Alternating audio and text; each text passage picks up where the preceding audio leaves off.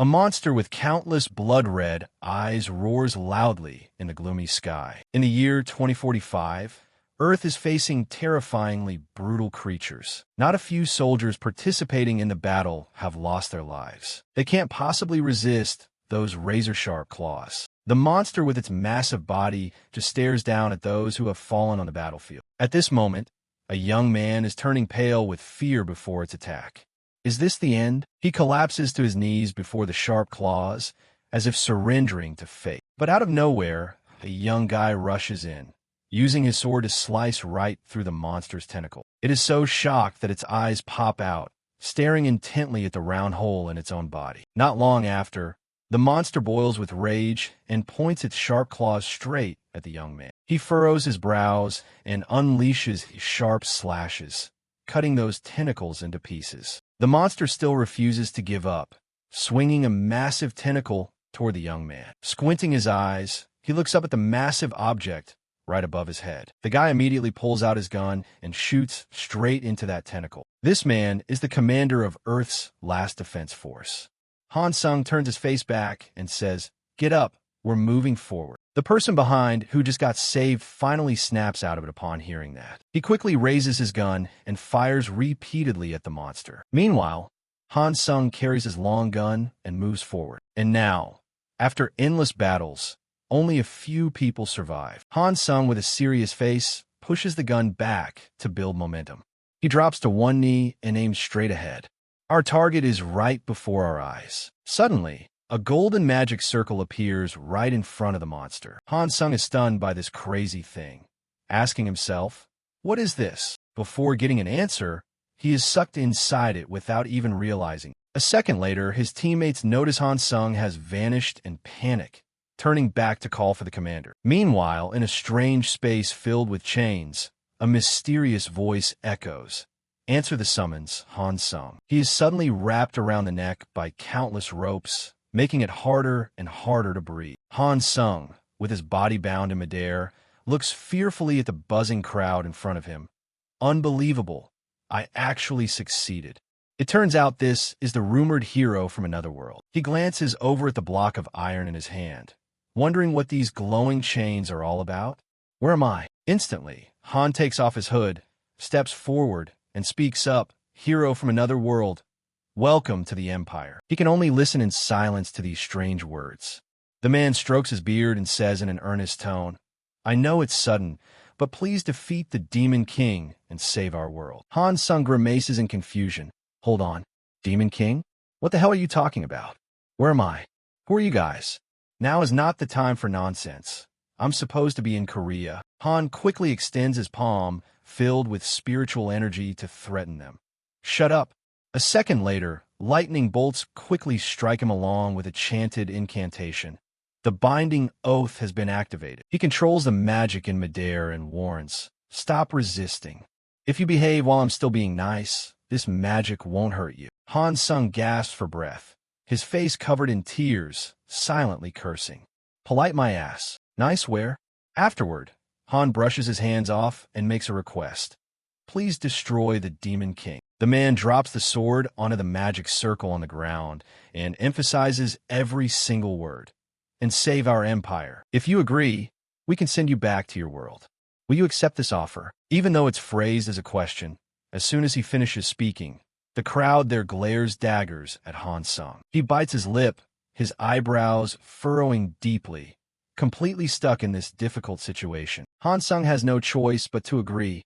"Fine, I'll do it." And so, Han Sung is summoned to a completely strange world to fight as an otherworldly hero for an empire. He works relentlessly, participating in countless expeditions. Time and time again, Han Sung swings his sword, slaughtering hordes of monsters and completing every single one of the Empire's endless missions. 3 years, 5 years, 10 years. He sacrifices his youth to kill the Demon King Vourer. Is Han Sung finally free? Every night, he dreams about what he'll do when he returns home. But then Han hears the voice again. "Han Sung, I will tell you your next mission." Standing in the back, he complains angrily. "That's not what you promised." Taking a sip of tea, the man continues, Saving the Empire doesn't just end with destroying the Demon King. There are still those who oppose the unification of the Empire, and they must be eliminated. We can't let the opposition rise up. You just need to handle this threat. Kill him, Bedell of the Teutonian Knights Kingdom, and then you will be free. Han glances over, the corner of his mouth twitching up. Help us a little more, will you? What choice does a dog with a leash around its neck have anyway? Those bastards. So the flames of war break out everywhere once again. When will this ever end? At the Teutonian Knights Kingdom, Han Sung and Bedell are currently clashing swords. After a while, he successfully drives his sword into the man. Bedell gasps in pain.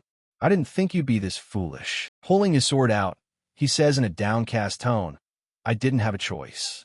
I am sorry, Bedell. The man questions the otherworldly hero. It's Han Sung, right? Bedell, dripping with sweat, continues.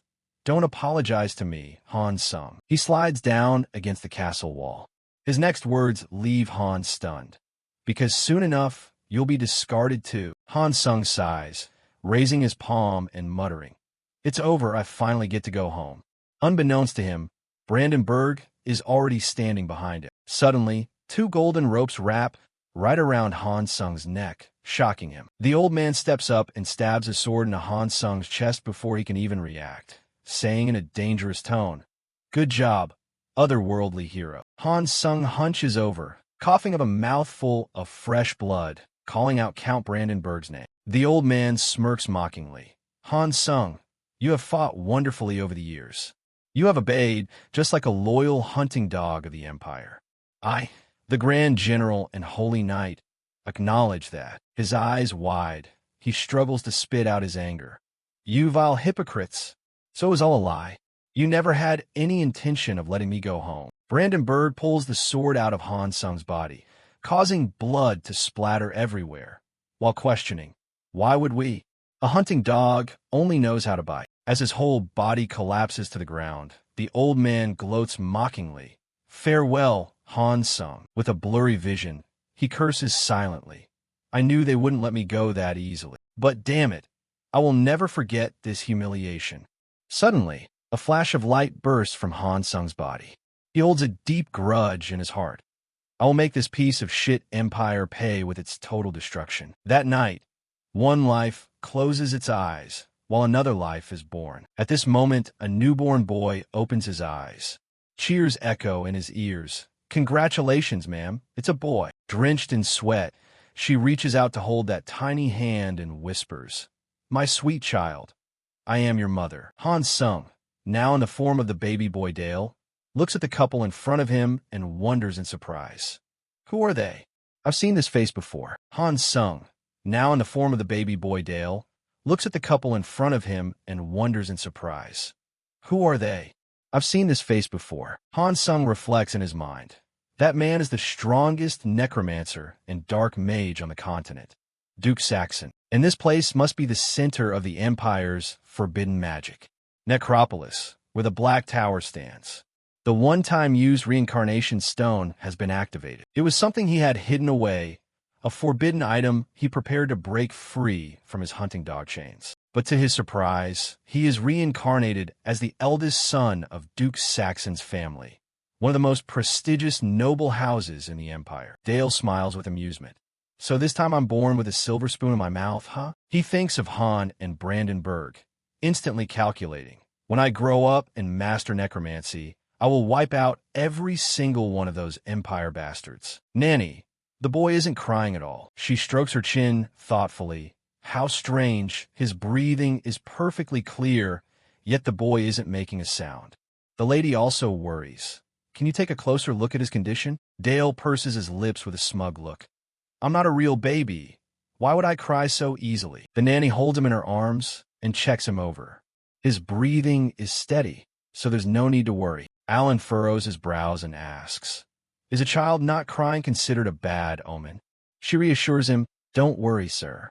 But if you really want the young master to cry, the nanny gives his but a hard slap, smiling brightly as she says, You can keep swatting his bottom until he cries. Dale is left dazed by this sudden hit, feeling both hurt and embarrassed. Seeing his face turn blue, the other two laugh and joke. The little guy is quite stubborn. He must have inherited your strong will, sir. The couple looks happily at Dale. She reaches her hands out and calls, "Come, let me." Meanwhile, he turns pale and complains silently. "You idiots, your son is completely fine." Elena lays him face down again, raising her arm high. Dale shuts his eyes tight, cursing silently as he prepares to take another hit. But instead, she gently rubs his tiny bottom, surprising him. Dale takes a deep breath, taking in everything around this place. The moment the warmth of that gentle hand touches his skin, an image of Han Sung flashes by for a split second. Suddenly remembering something, he pulls up his shirt, wiping his own wound while muttering, "When was the last time I felt that kind of warmth?" In his past life, Han Sung could only stay all by himself, taking care of himself on his own. Now he is Dale, the soft, slightly trembling hand of a young noble lady. His new mother radiates a love that he hasn't received in all these years. Han Sung, who had never shed a tear, finds himself unable to hold back his tears now that he is conscious of his surroundings. He bursts into tears, doing exactly what a newborn baby is supposed to do. Sitting on the bed, Alan speaks softly. "It's already been 8 years since Dale was born, hasn't it? Time really flies." Elena nods in agreement. "That's true." Is Dale still in his room? Ever since he was 4, the boy has never been away from his books. He takes her hand, showing his affection. He must take after his mother. It seems like he's starting to show an interest in magic. Elena brushes her hair back behind her ear and calls out, "Oh, do you still remember? The oath between the two of us." He thinks of Dale sitting and reading books, continuing, "You mean the promise not to pass down soul summoning magic to Dale, right?" He thinks of Dale sitting and reading books, continuing, "You mean the promise not to pass down soul summoning magic to Dale, right? Don't worry. Dale's birthday is tomorrow. I'm preparing a gift for him." Suddenly, a knock on the door sounds, surprising him. Who could be visiting at this hour? Right at this moment, the maid rushes in frantically and shouts, "Duke!" In the study, young Master Dale just... Her next words leave both husband and wife completely shocked. Shouts echo everywhere. Dale hastily pushes the door open and asks, "Are you okay?" Right now, he is collapsed on his knees, magic power radiating all around him. Dale turns his face back and speaks up, "Mother, father." Elena grips his shirt in fear, stammering, "Dale." She rushes over to check his body. "Are you hurt anywhere? What on earth happened?" Dale grimaces but still politely replies, "I'm perfectly fine, mother." Meanwhile, Alan with a serious face raises his arm to check the aura. I can feel the magic power dispersing in the air. Dale is only 8 years old. On the other side, Elena is still feeling incredibly heartbroken. Dale tries to squirm. "Please let me go." Suddenly, he puts his hands behind his back, walking up to Dale with a surge of murderous intent. "Are you the one who released the magic power in your body?" The boy is scared out of his wits. I knew father would find it strange. "I'm doomed. I didn't expect the magic power to burst out this early either." Dale stammers and speaks hesitantly, panicking inside. If I don't answer quickly, father might suspect my identity. Contrary to what he thinks, Alan gives a slight smile. He pats his head in praise. "As expected of my son." These words make Dale very curious. "Can't teach me soul control magic? Then what about my revenge?" Standing nearby, Elena suddenly chimes in, "The servants will clean up this place. Go back to your room quickly." He sighs, helplessly obeying, "Yes, mother." Afterward, Dale cradles the book to his chest and leaves. At the same time, Alan walks over to her side and says, "Elena, I just thought of the perfect gift for Dale." A while later, at Dale's birthday party, people stand in the hall whispering and buzzing. Did the count come too? It's just the young master's birthday. Of course I have to be here. It looks like all the nobles in the Dark Duke's territory have gathered.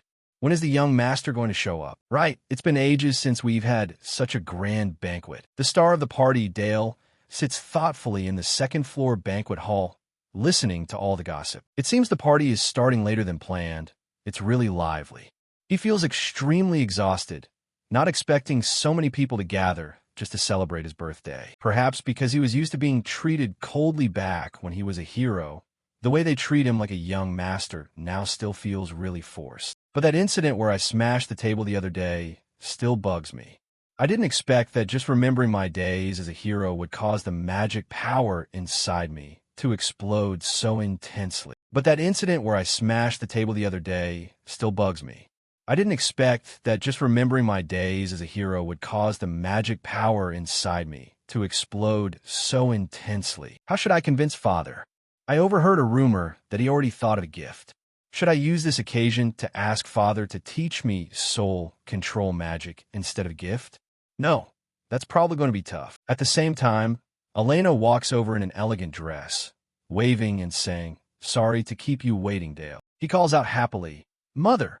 Smiling brightly like a flower, she continues, "Happy 8th birthday." Dale looks at the completely covered person standing next to Elena, asking curiously, "Who is that standing behind you?"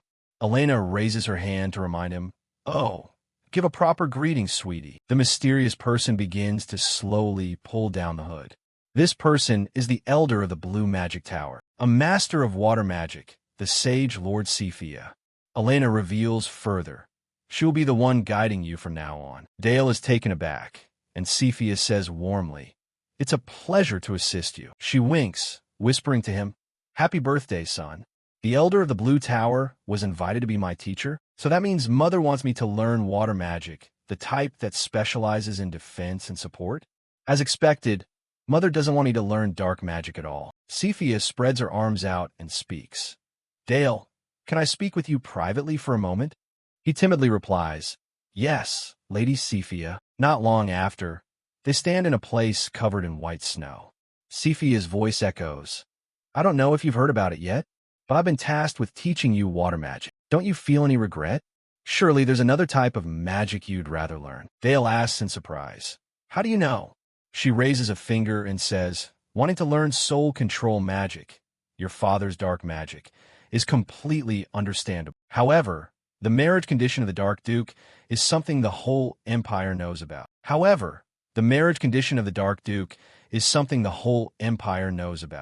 When Lady Elena was courted by the Dark Duke, she was absolutely terrified because of his brutal reputation.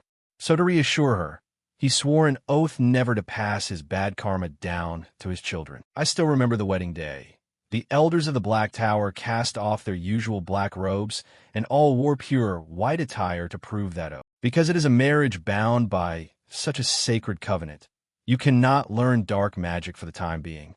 But eventually, I will find a way to convince Lady Elena. Are you willing to learn under my guidance?" Dale speaks up in confusion.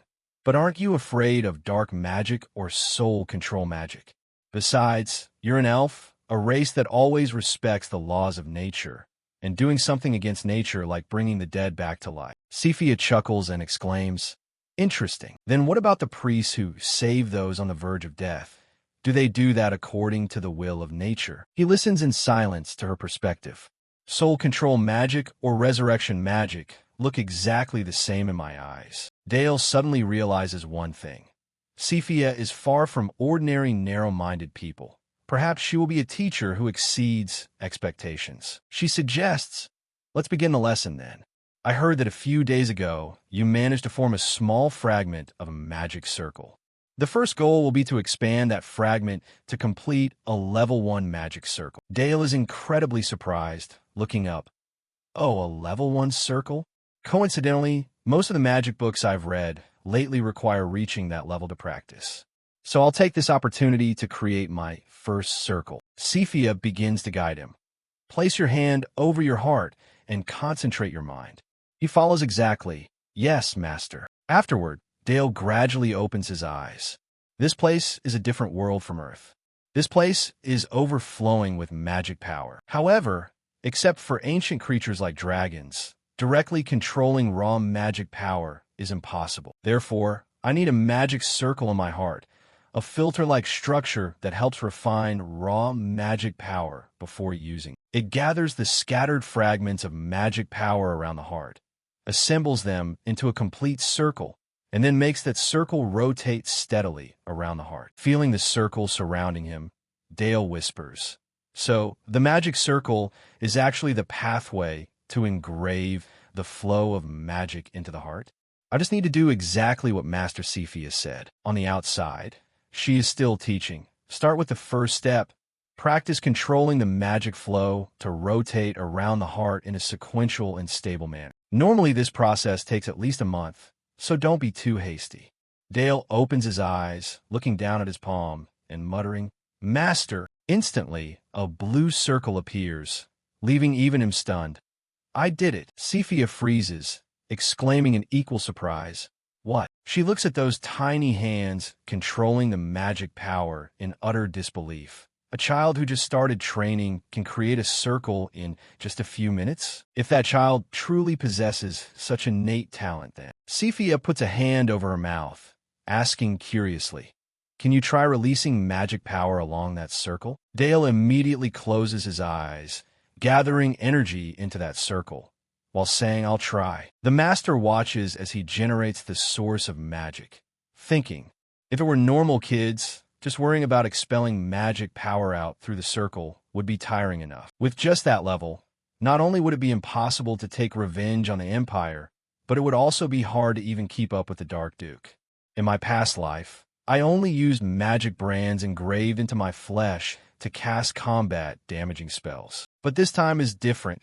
This body inherits the abilities of the Black Tower Master, so it can absorb magic power naturally. Who knows? I might not only learn the water system, but other magics as well. A surge of energy begins to run all through his body. Dale reminds himself, "All right, focus. Guide the magic flow that has entered the body to flow out to the fingertips." The image of Han Sung from his past life is also present. And create the piece aimed straight at the Empire's throat. And create the piece aimed straight at the Empire's throat. In an instant, a sharp, gleaming block of ice is formed by Dale. Cephia freezes, swallowing hard as she thinks to herself. Generally speaking, when compressing magic power inside the body and then releasing it outward, the shape of the magic usually breaks apart. But he has crystallized the magic power and created a relatively complete ice orb. Because the focus was on the shape, the destructive power might be a bit lack. She stands from afar, observing his every gesture and action meticulously. After channeling his energy, Dale aims that ice block straight at the ancient tree nearby. Instantly, it creates a blinding explosion, snapping the tree right in half. Cephia turns her head, staring blankly at the ancient tree crashing down onto the white snow. Tension begins to clearly show on her face. Cephia steals a glance at Dale, silently questioning, sharp and hard enough to pierce through a tree trunk. This is not the kind of meticulousness an 8-year-old child should be able to display. Who on earth is that child? At this moment, he is raising his hand, waving gently with a bright smile. Cephia kneels down and lightly touches the wood, exclaiming, "Good heavens! I thought the boy had only just reached the point of mobilizing magic power. Who would have thought he could release magic energy and integrate the ice element into it so flawlessly like this? Even though it's just basic magic, he executes the spell perfectly, completely absorbing the surrounding frost." Seeing her completely dazed like that, Dale asks timidly, "Teacher, did I happen to do something wrong?" Hearing that, Cephia turns her face back, smiling gently. Looking at that anxious face, she thinks to herself, for an innocent child to unconsciously create something like that, the sophistication in the spell formula is truly extraordinary. The face of his past self before that mental circle suddenly flashes by. These three formulas are the golden ratio of military magic. The face of his past self before that mental circle suddenly flashes by. These three formulas are the golden ratio of military magic. Cephia stares intently at Dale, who is touching his 2 index fingers together, questioning, can a child unconsciously recreate and execute such a complete and lethally damaging magic? Once again he calls out, "Teacher." Cephia unconsciously raises her hand, stammering, "Oh, it's nothing." Now I finally understand why the Dark Duke felt so regretful. Not long after, she sits drinking tea in a large room. Alan's voice echoes, "You're saying you can't teach Dale? Why? A child who achieves a complete circle in just a few minutes should be nurtured even more, shouldn't he?" Cephia interrupts. Young Master Dale just successfully formed the circle and immediately executed a complete, lethally damaging magic. Hearing this, he freezes right in his tracks. Imagining the scene of someone getting hit by those strikes, she explains, "It's hard to believe that it was created by an 8-year-old child. A spell containing the golden ratio in military magic formulas." The youthful face of Dale, after taking someone down, suddenly pops up in her mind. She asserts firmly, "My Lord Duke, young Master Dale has a natural talent for killing." Seeing this, Alan strokes his chin and mutters, "As an elder of the Blue Tower, a place that honors the path of non-killing, are you going to use that reason to refuse to teach the boy?" Cephia takes a sip of hot tea and replies, "Not at all." She thinks of Dale happily playing with the magic in his hands and continues, "Because he's like that, I want to personally teach and guide that child onto the right path all the more." He furrows his brows, asking in confusion, "Then there's even less of a reason to refuse." Cephia suddenly drops a line that hits Alan's hidden thoughts right on the nose, making his face turn completely pale. The Duke's dark magic. Young Master Dale already seems to have a magic he wants to learn. I've also heard about the love story of the Dark Duke. I respect the promise between you and Lady Elena, but that doesn't mean you have the right to decide your child's future, especially not for someone who possesses such extraordinary talent like the young master. My Lord Duke. At the same time, Dale is eavesdropping outside the door, but he can't help but feel gloomy. I can't hear what they're saying clearly at all. Dale slides down against the wall, guessing blindly. But they're definitely talking about me, aren't they? He recalls Cephia's shocked expression and feels surprised. I didn't expect my first magic to be that powerful. Even Lady Cephia looked completely astonished. I need to pay more attention to controlling my power in the future. Suddenly, a dark shadow appears right in front of him, making Dale look up. His mood changes in an instant, and he shouts out happily, "Oh!" Dale looks at the man, smiling sheepishly in front of him, and cheers, "Uncle Helmet." The uncle just scratches his head and asks, "What are you doing here?" He stands up and questions him right back. "And where are you coming back from, Uncle?" Helmet reaches his arms out to hug Dale, laughing. "Of course, it's because of my duty to protect the Duke's territory." He lifts him up high, excitedly sharing, "I just wiped out a swarm of terrifying monsters." He guesses with excitement, "So you just finished conquering a dungeon?" Dale's eyes suddenly turn thoughtful, just like an adult lost in deep thought. In this world, the appearance of dungeons or the overflowing of monsters are national matters.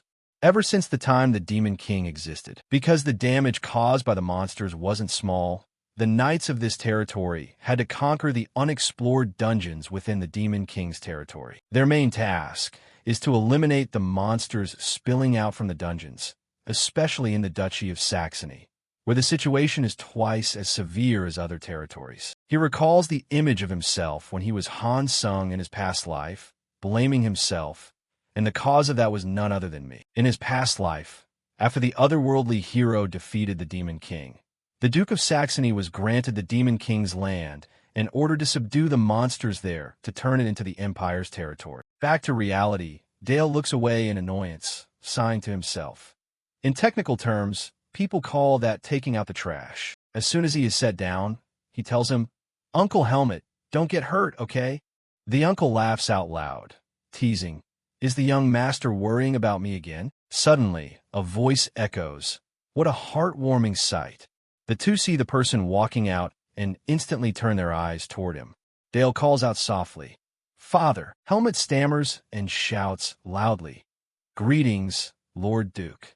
Crossing his arms, he looks over in praise. "This expedition was hard work for you, Helmet." At the same time, Elena and a few maids walk over, and she speaks up happily, "Oh, is everyone gathered here?" The three turn their eyes over there together. He wonders curiously, what is Mother coming here for? The three turn their eyes over there together. He wonders curiously, what is Mother coming here for? She quickly leans down, caressing his cheek in praise. "I heard you successfully cast the circle? Oh, my sweet child is so amazing." Alan also chimes in, "Congratulations, Dale." Elena turns her face back, giving him a wink. "If there's anything you want, just tell your father, okay?" These words leave him thinking. If I say I want to learn necromancy, would that be a bit too calculating? What do kids this age usually want anyway? After thinking for a while, Dale casually drops a line that leaves the two stunned. I want a little sister, Alan whispers in embarrassment. All right, I'll see what I can do. He giggles. Yes, father. The soldiers standing nearby can't help but chuckle at this situation either. A soldier turns and gently reminds Helmet. Please don't laugh, Captain. Time passes just like that. Not long after, the full moon reaches its peak, illuminating the entire area. Time passes just like that. Not long after, the full moon reaches its peak, illuminating the entire area. As soon as he falls into a dream, his eyes from his past life snap open wide, showing sheer terror. It turns out the scene of Brandon Berg stabbing Han Sung from behind flashes back. The old man's voice echoes. Good to see you again, Han Sung. How long has it been? He gasps out in pain. You. Brandon Berg twists the blade deeper and deeper, lifting Han Sung's entire body up. Humans are so hypocritical, aren't they? How can you change so quickly? Do you feel happy? Living with kind parents in that warm house, with a warm back and a full stomach, you probably think revenge isn't important anymore, right? Radiating a surge of murderous intent, he emphasizes every single word. The Empire will find you, Han Sung. They will hunt you down until they finish you, until every trace of you vanishes from this world. Overcome with fear, Dale suddenly wakes up, his breathing becoming extremely difficult. At the same time, a burst of magic power appears right before his chest. It begins to accumulate in Dale's chest, making him incredibly uncomfortable, as if his heart is about to explode. Is this the legendary phenomenon of magic power eruption? Dale clutches his chest with one hand, struggling to walk outside, cursing silently. Those cursed Empire bastards. They really won't let it go until the end? I thought getting some fresh, cold air outside would make it better. He grips his own body tight, gasping for breath and wondering, but why is it only getting worse? Suddenly, Cephia appears right behind Dale, saying, You look like you're in quite a bit of pain. It scares Dale half to death. He turns his face back to look at that familiar face, doubting, Lady Cephia? At that moment, she is generating a source of magic and suddenly realizes, a magic power eruption? What a talented child, but I still can't shake this sense of unease. Afterward, she extends her palm, gently touching Dale's chest. Her magic source directly shatters the energy building up inside him. Cephia squints her eyes, secretly worrying. If one day this child's magic becomes tainted with malice, I fear it will be beyond saving. Meanwhile, Dale still innocently looks at the small circle of spiritual energy in his hand, thinking to himself, the magic power eruption phenomenon has disappeared. A second later, Cephia speaks up, Dale. In confusion, he looks up and replies, Yes? She glances to the side, explaining, The essence of magic is a mirror reflecting the soul. Therefore, even with the same spell, each mage expresses it with their own unique nuance. Your magic carries the power to strip away life, an incredibly dangerous ability. Because of that, I feel truly fortunate to be the one teaching you. Dale takes the book from Cephia, asking curiously, what is this? He looks at the spiritual energy surrounding it, questioning. This is a magic book on necromancy. She smiles brightly, saying with implication, I think our meeting might just be a twist of fate. Dale blankly listens to the birthday wish from Cephia. Happy birthday, Dale. Out of nowhere, he rushes forward to hug her tightly, catching Cephia a bit off guard. She chuckles and teases. You are still so naive and ridiculously adorable. A few days later, at the plains outside the North Gate, standing behind her, Dale asks in surprise, Is it a rabbit? Cephia looks at that white rabbit, calmly replying, That's right.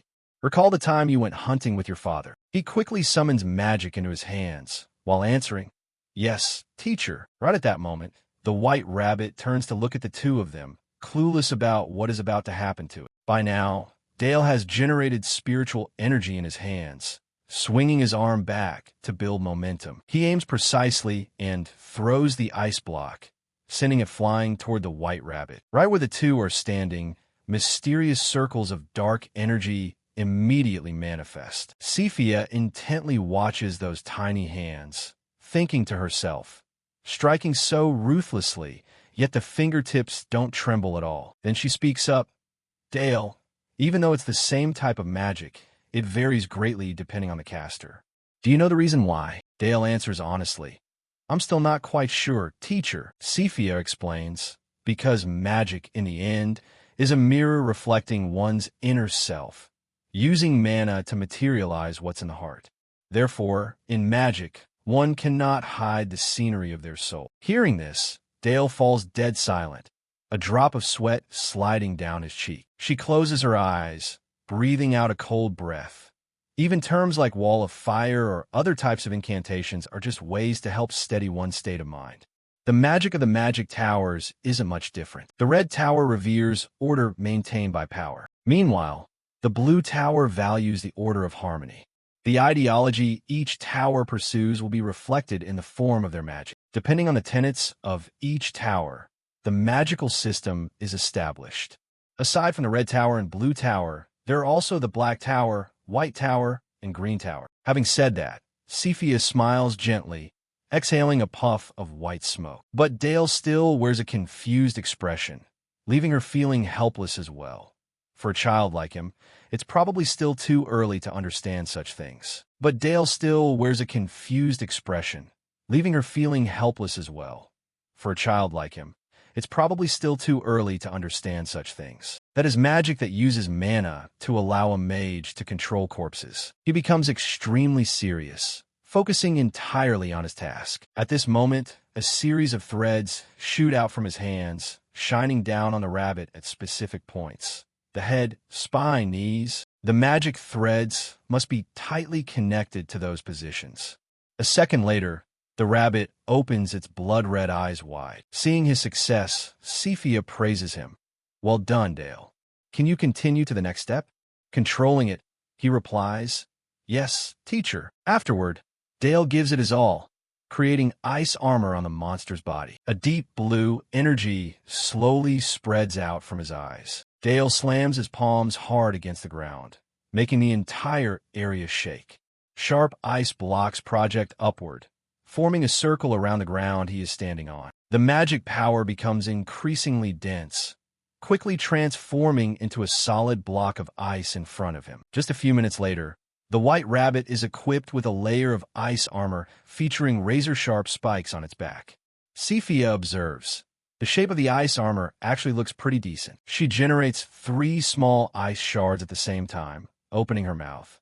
Let's test how strong its defense is. A blinding beam of light instantly strikes the ground, cracking the area into pieces.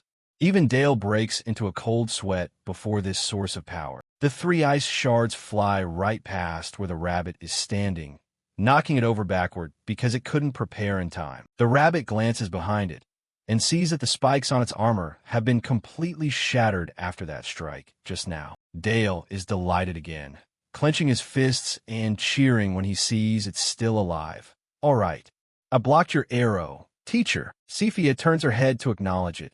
Good job, Dale. You did very well. It looks like you want to say something. What's the matter? He boldly says, yes, I want to. Please teach me how to apply water magic in a more complete way too. Hearing this, the corner of her mouth twitches up slightly. Sunlight gently shines down on one side of Cephia's face, but her rejection still echoes out. No, leaving Dale open-mouthed, his face dropping as he questions, why? Cephia raises a finger, gives a wink, and then sighs, what you just did today is only an extremely basic type of water magic. Just like any other type of magic, the water system requires a deeper and more refined comprehension the more you learn. For an introductory mage, learning just one system is already arduous enough, while using 2 systems simultaneously is called being a dual-element mage. At your age, that's practically impossible. For what I see, your greed is just too immense. These words strike Dale like a bolt of lightning out of the blue. His eyes wide and mouth agape. He blurts out, huh. Dale thinks back to when he cast the spell, silently repeating those words in his mind. Ambition? Did I show off to that extent, and it's still not enough? He speaks softly and gloomily. You were the one who said we would find the path forward together. Caught off guard, Cephia stammers, lost for words, and then uses an excuse to brush it off. That's enough for today's lesson. That night, in the study, Dale is carrying a stack of books, walking forward. He sets them down on the floor, secretly determining, even if I'm all alone, it's not like I can't do it. I will prove it. Dale begins to busy himself, flipping through and reading each page one by one. At the same time, his magic power bursts out intensely once again. Not long after, echoing calls cause Dale to vaguely open his eyes. Cephia asks anxiously at this moment, "Are you okay? It looks like you lacked sleep last night." Dale lies without blinking an eye. "I was just preparing a few things, so I stayed up a bit late." Hearing that, she reminds him, "Don't overdo it, Dale." With dark circles under his eyes, he reaches his hand forward and replies, "Yes, teacher." Immediately, a magic circle appears, followed by mysterious magic forces. Once again, he controls that white rabbit with its thick layer of ice armor and the energy source surrounding its body. Once again, he controls that white rabbit with its thick layer of ice armor and the energy source surrounding its body. Suddenly, there's a vibration from the ice blocks on the white rabbit's body. The razor-sharp blocks of ice break free from the armor together, flying straight ahead. Looking at the thick cloud of dust, Cephia questions in doubt. An ice crystallization explosion? The white rabbit then sits quietly in place, looking up and exhaling a source of magic power, leaving her even more astonished. It's not over yet. Out of nowhere, it transforms into a gigantic rabbit with an energy ball right in the middle of its stomach. The white rabbit instantly hunches its back, swallowing that energy source inside. A second later, a terrifying explosion bursts from it, while countless ice needles rush forward. A second later, a terrifying explosion bursts from it, while countless ice needles rush forward. Countless sharp ice blocks are directly attacking her shield, causing Cephia inside to panic even more, thinking to herself. Not long after, Dale slowly walks up in front of her. Cephia, on the other hand, doesn't know what to say. He raises his palm, generating his energy, and speaking up. "Corpse explosion and ice crystallization explosion. I have successfully merged the two systems of water and dark magic." Dale summons two sources of spiritual energy simultaneously in both hands, then asks softly, "Is this enough to become a dual-element mage?" All movements practically grind to a halt after Dale's magic trial. Cephia breaks into a cold sweat, her eyes bulging as she looks out at the ruins of the spell formation. This is a type of attack I've never seen before. She stands frozen, analyzing how the combination of the ice armor from the ice crystallization explosion caused the corpse explosion to create a much wider destructive blast. Not only that, the sharp fragments of ice and bone drove into the ground like blades. Cephia steps forward, bending down to inspect the shattered ice fragments scattered on the ground. She looks toward Dale, her heart filled with immense unease. This is exactly like magic refined solely for killing, by someone who has lived their whole life on a battlefield. What on earth does this child's inner self look like? Dale turns around, his eyes filled with innocence. Oh, as soon as he sees Helmet, he calls out joyfully, "Uncle Helmet!" He raises his hand high to greet them. "Young master, Lady Cephia?" Seeing the military uniform, Dale asks curiously, "Did you just finish conquering another dungeon?" Helmet excitedly shows off his achievement. "This time we just eliminated a small-scale group of monsters." The Black Armor Knight Brigade had a pretty rough time too. A powerful image of Saxony manifests. The Black Knight Order, the invincible brigade of the Duke of Saxony. They control the battlefield with spear techniques enveloped in aura. Silhouettes flicker in and out of sight, and the man commanding them, the Knight Helmet, is one of the 7 swords of the continent. Dale clasps his hands in delight, reminding him, "You still remember promising to teach me swordsmanship, right?" In his mind, he is thinking, being able to learn swordsmanship from someone like him is truly an unparalleled honor. Helmet bursts into a loud laugh. "I'm always welcome to that anytime." Freeing his head in amusement, he says goodbye to his uncle. "Then see you soon, Uncle Helmet." Without chatting any longer, Helmet bids them farewell and heads back. "All right, it's cold out. The young master should head inside before catching a cold." Cephia looks toward the castle, telling him, "We should head back too." Dale nods in agreement with a smile. Yes, master. That night, the conversation begins. What do you mean by that? Lady Cephia, she blankly asserts. I'm only speaking the truth. Young Master Dale has completely mastered both arts, namely necromancy and water magic. In addition, the boy has already reached the level of a first-tier mage, possessing one magic circle. Alan rests his chin on his hand in distress. Lady Cephia, we clearly only requested that you teach the child the water system. As if anticipating the underlying point of that statement, Cephia tells him, yes, only teaching the water system. But as a master, I only want to teach what the child yearns to learn. As I said, what Dale desires isn't just water magic. The atmosphere falls into silence for a moment before Elena speaks up. Then if Dale desires it, could we continue to ask for your guidance in teaching him water magic? Cephia respectfully bows her head, accepting the proposal. Of course.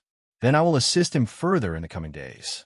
Elena replies politely, yes, thank you very much. After finishing the discussion, she quickly departs. But before leaving completely, Cephia stops to offer an apology. I sincerely apologize for forcing the madam to break the covenant of the Dark Duke. After she leaves for good, Elena stretches in admiration.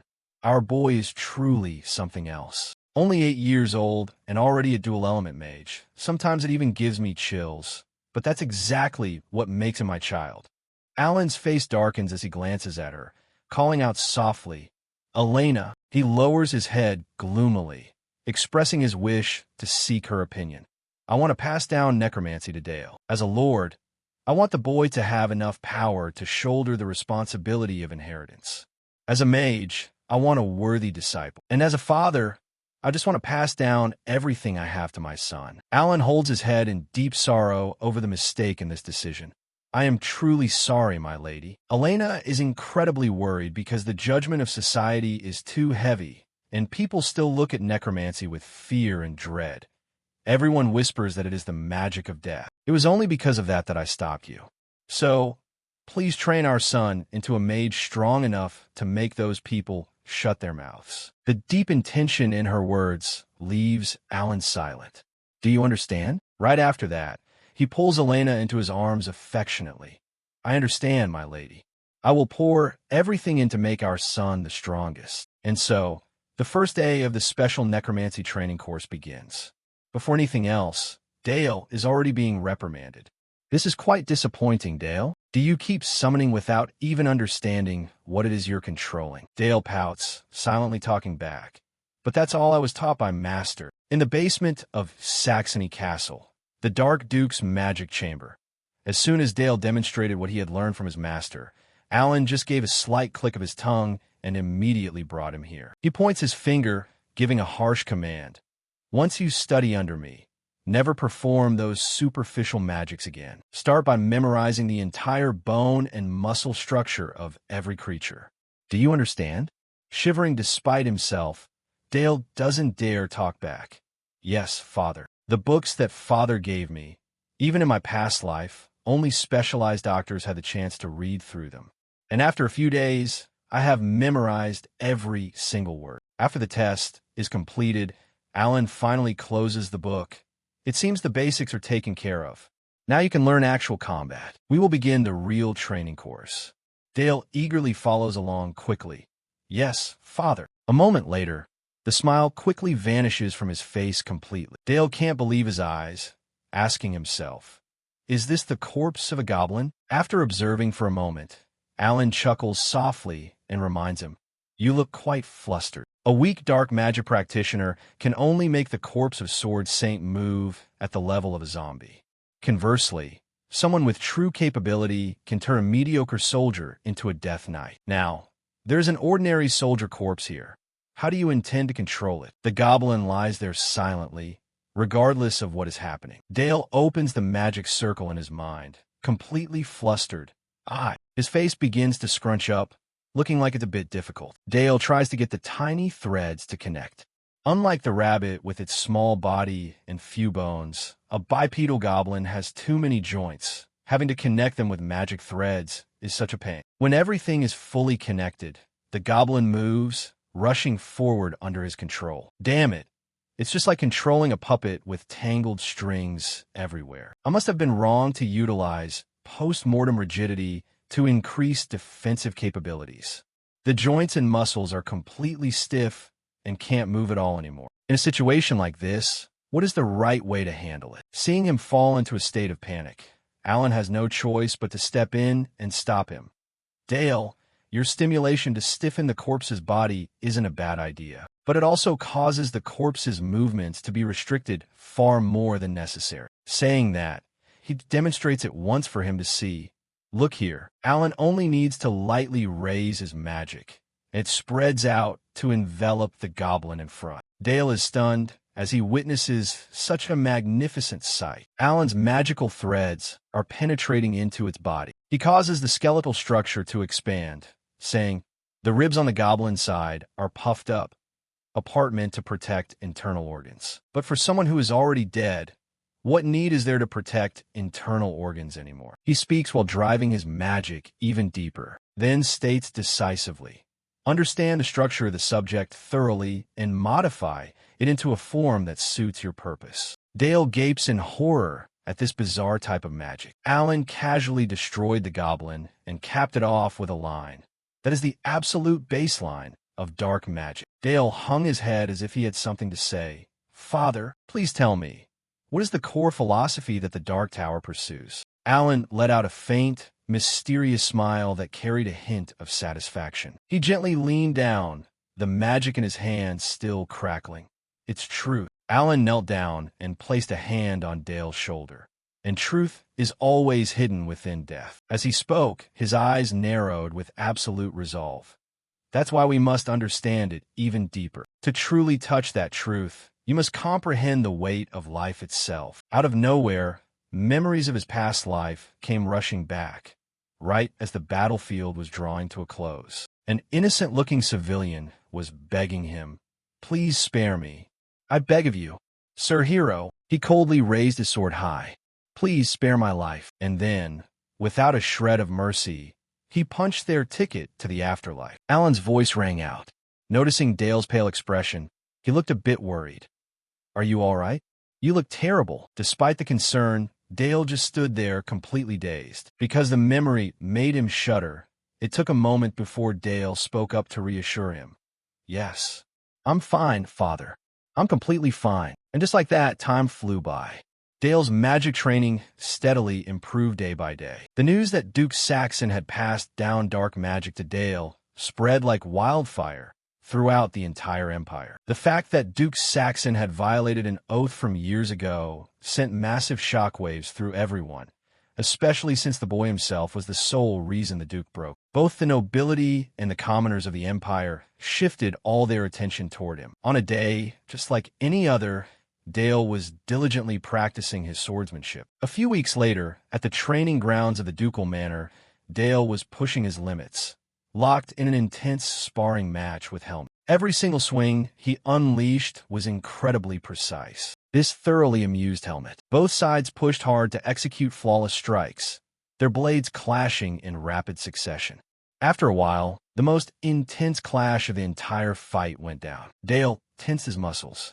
On the other side, Helmet also held his sword high, refusing to back down. The captain swung a heavy blow, but luckily, Dale managed to dodge it just in time. Seizing the opening, the boy lunged forward and disarmed Helmet, sending his sword flying. The captain turned his head to watch it land, his face failing to hide his sheer shock. The captain turned his head to watch it land, his face failing to hide his sheer shock. Helmet didn't get competitive at all and quickly conceded. "Excellent job, young master." Naturally, Dale didn't buy for a second. How could a master swordsman like him just drop his weapon? Wiping away his sweat, the boy called him out. "You dropped it on purpose, didn't you?" Helmet picked his sword back up and denied it. "Of course not. Because you actually applied real combat swordsmanship there, young master. An ordinary person probably would have lost their life from that very first slash. Your swordsmanship is truly exceptional. It's honestly a shame that you're a mage. Since mages always have guardian knights by their side, you don't actually need to push yourself this hard, young master. Is there a specific reason you're doing this? There's no need to force yourself to the point of getting injured like this." Dale looked down at his bandaged arm and said resolutely, Of course there is. A duke's son who only knows how to rely on bodyguards or magical shields doesn't look cool at all, does he? That was just a cover. In reality, he was thinking. Besides, who in their right mind would pass up the chance to learn swordsmanship directly from one of the continent's 7 grand sword masters? Hearing those confident words, Helmut laughed with amusement. He ruffled the boy's hair, laughing out loud in praise. Well said. If I had a son like you, I'd have absolutely no regrets in life. Dale was thrilled to hear that. Finally, I got a compliment out of him. Right at that moment, the rustle of a dress signaled someone walking up. It was Elena. She called out to them. Seeing how happy they looked, Dale cried out in delight. Mother, what brings you here? Elena smiled gently and said, I wanted to see just how hardworking my son is. After a brief pause, she got to the main point. Plus, I have some news to share with you. The boy asked curiously, What kind of news? Elena playfully countered with a question. Do you remember the birthday present you once asked for? Dale rubbed his chin, thinking back to a large gift box she had brought before. A birthday present. I only have a vague memory of it. What was it again? Suddenly, he remembered his old request. I want a little sister. Thanks to that, he instantly realized what Elena meant. Seeing this, she rubbed her stomach with deep anticipation. So, you're gonna have to take very good care of your little sister, okay? Dale clasped his hands together, his eyes shining with pure excitement. Of course I will. Time flew by so fast, and before he knew it, 10 months had already passed. Dale kept poking the baby girl's cheek, making Elena say coordinates of pure joy. Are you really that captivated by her? The boy didn't hesitate to reply instantly. Yes, absolutely. I still can't believe this is actually my little sister. Dale stared intently at the baby girl, unable to take his eyes off her. She was just unbearably adorable. Seeing this, Elena offered, Do you want to try holding her? Even though Dale really wanted to, he felt a bit hesitant. What? Me? She slowly guided the baby girl into Dale's arms. Come on now, don't be shy. Holding a baby isn't that hard. When I first held one myself, it really wasn't as difficult as I thought. Well, doesn't she look exactly like you? Seeing the baby girl flash a bright smile, Elena got a bit excited. How strange. She cries every time I hold her, but she didn't cry at all when you took her. She seems really happy. Dale flashed a gentle smile, looking down at the tiny living soul in his arms. Suddenly, Alan walked over and asked, How do you feel right now? Dale honestly shared his thoughts. She feels as light as a feather, and yet she feels incredibly heavy. Alan offered a soft smile, a sense of serenity filling the entire room. That is exactly the weight of a life. He placed a hand on the boy's shoulder and reminded him, Never forget that, Dale. Now, it should be about time for your lessons, right? Let's go, Dale. Master Cephia must be waiting for you. Cephia flashed a bright smile and gave a brief introduction to bring him up to speed. Today's lesson is real combat training. Dale flinched, looking a bit hesitant. Am I really allowed to fight for real? Cephia cheered him on. Don't hesitate. Just give it everything you've got and attack me. The boy began to summon a magic circle. Yes, master. Cephia also generated a small magic sphere, ready for battle. Let's see just how much you've improved. The opening move consisted of sharp, jagged ice shards hurtling rapidly toward her. Cephia casually swiped them away with a single flick, sending them flying. Your opening strike is way too slow, kiddo. She mocked him while swatting away the ice fragments. What's the matter? Are you pulling your punches against your master? Seeing this, Dale took a few steps back, cold sweat rolling down his cheek. Cephia hurled an ice shard right back at him, commanding, Put up a barrier immediately. Dale's face contorted in sheer terror, facing that terrifying, murderous intent. The attack shot forward, unleashing an overwhelming, terrifying power in the blink of an eye. Dale looked down at his knees and hands, which were frozen solid, terrified. If I hadn't blocked that in time, I definitely would have been severely injured. Cephia was absolutely thrilled when she saw this.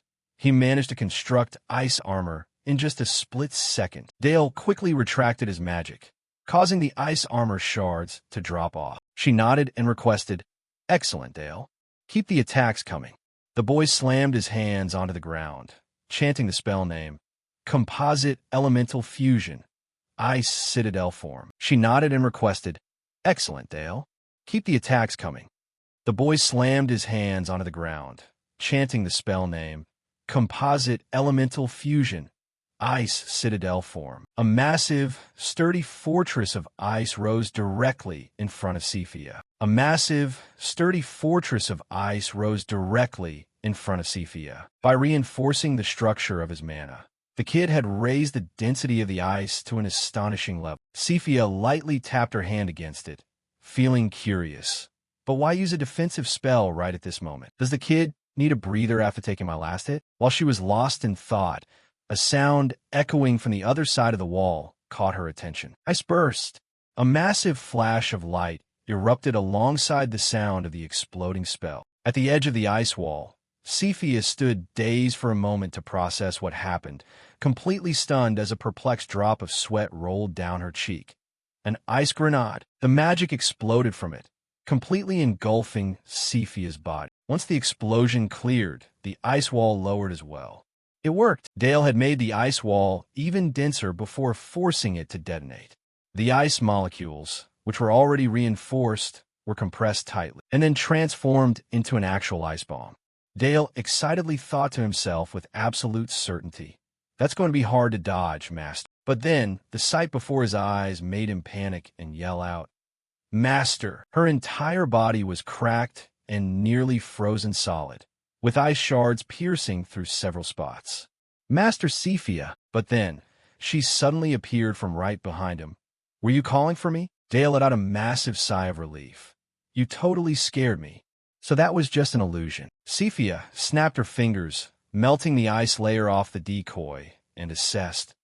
"That's a terrifying skill you got there, Dale." Dale couldn't believe that while only being a first-tier mage, he could actually injure an elder of the Magic Tower. He lowered his head, sadly in apology.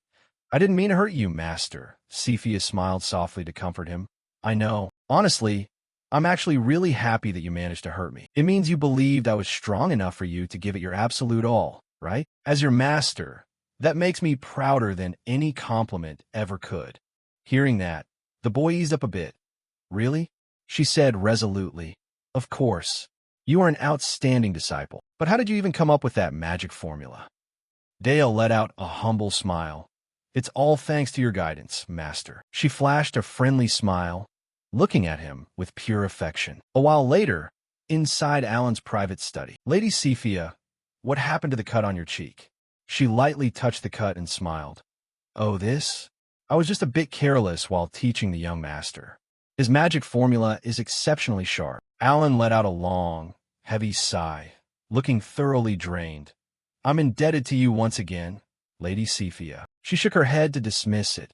"Think nothing of it. Getting to teach such a talented student is a true joy for me." Alan said seriously, "Could I trouble you with one more favor?" Cephia was always ready. "Of course, please go ahead." Alan recalled the report. "My side received word that a pack of orcs has crossed the mountain range into our territory. A small cavalry squad won't be enough to handle them." The atmosphere around Cephia turned grim upon hearing the news. However, Alan continued, "I intend to have Dale join this battle." Cephia immediately stood up to protest. "Young Master Dale isn't ready yet." Alan quickly countered with logic. "When you're standing on the front lines, there's no such thing as a chance to be ready. Besides, protecting the territory is the absolute duty of the Saxon family. As the heir to the dukedom, the boy needs to understand that responsibility fully. Dale cannot be an exception." Cephia had no choice but to comply. "What do you need me to do?" Before answering, Alan brought up one thing first. "I will be handing my artifact over to Dale. I want you to guide the boy until he completely controls its power." A series of rings materialized, representing the pinnacle of mystery, artifacts, items heavily imbued with immense power and willpower. They could only be activated by channeling mana or life force. The more powerful an artifact was, the more dangerous and difficult it was to control, and in some cases, it could even prove fatal. Standing before the Saxon family's artifact vault, Alan explained it to Dale so he would understand. The Saxon family mastered this kind of power a long time ago. Since you are the heir to the dukedom, Dale, you must prepare yourself for the upcoming battle. Hearing this, The boy's eyes widened in surprise. Wait, a real battle? That's awesome. Alan nodded and clarified the mission. Yes, you will go with the subjugation squad to wipe out the orcs. But before that, you must learn how to control our family's dark power. The moment he stepped inside, Dale's face was filled with pure astonishment. Alan gave a broad introduction. Look here. These are the Demon King artifacts that our family manages. They have been kept here ever since our ancestors conquered the Demon King's territory. Don't go comparing them to ordinary artifacts. The boy looked around, unable to hide the excitement in his heart. I can feel a massive surge of mana radiating from them. Alan nodded with satisfaction. Exactly. The items in here are all extremely powerful and dangerous. Until you learn how to control them, don't go touching things recklessly. But when he turned around, the boy seemed to have wandered off somewhere. Where did that kid go? A moment earlier, Dale had been strolling around the place with a specific thought. I need an artifact that suits me perfectly. Suddenly, a voice echoed from a nearby shield. Hey boy, you have a deep grudge that's desperate for vengeance, don't you? I can feel that burning hatred. Other artifacts chimed in, calling out to him, come over here and pick me. You coward. Choose me instead. Let's explore new depths together. Dale placed a hand over his chest, realizing these dark artifacts are resonating with a lingering hatred left in my heart. But still not enough. I need something even more powerful. Suddenly, he noticed an artifact that had been trailing him for a while. Since when was this cloak sitting right here? Utilizing the vast experience from his past life, the moment he laid eyes on it, he recognized it instantly. Wait a second. This is the Shadow Raiment. Back in the Age of Heroes, Duke Borda of the Demon King's army utilized this peak-tier artifact. Its ability allows darkness to materialize, making him a truly terrifying opponent. Without overthinking it, Dale threw it over his shoulders. Let's give it a test run. The moment they witnessed this, the two adults completely panicked. Dale maintained his absolute composure as puddles of shadow beneath his feet began to rise. So, it has begun. Dale maintained his absolute composure as puddles of shadow beneath his feet began to rise. So, it has begun. This was no ordinary shadow. The entity that once wore, it could summon storms of absolute darkness, controlling the shadows like a living creature. To truly subjugate it, the master must force the shadow entity to yield completely. The shadow entity surged up from the darkness, lunging forward to attack Dale. Looks like this won't be a walk in the park, huh? His eyes widened, completely focused as cold sweat rolled down his cheeks. From the outside, all that could be seen was a sphere of pitch-black darkness. Cephia asked anxiously, It's been a while. Is this getting dangerous? Alan rubbed his aching head. If this keeps up, he could lose his mind and be completely swallowed by the shadow entity. Cephia asked anxiously, It's been a while. Is this getting dangerous? Alan rubbed his aching head. If this keeps up, he could lose his mind and be completely swallowed by the shadow entity. Before the two could take action, a brilliant light flashed from within, blinding them momentarily. The sphere of darkness gradually dissolved, and Dale reappeared, standing tall and proud. Yes, father. Dale! Cephia rushed over immediately. Dale, are you all right? The boy quickly replied as if nothing had happened. I'm completely fine. Hearing that, she finally let out a massive sigh of relief. You had me so worried. Dale scratched his head sheepishly. It just nipped me a little. Over on his side, Alan looked quite curious. How does he not have a single scratch on him? How can a mere child withstand such a powerful artifact? Dale turned over looking a bit anxious and called out, Father, I have a question. Instantly, Alan replied, Go ahead. With his permission, the boy stated his desire with an excited look on his face. Can I try out the other ones too? Both of them seemed to freeze up, completely paralyzed by that innocent question. Alan grimaced, granting permission with a bit of awkwardness. Go. Right ahead. The boy was absolutely thrilled. Thank you so much, Father. And just like that, Dale began a streak of days exploring the Saxon family's artifact vault, from early dawn until late at night. Over the next few days, at the Ducal Manor's training area, Helmut blurted out in utter amazement. Young master, that cloak you're wearing, could it actually be the Shadow Raiment? Dale beamed with a bright smile, quickly admitting it.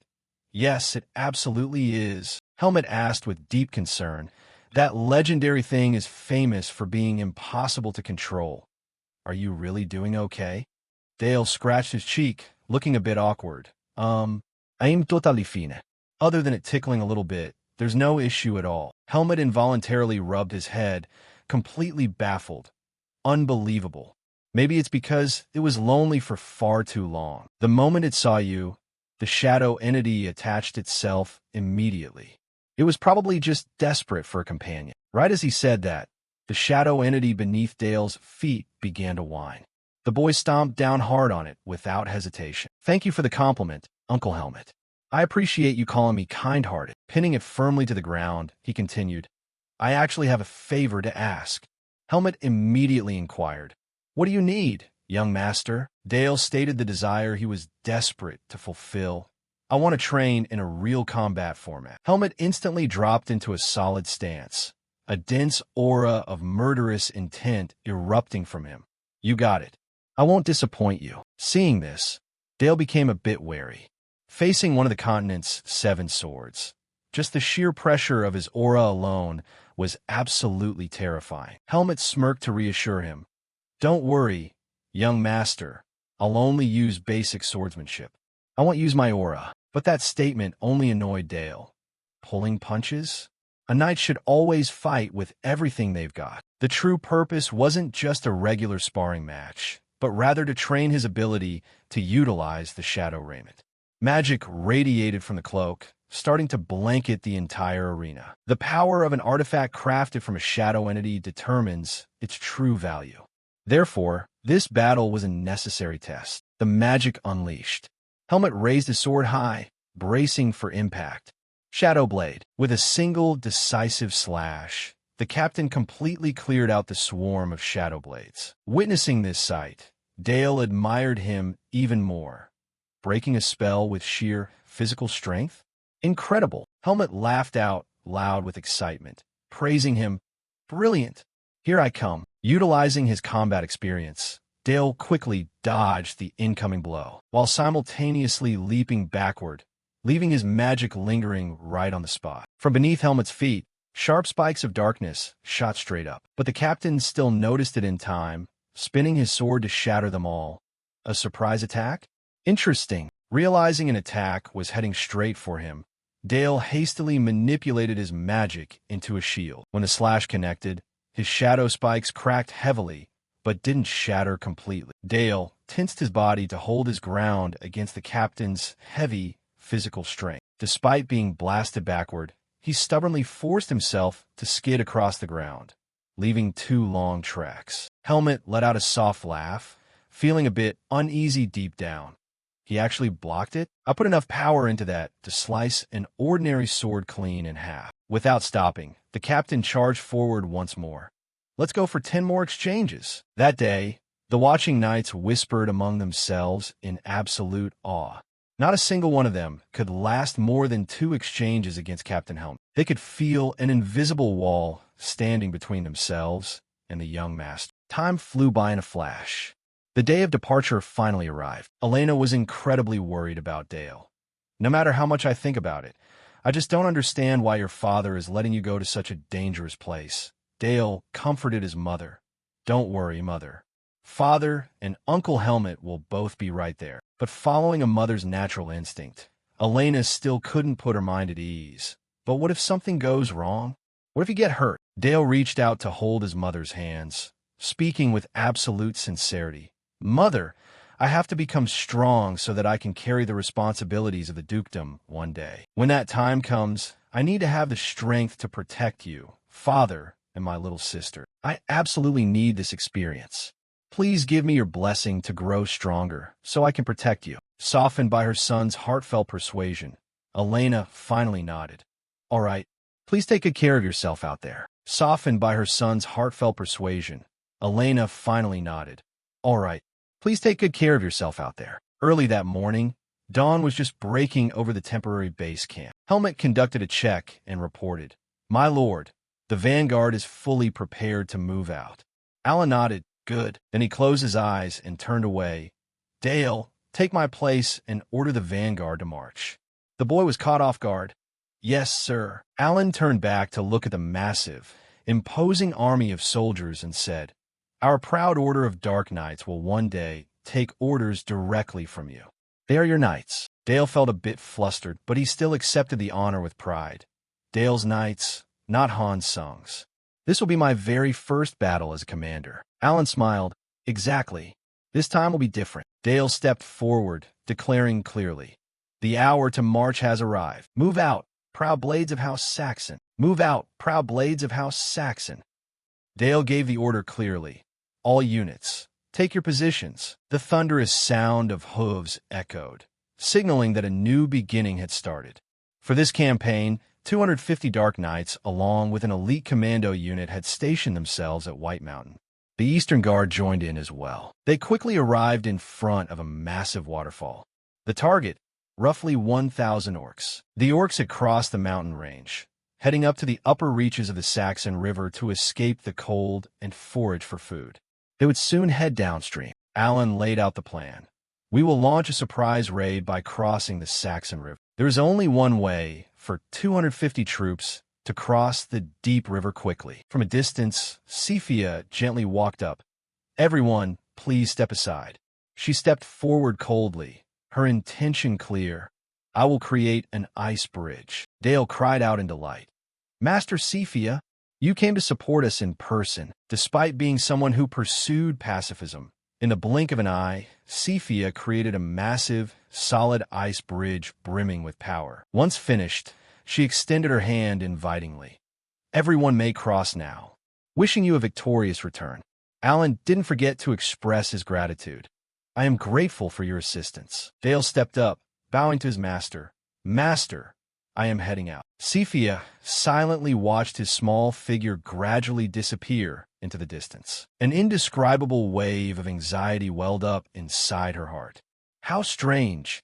How can a single disciple make a master worry this much? A while later, at the temporary orc encampment, the commando unit stayed hidden and launched a volley of arrows for an ambush. The arrows, carrying blazing flames, shot straight ahead. Tens of thousands of arrows were unleashed, turning the sky a fiery red. The unleashed arrows cut down a massive number of enemy orcs. Helmut called out an order.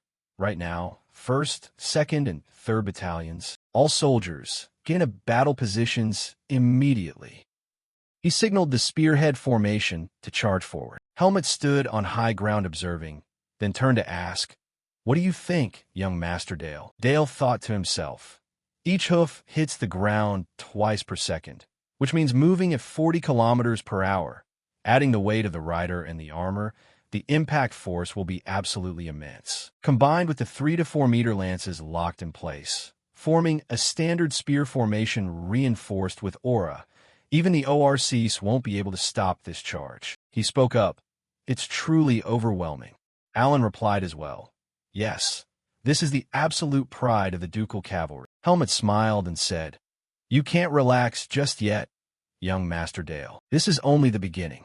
The ORCs have already dug into a solid defensive stance. The battle between good and evil is turning into an absolute thriller. He announced that the ambush was a success, but it still wasn't enough to wipe them all out. A voice replied, We will fall back, regroup, and take turns attacking. A signal flare shot up, and the soldiers shouted out the announcement. Retreat flare? All units fall back. The war horses immediately galloped back toward the camp. The ORCs seemed bewildered, unable to fathom what the righteous forces' next move would be. They roared in anger at the sudden retreat. Harris quickly received the order as well, turning his horse around to pull back. But the ORCs refused to back down, hurling their spears right at him. A spear flew in with terrifying force, throwing Harris clean off his horse. Dale watched from the high ground, completely stunned by the sight. He suddenly realized something, shifting into serious thought. A voice rang out, Don't be careless. Wait, a knight has fallen. Dale said loudly, Is he already considered beyond saving? Is a proud blade of House Saxon really going to lie helpless before the enemy like this? He turned to question them. Why are we just standing here watching? Alan seemed hesitant about something, and Helmut didn't make a move either. The ORCs had closed in dangerously fast on Harris. Dale thought to himself. Spurring my horse down there now would be too late. From this distance, I need to pierce through the thick hide of an ORC in a single strike. An ORC's hide is much thicker than other monsters. I have to tweak the formula for Ice Flash, adding a high-precision sniper formula, along with a trajectory lock to ensure stability and elevate the level of completion. Dale immediately unleashed his technique. Ice Flash magic style, La Magna. An ORC fiercely rushed forward to attack Harris. Dale's spell shot straight down from above instantly, piercing right through its torso. Helmet spoke up. The distance is quite far, yet the precision is still that high. He asked in surprise, "Young master, do you intend to join the fray yourself?" Alan hastily stopped him. "Let him go, Helmet." Helmet gasped in shock. "Do?" He thought for a brief second. To be able to create his own unique magic style and output that level of firepower at this age. Alan and Helmet just stood there observing Dale's every move, thinking that his inner world must be incredibly close to completion. Dale suddenly paused, lost in thought. He realized the goblins had regrouped. Now there were two problems. First, Harris's body was frozen in panic from falling off his horse. Second, the initial magic style was too long and wasn't optimized enough for real combat.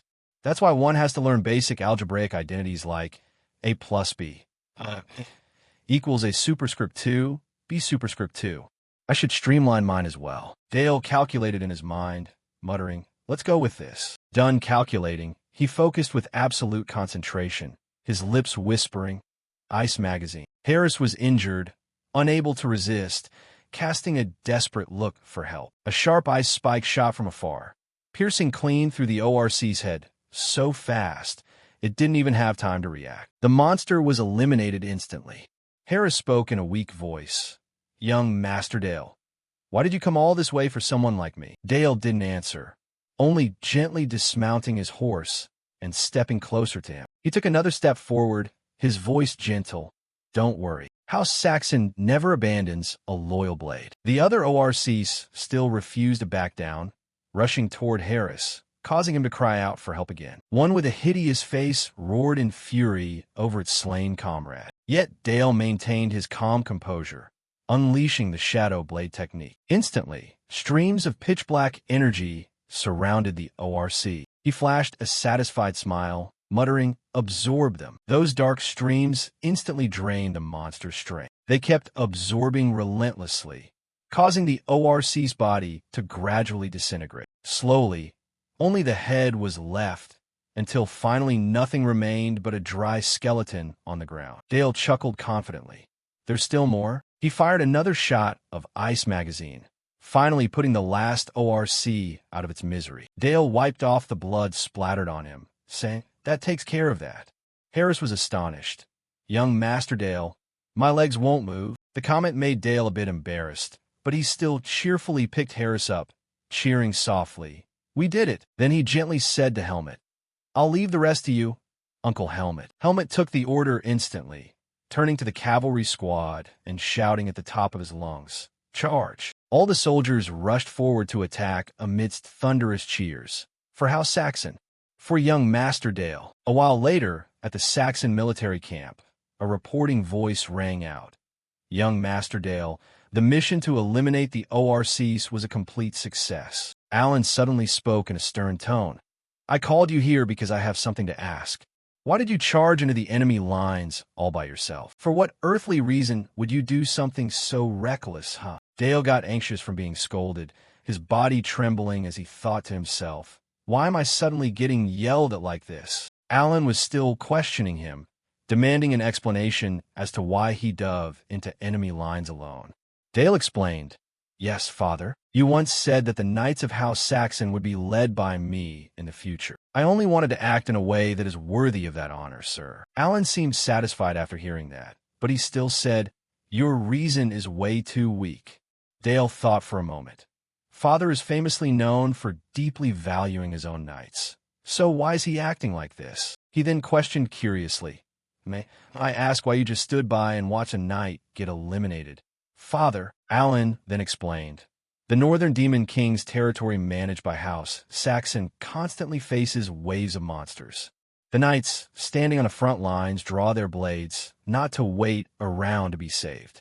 They must survive on their own first. Dale was still confused. But I expected you to save the life of a loyal knight, Alan countered. Just like you did? Do you want the soldiers to think and act right on the battlefield, yet deep down, keep hoping that someone will come to their rescue? How many knights with that mindset do you think can actually survive out there? The knights in our territory must constantly sharpen their blades to face the dangers lurking all around them. Only when they truly reach their absolute limit do I personally intervene. That is the noble obligation that our family must shoulder. Dale suddenly realized, thinking to himself, indeed, this is a truth I can't deny. I knew this perfectly well in my past life, yet I completely forgot about it now. Alan reached out to pat his shoulder gently, saying, but the way you acted on your own volition is also commendable. Don't lose that spirit, okay? Dale bowed his head. I understand, Father. The light filtering in from outside cast a halo around him. Alan pulled back the curtain, saying, let's head back to the castle. The story of the Duke's young heir personally charging into a pack of orcs to save a single knight quickly became a favorite topic of conversation throughout the entire empire. The story of the Duke's young heir personally charging into a pack of orcs to save a single knight quickly became a favorite topic of conversation throughout the entire empire. Even though the person in question blushed with intense embarrassment, the incident blew a fresh breath of life into the dukedom. A few days later, at the training grounds, everyone cheered excitedly upon seeing him. Young Master Dale is here. It is an honor to meet you, sir. Welcome, young Master Dale. Dale blushed sheepishly. I told you guys there's no need to make such a big deal out of it. Seeing this, Helmet shared in the joy, teasing him. Chest out, young master. For the sake of young Master Dale's future, we have to get even stronger, got it? All of them shouted back in unison. Sir, yes, sir. Dale found it strange, thinking to himself, why is everyone so pumped up today? Suddenly, Eve's voice called out from behind. Young Master Dale? Suddenly, Eve's voice called out from behind. Young Master Dale? The guest from the Orhart family has arrived. Dale smiled and replied, ah, thank you, Eve. Helmet asked alongside her. Shall we go, young master? Dale thought to himself, it's finally time to meet this special guest. The warrior of Orhart, family head Bardell of the Holy Sword, was once a great noble of the fallen kingdom of Teutonia. When the empire waged war, everything was burned to ashes, the kingdom, the Holy Sword, and the Orhart family alike. Dale glanced at Helmet, noticing his expression looked a bit different, likely remembering the Holy Sword Master from back then, the very man who had dubbed him a knight. He thought to himself, the atmosphere is really heavy right now. Alan spoke up. You arrived just in time. You finished training, right? Dale replied, yes, sir. The butler stepped in to announce, young Master Dale, the guest has arrived. A voice rang out. Quite a grand reception. Charlotte and her mother walked in. Dale thought to himself for a moment. Traveling all the way here without a single servant? She bowed her head to introduce herself. I am Vanessa Orhart. Respectful greetings to the Duke of Saxon. Alan replied. Welcome. Vanessa turned to her daughter. This is my daughter, Charlotte Orhart. However, Charlotte looked thoroughly displeased, pouting as she complained. Mother, that attitude made Dale think to himself. What's going on here? The girl reacted sharply. Why do we have to bow our heads to them anyway? Vanessa hastily reprimanded Charlotte, yet keeping her composure, she said to Alan and Lucia, the two of you have had a long journey getting here. Dale, could you please escort Lady Charlotte for a tour around the castle? Dale complied. Yes, sir. He gently invited her. Lady Charlotte, please come with me. But Charlotte maintained her arrogant stance, gritting her teeth. Don't touch me. She slapped his hand away so forcefully that Dale froze on the spot for 5 solid seconds. Alan was also bewildered by the girl's hostile attitude. Charlotte kept her haughty expression, suddenly blurting out, Imperial nobles are absolutely shameless. Vanessa quickly scolded. Charlotte, what do you think you're doing? Apologize to the young master right now. Rebuked by her mother, Charlotte turned away in annoyance and stormed off. Dale still called out gently after her. Hold on, Lady Charlotte. Vanessa spoke in a serious tone. Please forgive her rudeness. She isn't usually like this, It's just that some things happened recently, so her state of mind is a bit unstable. Hearing this, Lucia instantly empathized, asking, "What exactly happened?" Vanessa recounted.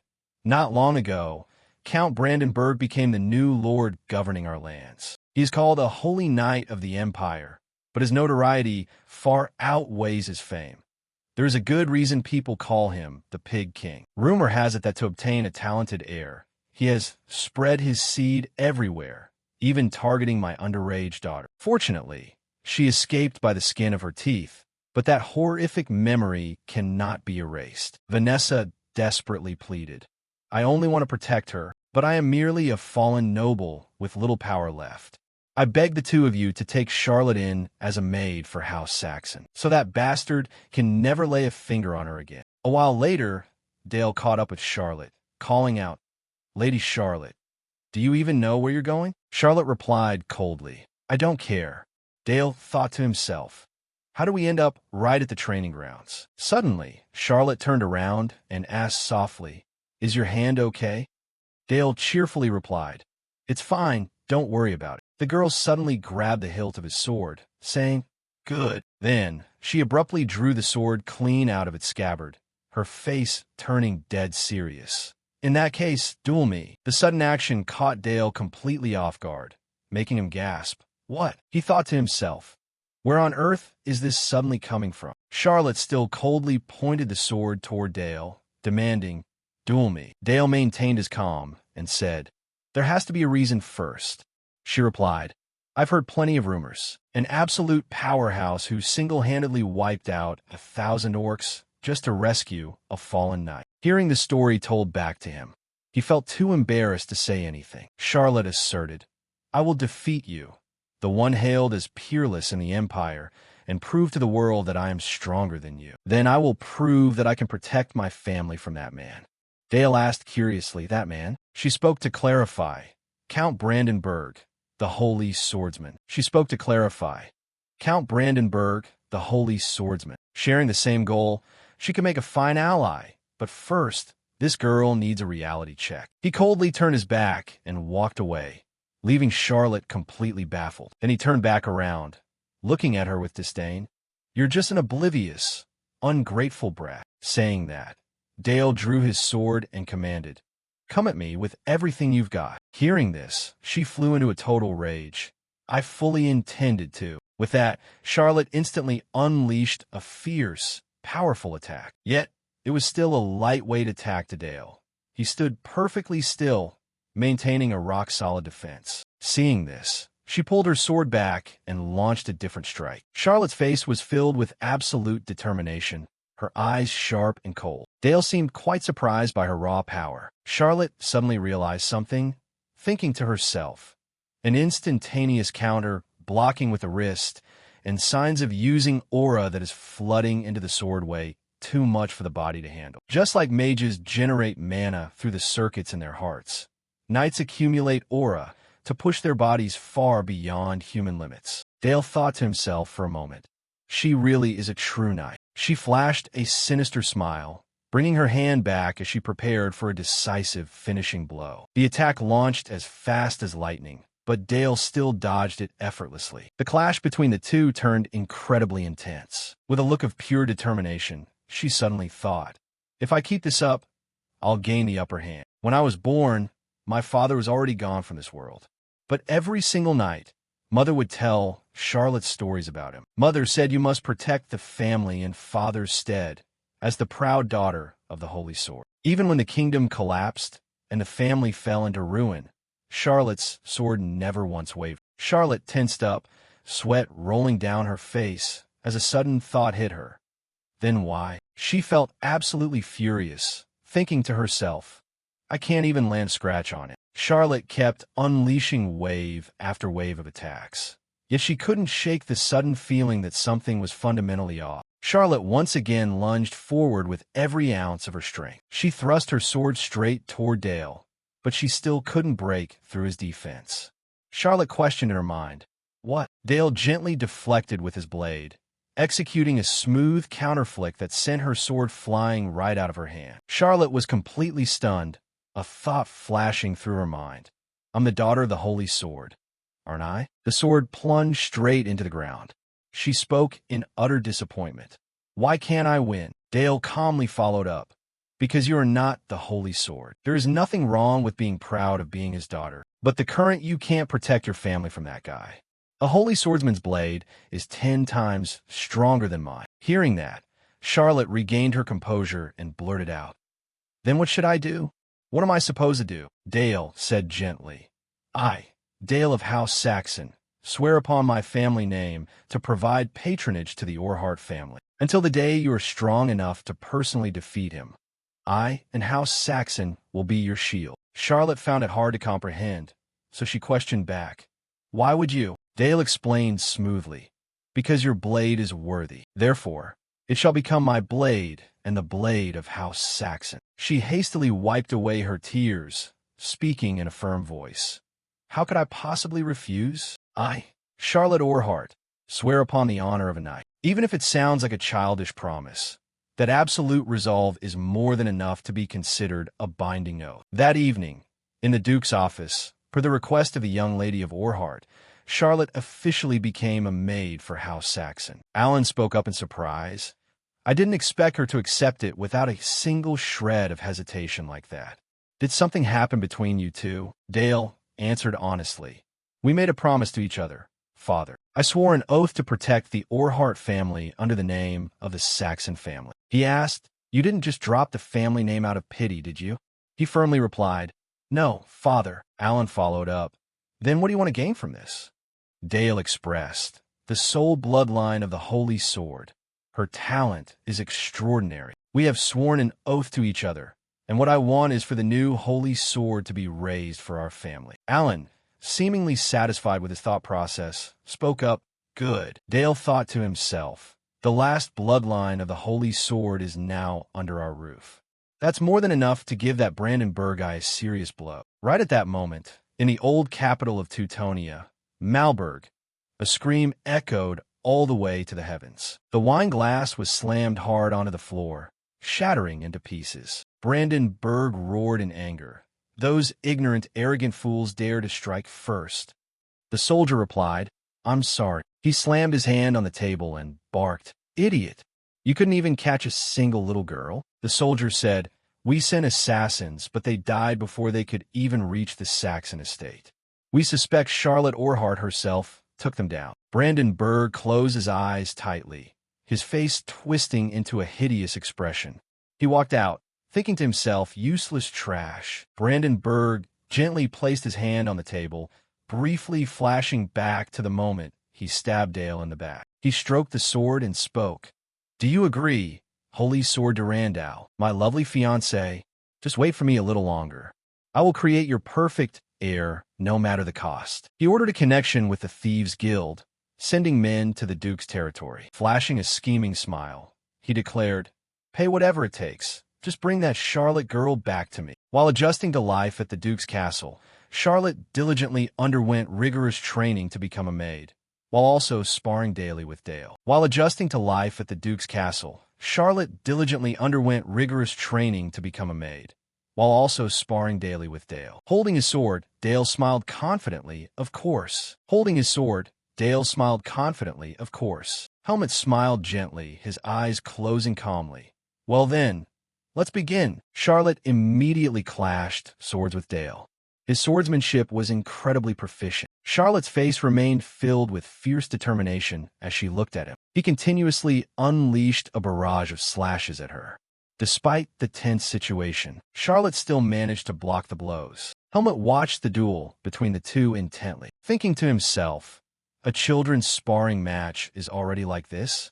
And he hasn't even officially become a knight yet. The battle grew intense, the bloodlust and speed sending chills down one's spine. Suddenly, Dale's eyes locked in, and he pulled down his cloak. Before Charlotte's eyes was his true face. Her pupils instantly sharpened as she prepared to unleash her deciding move. Just as Charlotte and Dale's swords crossed, Helmet stepped in just in time to stop them. Excellent, he calmly praised. You fought well, Lady Charlotte. Her face contorted. Don't flatter me. What did I go wrong, Lord Helmet? He slowly asked. Do you know what the absolute core fundamental of holding a rapier is, my lady?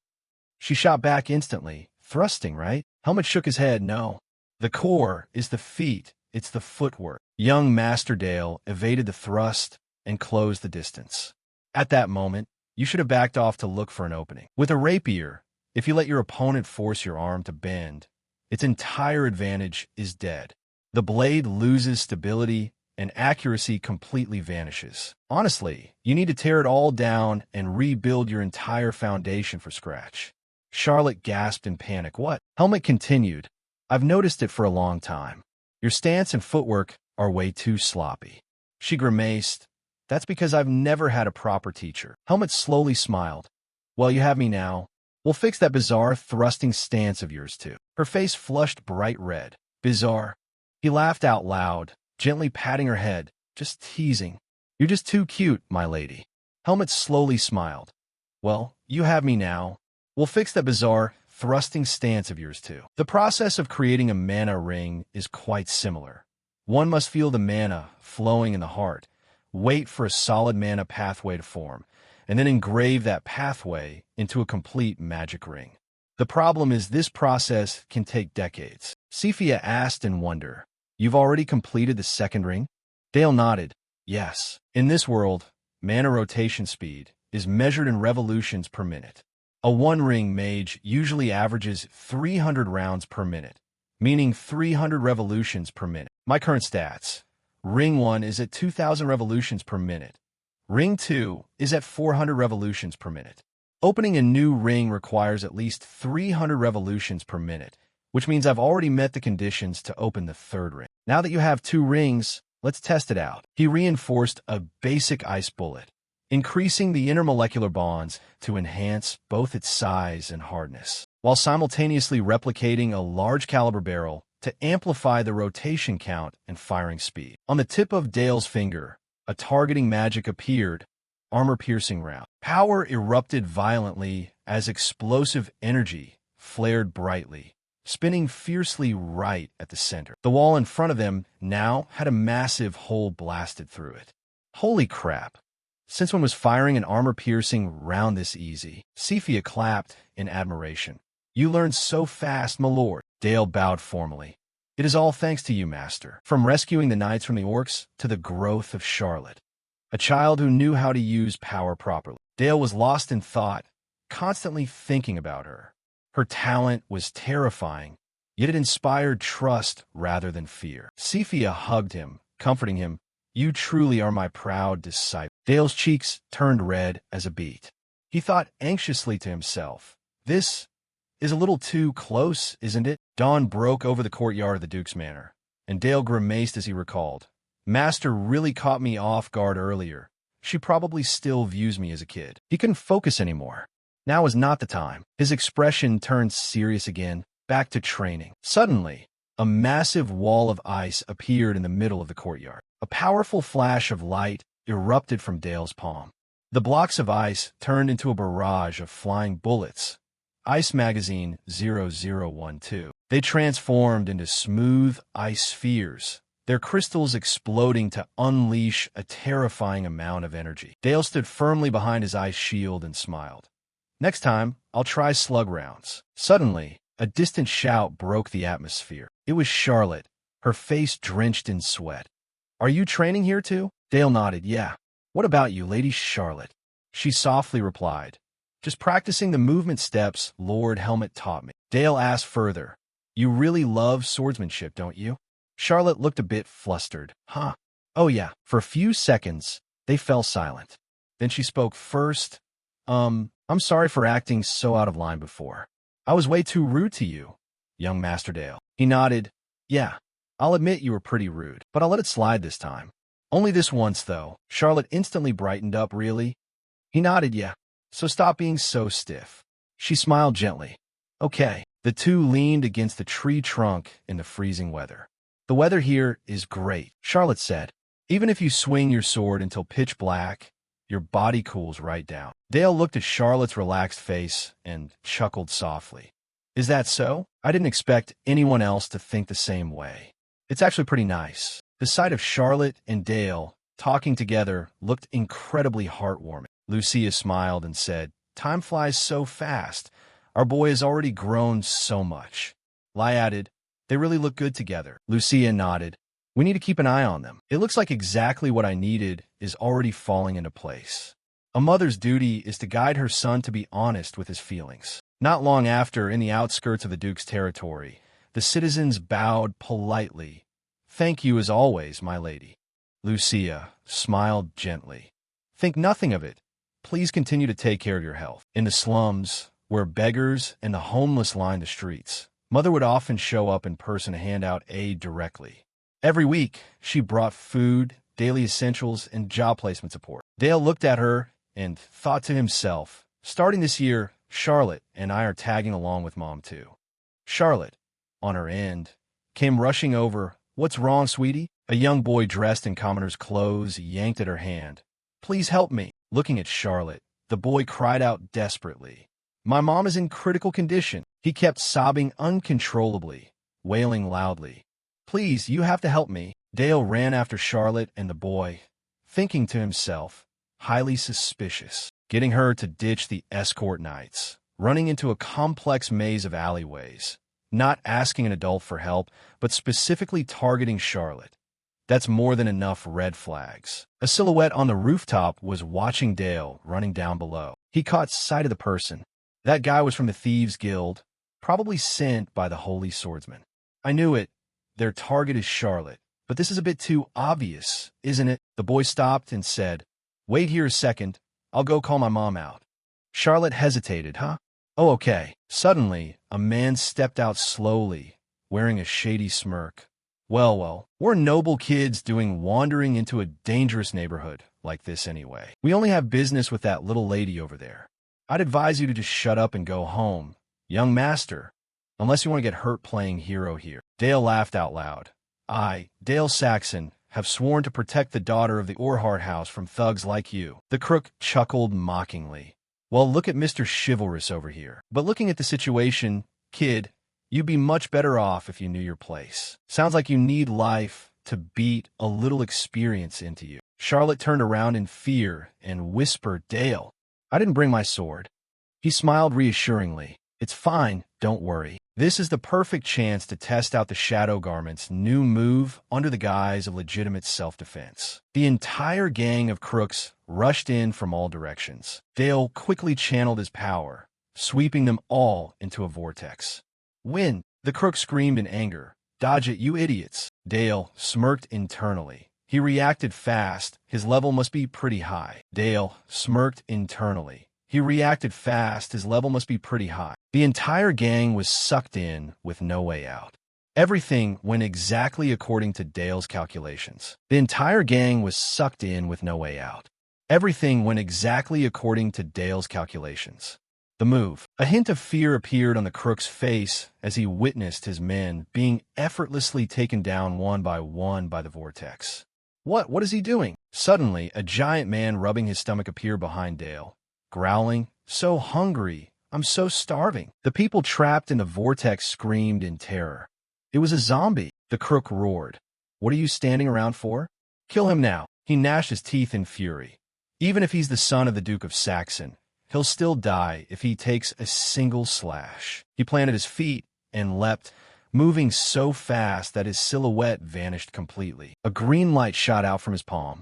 "No one can block my hidden stealth technique in a narrow alley like this." But Dale's dark magic barrier blocked the throwing daggers.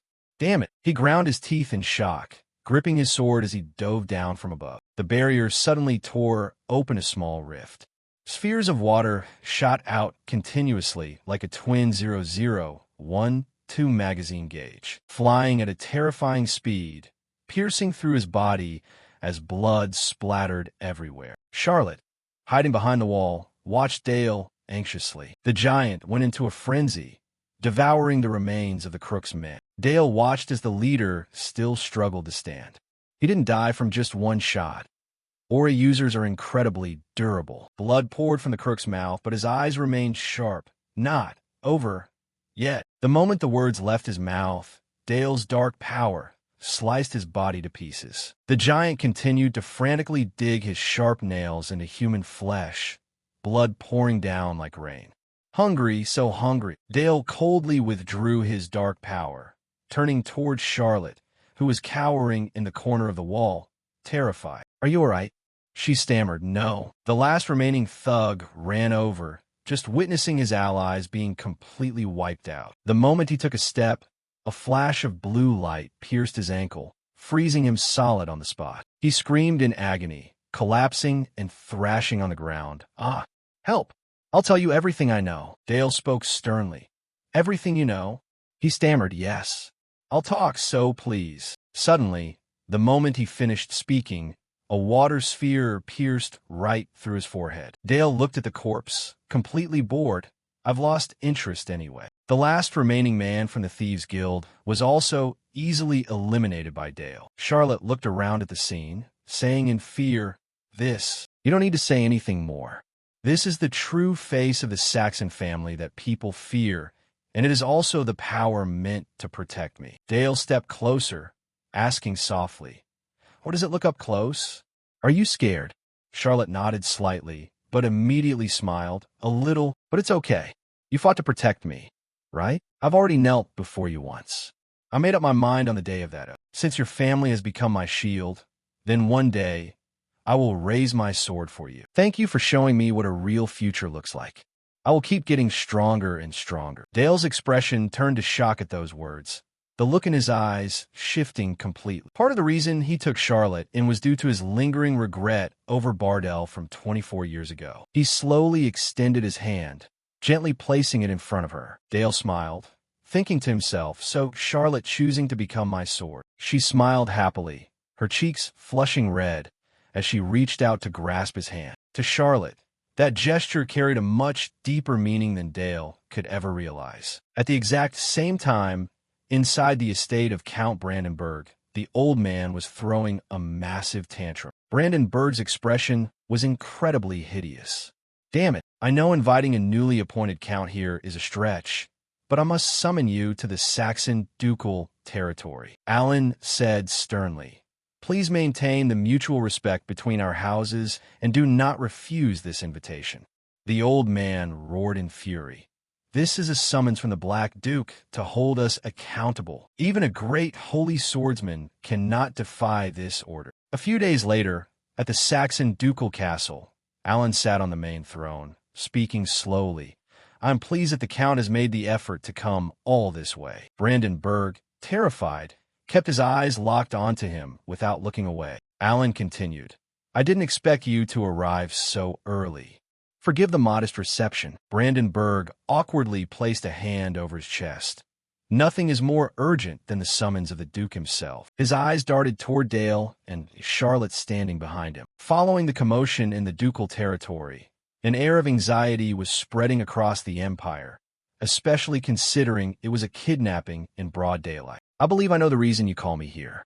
But as a loyal sword of the Emperor, how could I possibly be involved in such a shameful matter?" Suddenly, dark magic carrying a purplish-black glow shot straight toward Brandenburg. He tried to resist with his holy sword, but the black wind enveloped his two subordinates, their bodies instantly beginning to decay, burning away in patches. Brandenburg barked in a panic, "Lord Duke, please spare their lives." He backed away, as even the holy knights belonging to Magdalene couldn't hold their ground. His face turning deathly pale, he shrieked, "This magic! It's the Void Tempest, high-tier dark magic." Alan coldly commanded, "Kneel." The holy swordsman growled, "Does the Duke understand the gravity of his current actions?" Alan remained completely unfazed. "I advise you to listen very carefully, Count.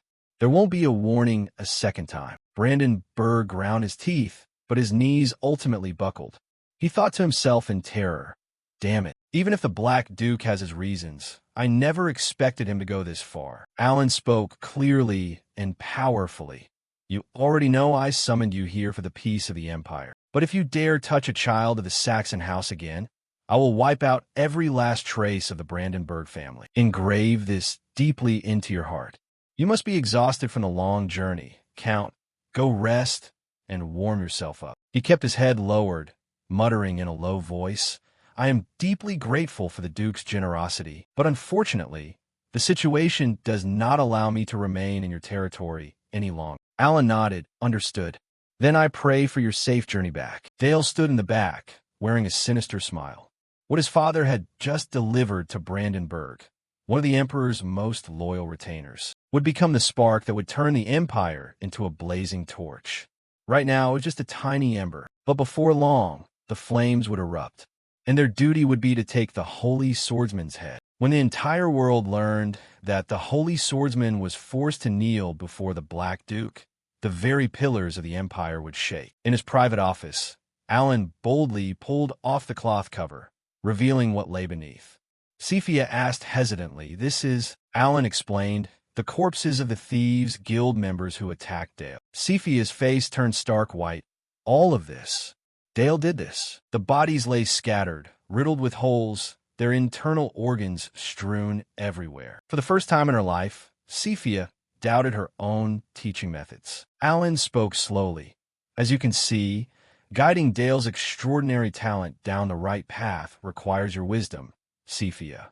I want to offer you the position of chief advisor." Cephia fell silent for a moment before gathering her courage to reply. Inside the grand and magnificent main hall of the castle, time quietly ticked away. Dale's 10th birthday had finally arrived. Unlike last year, this time even representatives from the Emperor's faction made an appearance. Suddenly, a red-haired young man approached Dale. "Welcome, Marquis Uris." He flashed a sinister smile.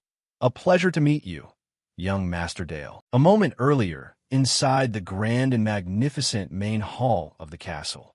"Oh my goodness, look at these dishes. Truly worthy of the Saxon family name. This is an absolutely exquisite sight. Hard to believe. We are all the way out in the northern lands." Haha, indeed. It seems worrying that the ducal territory was too far from the imperial capital was entirely pointless. Dale stood to the side, intently listening to every single word the guests uttered. He glanced over at the central nobles from the imperial capital, the so-called Emperor's faction. They were the largest, most deeply influential power in the empire, always acting under the Emperor's name. The reason for their presence at tonight's birthday banquet was blindingly obvious. This was an unspoken warning. It was a message from the imperial family that they would not overlook any insult directed at the Holy Swordsman. And the person chosen to deliver that message was currently standing right in front of him. Uris bowed formally. "You must be the young Master, Dale. I am Marquis Crimson Uris. A true pleasure to meet you." Dale thought to himself. So he's the master of the Red Magic Tower, the one who pursues flame, wrath, and power within the boundaries of order. The Crimson Magic Tower's mages are notorious throughout the Empire for their fanatical belief that might makes right. And because of that, they've never hesitated to become the enforcers for the most insane ambitions. Even I was once a test subject for all kinds of their modification experiments. Uris spoke clearly and powerfully, the prodigy of the Saxon family. "I've heard you possess a magical talent unrivaled by anyone in the Empire. Rumor has it that to protect your knight, you single-handedly wiped out an entire horde of orcs when you were only 9 years old." Dale flashed a confident smile and gave a slight bow. "I am indeed the Duke's son. I hope you have a wonderful evening." Uris left with a sinister smile. "Throwing such a massive party for my birthday every year is seriously exhausting. I'd much rather be training with Charlotte. But right now, she's working as a maid for Elena. If word gets out that the Holy Sword's daughter is sparring with me, I'm afraid it'll only bring trouble upon her." Suddenly, a terrified scream erupted from right behind Dale. "Stay right there, you lowlife maid." Dale grimaced. That voice. He immediately bolted toward the noise. Eve was sobbing uncontrollably. "Please, sir, I beg of you. I belong to the Saxon house." Petro barked in anger. "A lowly maid like you dares to invoke the Duke's name? Everyone is busy celebrating the young master's birthday. So instead of standing there wasting time, wouldn't it be much more fun to go have a good time with a woman? If you keep resisting, I'll slit your throat." He pinned Eve into the bushes. "Just be a good girl and do what you're told." Dale suddenly appeared from behind, shouting loudly, "What do you think you're doing?" Petro spun around in utter shock. Young Master Dale, still clutching his knife, he took a few steps back. Young Master Dale, what brings you out here? You still look pretty wet behind the ears. You probably don't have any experience yet, do you? You still look pretty wet behind the ears. You probably don't have any experience yet, do you? How about I personally teach you a move or two? He was locked in his chokehold, unable to break free. Dale's eyes turned ice cold. Don't worry, I'm getting you out of here right now. In a world built entirely on social hierarchy, nobody expected the young master himself to be the one to strike first. A sharp barrage of ice bullets suddenly shot forward, tearing right through Petro's ear. He collapsed to the ground instantly, letting go of Eve. Dale stood there completely unfazed, having no intention of backing down, even though he knew confronting someone from the Emperor's faction was extremely dangerous. Petro screamed, "What the hell do you think you're doing? Young Master Dale, get down on your knees and apologize to me right now." Dale's face hardened as he pointed directly at the ground. "Didn't you hear me? Kneel down and apologize to Eve this instant." Just as she said, "She serves the Saxon family, which makes her a member of our household." Petro ground his teeth. "This Saxon brat. Young Master Dale, it's a real shame, but today I stand here as His Majesty's representative. Insulting me just to protect a lowly maid is an insult to the Emperor himself." Dale countered nonchalantly. "Then let me ask you a question. Does His Majesty actually find amusement in forcing himself on a nobleman's servant?" Petro was left utterly speechless. You dare talk such reckless nonsense?" Dale enunciated every single word. "This is my final warning." Watching from a distance, Yuri's couldn't hide his amused smirk, then dropped down on one knee and said excitedly, "Well, this is quite an entertaining turn of events." Suddenly, Alan barked loudly. "Dale, what's going on here?"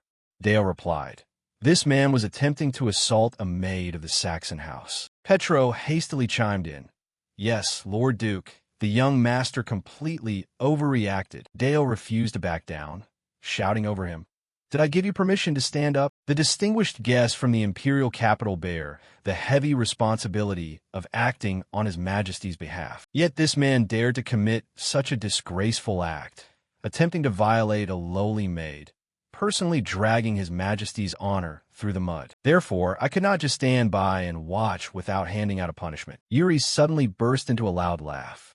"Ha ha! Splendid! You truly are a sharp young man. It turns out every single word you said is the absolute truth. For someone entrusted with the mission of representing the Emperor to go and commit such a vile act against a maid. How utterly pathetic." Petro panicked. Lord Yuri's, a bright red flame flared up in Yuri's palm, burning away. The color completely drained from Petro's face as he scrambled to his feet and bolted, shrieking in sheer terror. "No, spare me." Yuri's flashed a terrifyingly sinister smile.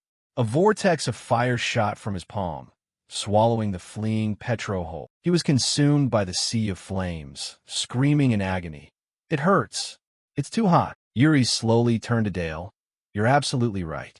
Eradicating the vermin who dare humiliate the Empire and the Imperial family is my solemn duty. I'm highly looking forward to your future, young Master Dale." Dale stared right back at him with a serious expression, his gaze as sharp as a blade. Once the incident settled down, the Emperor's faction departed, restoring peace to the Saxon state. Sometime later, on a morning following the castle banquet, young Master Dale stood silently and formally beside the bed, softly asking, "Is it time to wake up?" Still half asleep, Dale slowly replied, "Thank you for waking me."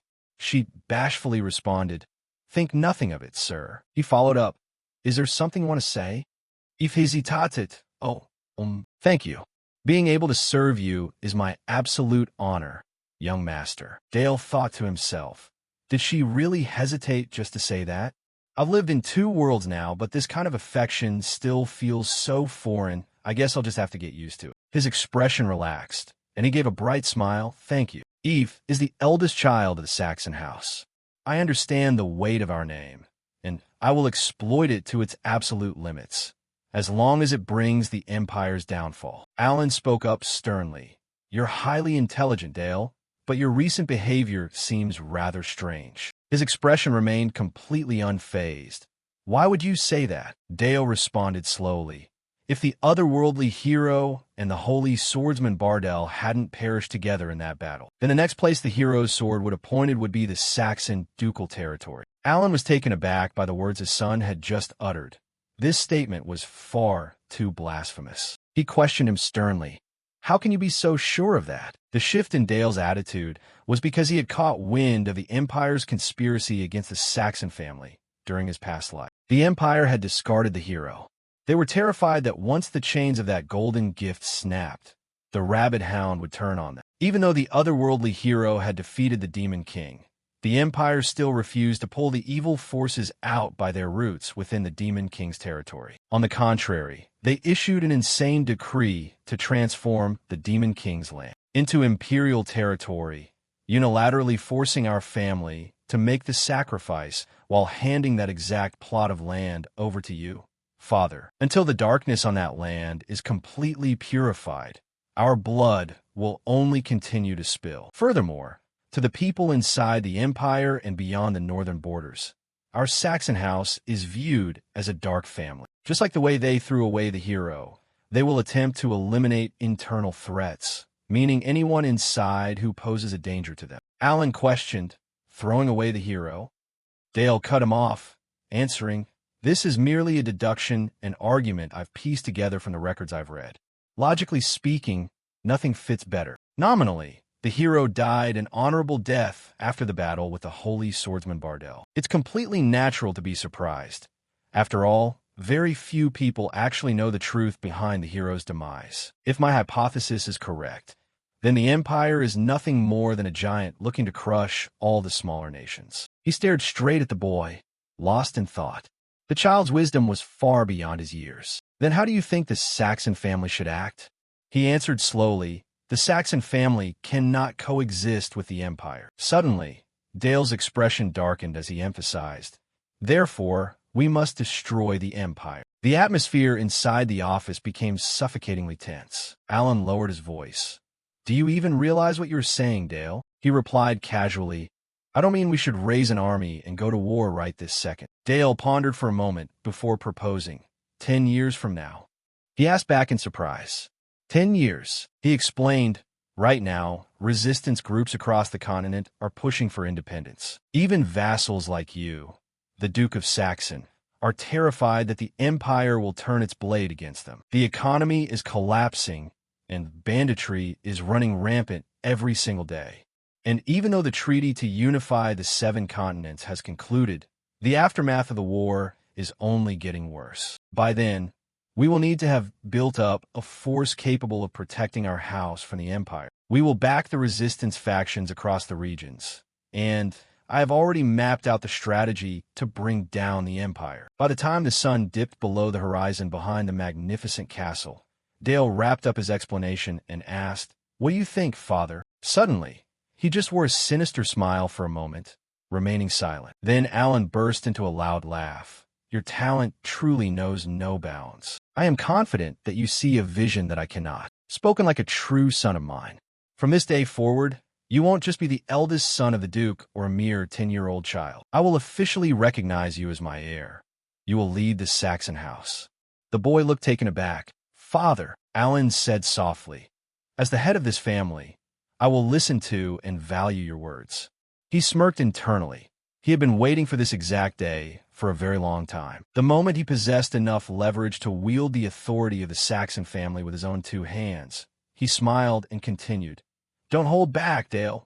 What are you going to do for our family?" He replied, "You said you'd treat me as an equal, right, Father? Then please grant me permission to undertake the magic trial inside the necropolis." The magic trial, a form of combat that determines a mage's rank, where they face off against the guardians of the magic tower. Defeating a higher-ranked guardian elevates the challenger's standing, and the strongest individual earns the title of Tower Master. The one standing at the absolute peak is granted the title of Magic Tower Lord. He questioned back, "Do you really want to step into a place so dangerous that it could cost you your life? It's still far too early. You haven't even finalized your 3rd ring yet." Dale countered confidently, "I'm almost there." Alan worried, "People usually hit their 20s before achieving 3 rings. So even for you, Jumping from 2 rings to 3 is going to be difficult. Dale's attitude remained resolute. This decision is for both myself and the Saxon house. Father, he explained thoroughly, if I prove myself through the tower trial, my position as the heir will be further solidified. Your status will be even more secure, and I will gain a reputation that rises above any idle gossip. Alan asked softly, is that the reason you want to take on the tower trial? Dale's demeanor right now was brimming with absolute confidence and determination. Yes. He nodded. Very well. I will leave this matter to your judgment. Dale was thrilled. Thank you, Father. I'll prove it to you. A few days later, at the unimaginably vast dead city of Necropolis, someone was already waiting at the city gates to welcome them. The passengers stepped down from the carriage bearing the crest of the Saxon ducal house. They had arrived. The servants bowed formally, an honor to welcome the Black Duke. Standing beside him, Dale's expression was strained as he thought to himself, did I go overboard again? Whispers and murmurs began rippling through the crowd outside the main hall. Look over there. The Duke of Saxon and the young Master Dale are actually here too. Ah, I've heard he's a magical prodigy the likes of which the Empire has never seen before. Is that for real? But he doesn't look like he's feeling too well today, does he? Hey, I'm serious. I heard his swordsmanship even rivals the knights in the Duke's manor. Felix smirked. How utterly ridiculous. Felix, am the top graduate of the Academy, the one destined to conquer this tower trial. Tom added, right? That noble kid looks so fragile he'd probably fall over if you just tapped him. Eris appeared, bowing formally. Greetings, Tower Lord. Alan spoke softly. It's been a long time, Eris. She smiled. It is a true honor to serve you, my lord. Young Master Dale. Eris is the chief administrator of the tower, handling all administrative duties whenever the Duke is absent. Alan turned to him. While the trial is underway, she will be the one assisting you. He nodded. Yes, Father. Dale stepped forward, saying cheerfully, I look forward to working with you. Eris guided them. Yes, young master, please follow me this way. There are a total of 59 graduates waiting for you, and all of them will be participating in the trial alongside you. The doors suddenly swung open right in front of him and Eris, revealing a massive crowd inside. These are the individuals who will be competing with you in the tower trial. Welcome, everyone present here today. I am Eris, the tower's chief administrator and executive director. I will now explain the rules for the first round of the Black Magic Towers trial. Please check the necklace around your neck, the life necklace. This trial is a survival-style format, a life point match. Each necklace contains a barrier magic to shield its owner and a single life point. When you hit an opponent by controlling the undead scattered across this battlefield, the opponent's necklace will activate its barrier and then shatter, meaning they are eliminated. An attacker who lands a valid strike will have 1 life point added to their own necklace. Any candidate who accumulates a total of 3 points will be promoted to the next floor. Finally, anyone caught using a magic artifact will be deemed a cheater and immediately disqualified from the competition. Dale thought to himself, the rules are certainly quick and efficient for weeding out the weak. Suddenly, his gaze sharpened, but Felix unexpectedly shouted out loud, How? Is that monster already a triple ring mage at such a young age? I'm telling you, we should take that monster down first, Tom asked nervously. Are we even allowed to attack him? Felix reassured him. Don't worry, the moment we stepped in here, we became rivals. Dale chuckled internally. He's pretty confident. Let's see if his abilities actually back up his big mouth. The entire group of students opened up their magic circles together, aiming straight at Dale. The trial began. Felix swung his palm, channeling his power to summon an undead creature right before his eyes. Clutching their weapons, they charged in a frenzy toward Dale. A massive undead creature built up momentum to launch an attack from above, but he swiftly conjured a dark barrier to block the blow. Right behind him, an undead giant multiple times larger suddenly materialized. Where the hell did he come from? The giant undead roared, unleashing its raw power. Felix watched as his own undead creature was being frozen solid, water attribute magic. The massive undead pounced forward with razor-sharp claws. Don't tell me he's a dual-element mage? Since Felix undead was completely frozen, Dale's undead easily shattered them in a single blow. Felix shrieked. You dare lay a finger on my necromantic army? The giant undead raised its massive arm to shield Dale's body. He smirked. It's useless. I've already reinforced them with ice armor. Dale continuously controlled his undead to wage a fierce battle. Velik pointed an accusing finger. Isn't using water magic against the rules? Only necromancy and undead manipulation are permitted. All other forms of reinforcement are strictly forbidden. Dale responded. True, but is there an explicit rule banning me from reinforcing the undead with ice magic? Since the trial hasn't been halted, it seems I am in the right. Velik refused to give up. You too. Hold off those undead. Focus all your attacks directly on him. A continuous stream of undead poured from Velik's magic circle, attempting to overwhelm him with sheer numbers. Dale's expression shifted as he thought fast. Using old magic is forbidden too. He carefully observed every single undead rushing his way, then suddenly built up speed and sprinted straight ahead.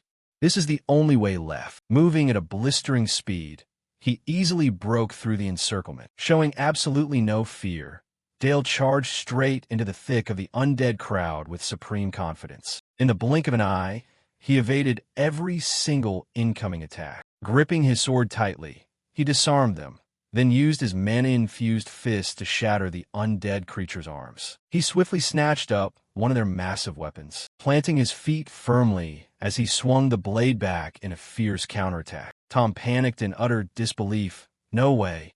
My undead soldiers are being cut down this easily. Velik's jaw dropped. That sword isn't normal. He reforged the bones to increase the blade's hardness, and there's a purple light radiating from it. Dale's undead slammed its sword into the ground, and Dale leapt to dodge, soaring up into midair. His face was brimming with confidence as every single undead was annihilated in a single strike. Velik grimaced. He even defeated my final undead. How could a mage possibly wield a sword this flawlessly? Dale wiped out all of his opponents in mere moments, then stepped up close to Velik. Velik stammered and begged. Please, young Master Dale. I surrender. Dale laughed out loud, thoroughly amused. It's not like you're actually going to die. What are you so scared of? The moment the words left his mouth, he used the pommel of his sword to give Velik a light tap on the head. Velik staggered around, clutching the lump on his head as he muttered, What a monster! Velik staggered around, clutching the lump on his head as he muttered, What a monster! Dale lifted his head, a proud expression on his face. Take a good look. This is going to be my starting point. The beast fiercely raised the magic in its hands. The second floor of the tower trial required defeating a guardian creature known as a flesh golem. Normally, the candidates who survived the first floor would team up with one another to bring down. But the one who completely shattered that traditional rule was Dale. I've already disqualified everyone else. The rules were also different from the first floor. Now, using any attribute of magic was fully permitted, though artifacts were still strictly banned. For him, that was more than enough. This was the perfect opportunity to test the absolute limits of his third ring. The golem slammed a lethal punch into the floor, causing the ground to explode violently. It paused for a few seconds as the dust cleared, wearing a triumphant smirk as if to say, I am supreme. But a sudden surprise was in store for it. Dale's magic completely enveloped the golem's solid arm. The golem's face froze in shock, while he stood tall and proud amidst the debris, without a single scratch on him. Dale unleashed his shadow magic with a smug grin. Decay, acceleration. Watching from the outside, Alan looked on with curiosity. Standing beside him, Eris murmured in admiration. The young master's magic truly is extraordinary. Why did he choose to rot it away instead of just destroying it completely? Dale silently watched the golem's massive frame gradually disintegrate, thinking to himself, in my past life, when facing this type of monster, this move offered both precision and high firepower. It was called biochemical warfare. He withdrew his mana, covering his nose with his hand as he clicked his tongue. Stinks out here. I wonder if they even comprehend what they just witnessed. The disgusting process of biological warfare simulated through dark magic. That very day, Dale cleared even the level 10 test, setting a brand new record. He was granted a 4-day break before moving on to the level 11 trial. In the meantime, To make up for the complete massacre on the first floor, a re-evaluation trial was permitted for the remaining 59 candidates, excluding Dale, of course. That same night, under the fountain, Dale was spacing out when a voice called from behind, "Dale." He turned around, calling out in pure delight, "Master Cephia?" Cephia nodded contentedly. "You did a phenomenal job. Hearing you say that makes me so incredibly proud." But immediately following those words, Dale froze, took a deep breath, and said, "Master Cephia, will you go on a date with me?" She was so shocked that she repeated, "A date?" Dale made the first move, suggesting, "There's a festival going on downtown. Let's go." Cephia helplessly gave in to his wish, saying, "All right, fine. Let's go then." She thought to herself, "A date, huh? I guess it's not entirely wrong." Meanwhile, he had a different thought. Is this what people call having a wicked mind? Down at the Necropolis Festival, the streets were bustling with people. In a secluded corner, Cephia asked, "The trials must have been really exhausting, right?" Dale shook his head. "I'm fine. We still have a few days before we have to resume." She smiled gently. "Is that so? That's good then." Right as they said this, both of them suddenly went quiet, and the atmosphere became strangely silent. To break the tension, Dale changed the subject. "The moon is beautiful tonight, isn't it?" Cephia looked up and nodded. "Yes, it is." He let out a frustrated sigh, completely at a loss for words. Yet this silence felt incredibly comfortable. It had always been this way with his master. Maybe because she had trusted him from the very beginning. He found himself wanting to get closer to her every single day. A few days ago, right when he completed his third ring, Dale finally understood what facing one's inner world meant. His nose started bleeding from pure overwork. Pinched his nose, he pushed himself strictly. "To break past my limits, I have to overflow the mana out of the second ring. Only by enduring the rampaging mana can I maintain the third ring." The intertwining magic circles gradually began to manifest. Suddenly, a silver sword from deep within his psyche surged right out of his heart. He looked at the black sword, standing right in the middle of a snow-covered sky. Everything around him was just a vast, white void. All of a sudden, Cephia's voice echoed. "When you calm your mind deeply enough, your inner world will open up." Dale cast his eyes down as realization hit him. So this is what it is. This was his inner world, the realm of his own consciousness. Originally, there was nothing here, just absolute emptiness. And inside that empty world, his master Cephia was the one who had reached her hand out to him. Maybe that was why she was the person who brought light into his world. Thinking up to this point, the words naturally poured out of him. "Master, I like you." Cephia couldn't believe her ears. "What did you just say?" Dale's heart pounded wildly against his chest as he clearly declared, "I said I like you, master." She smiled faintly, still treating him like a kid. Cephia leaned down and hugged Dale tightly. "Is that so?" Her voice was warm and deep. "I like you a lot, too." Dale had no choice but to accept her response in a way he hadn't hoped for. "Thank you, master. Living 2 lifetimes really does come with a lot of perks." A few days later, it was a peaceful morning at Dale's family estate. Inside the level 11 trial tower, he slouched gloomily and grumbled to himself. Still absolutely no progress with Master. She probably just sees it as some childhood crush from an 11-year-old kid. For now, he just needed to focus on the test. Eris stepped forward and announced, "The format for the level 11 trial is a one-on-one duel. The winner will advance to level 12. His opponent held a magic grimoire and bowed his head. "It's an honor to face you, young Master Dale. I am Albert von Rosenheim, a master of the 3 rings. Don't expect me to go easy on you just because you're a child." The level 11 trial allowed the use of all kinds of artifacts and magic, meaning the lifeline necklaces could no longer guarantee saving one's life. The restrictions on artifacts had been lifted. Dale thought to himself, "I don't have to hold back anymore. I'm going to crush him instantly to establish a massive power gap." Before the referee could even call for the start, Albert unleashed his opening move. It was a fatal strike that Dale found incredibly difficult to fend off. He sneered, "I'm nothing like those academy rookies you've dealt with. Your winning streak ends right here." Albert used his magic to conjure a barrage of black arrows, dark projectiles, that flew straight toward Dale. A look of pure annoyance washed over Dale's face. The guy kept right on taunting him.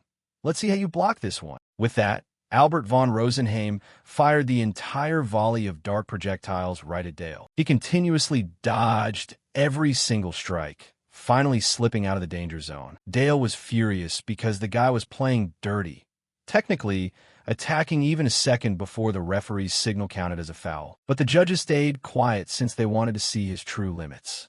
This damn genius treatment. This is exactly why I hate mages. After a barrage of attacks, Albert began chanting a long-winded incantation. Awaken my creations. Oh, you who have sworn eternal obedience to me. Servants from a darkness deeper than the blood night itself. Dale just wanted to dig a hole and bury the guy alive. Man, this is cringe.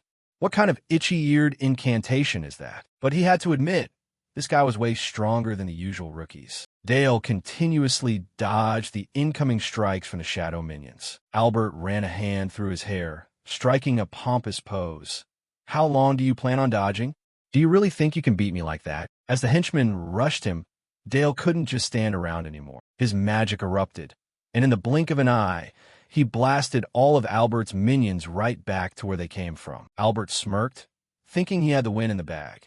Out of tricks already? Instantly, the bodies of the minions bloated up and detonated one after another. Thick smoke and dust threw the entire arena into absolute chaos. Albert laughed out loud. Today the victor is me, young Master Dale. The smile on his face vanished instantly, replaced by sheer panic. Wait, where the hell did he go? From right behind him, a dark shadow silently rose. Dale materialized, mocking him. You look pretty panicked over there. Magic enveloped Albert. It was none other than demonization. Terrified panic was written all over Albert's eyes. But defeating me is going to take a lot more than that. Right at his feet, a swarm of magical phantoms groaned. Hungry, so hungry. Can we eat him? Let us eat him. Let us eat him. They looked at Dale, begging as a mysterious smile played on his lips. Dale spoke softly. Go ahead and eat, but don't stuff yourselves too much. They immediately swarmed him. Agonizing screams echoed all across the arena. They devoured almost every single bit of the magic essence inside Albert's body. He frantically begged for his life. Please, spare me. Once Dale saw it was enough, he ordered them to stop. The loudspeaker blared. The winner of the first round, Dale von Saxon. He closed his eyes and whispered, while behind his back, a crowd of contestants trembled. Everyone turned pale now, terrified of what was coming next. Who wants to step up for round two? Everyone turned pale now, terrified of what was coming next. Who wants to step up for round two? Dale only offered a faint smile. Everything was going exactly as planned. From the third round onward, absolutely no one in the tower could match him. He won every single subsequent round with overwhelming dominance. Dale fought while sharpening his skills, perfecting his 3 magic rings while defeating one guardian after another. It wasn't until level 20 that a formidable opponent finally showed up, the Headless Knight, a creation of one of the old Dark Tower masters, a warrior with no head. Even if you are young Master Dale, you won't be able to climb any higher than this. Dale raised his hand as his magic power surged. It would be pretty boring if everything stayed this easy. His eyes turned stark white, looking like a literal monster had just awakened. A dense torrent of black magic surged straight toward the knight. The atmosphere grew suffocatingly tense. Then out of nowhere, the Headless Knight dropped to one knee right in front of Dale. Everyone up in the grandstands froze in utter disbelief. Inside the inner world, the knight respectfully offered up his own sword, leaving his fate entirely in the boy's hands. Dale issued his command without a single shred of hesitation. End yourself. And just like that, the battle concluded without a single hitch. Dale let out a bitter chuckle as he watched the knight's body disintegrate, loyal enough to literally betray his own creator. He suddenly noticed the stands were dead silent, everyone frozen solid like stone statues. I went a bit overboard.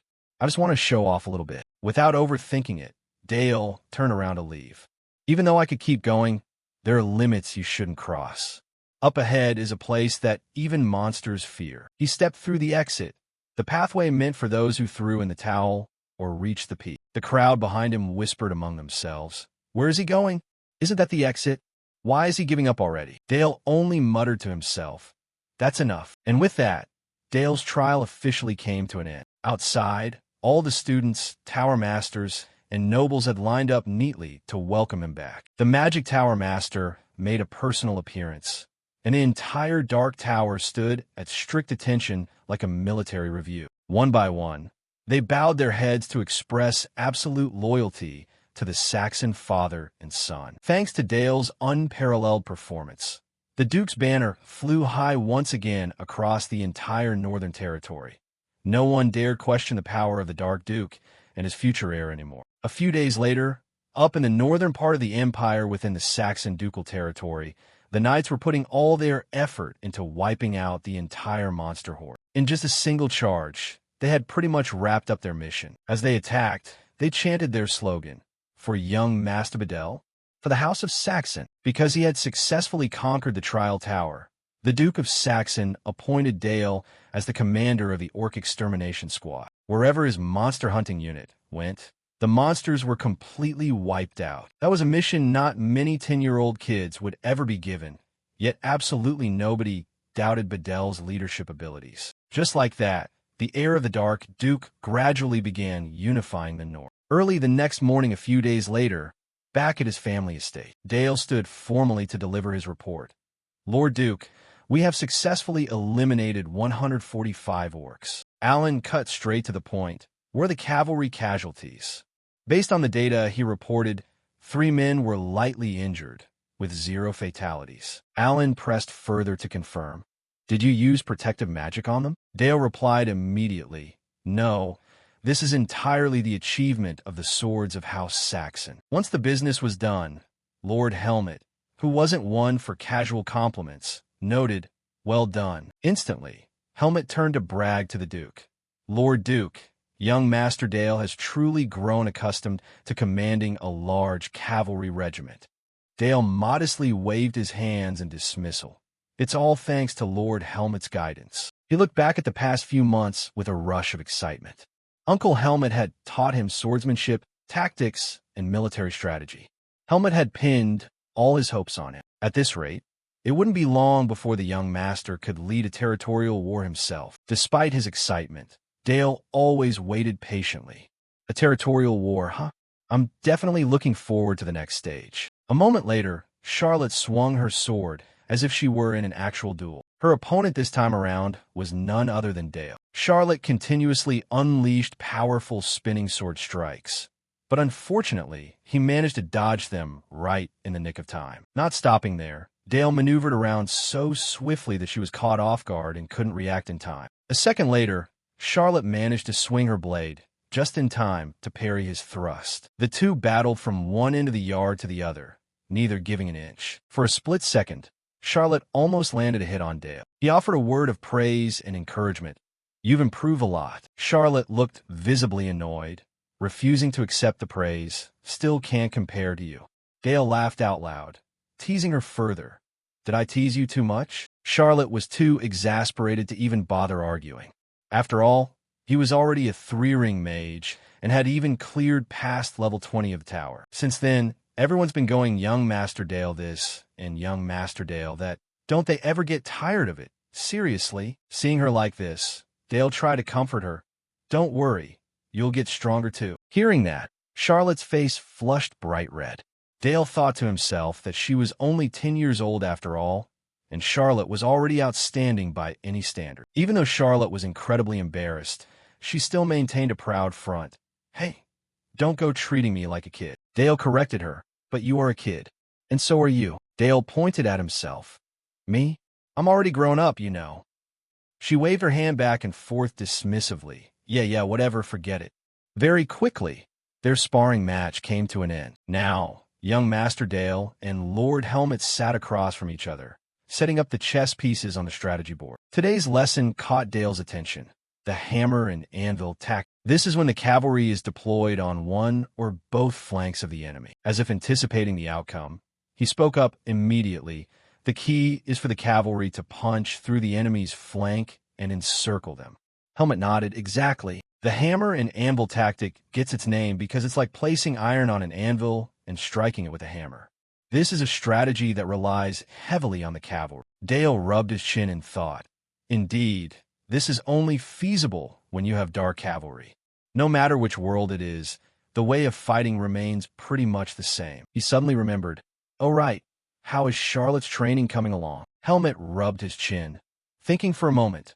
Charlotte's progress? While it can't compare to yours, it is still absolutely extraordinary. The young lady already has a solid foundation in swordsmanship, and soon enough, she will grasp the aura and swordsmanship of Saxon. Yet, there was one cause for concern. Dale guessed correctly. The compatibility between Charlotte's swordsmanship and ours, right? Mages refine mana into magic using the magic circles in their hearts, while knights refine mana through conversion techniques into aura. Mages build magic towers to master philosophy, while knights establish legions to pass down sword techniques. Among them, the Northern Dark Cavalry are like chariots charging straight ahead. The power of the Knight Raven Knight Order is a prime example of crushing the battlefield with pure, raw strength. The issue is that Charlotte's sword style focuses heavily on speed and fluid movements, wielding a quick, agile blade. With that kind of talent, she could reach the baseline level of the 7 great swordsmen, but she will never become the #1 sword. That sword-wielding style, both powerful and elegant, was once unleashed by the leader of the 7 great swords, who happened to be Charlotte's father back in the day. That sword-wielding style, both powerful and elegant, was once unleashed by the leader of the 7 great swords, who happened to be Charlotte's father back in the day. Helmet understood his point, a look of sorrow washing over his face. If only that swordsmanship still existed. Helmet recounted. However, it was lost to time along with the fall of the Night Kingdom. Dale stared intently at the knight piece on the board, his heart filled with sympathy. Is it really gone from this world completely? After that, Dale's days allowed for even less rest. While balancing fighting monsters with his studies, his reputation grew larger by the day. It was time to show the results of his training. Alan, upon hearing the shocking news, blurted out, "What? The neighboring territory under Baron Parker has declared war to claim ownership of your copper mine." The merchant confirmed, "Yes, that's correct. The neighboring territory under Baron Parker has declared war to claim ownership of your copper mine." The merchant confirmed, "Yes, that's correct." While delivering his report, the merchant pulled a letter out of his coat pocket. "If you refuse to hand over the mine and accept the declaration of war, Count Brandenburg has already sided with the Baron. And with this letter, he is ready to deploy the Magdalena Holy Knights in exchange for a cut of the mine's profits." The moment they heard this, the father and son understood exactly what was going on. Dale grit his teeth in anger. "Want to play it that way, huh?" He still hasn't forgotten the humiliation from that day. If that's the case, we'll give him a taste of his own medicine. Dale's expression grew increasingly menacing.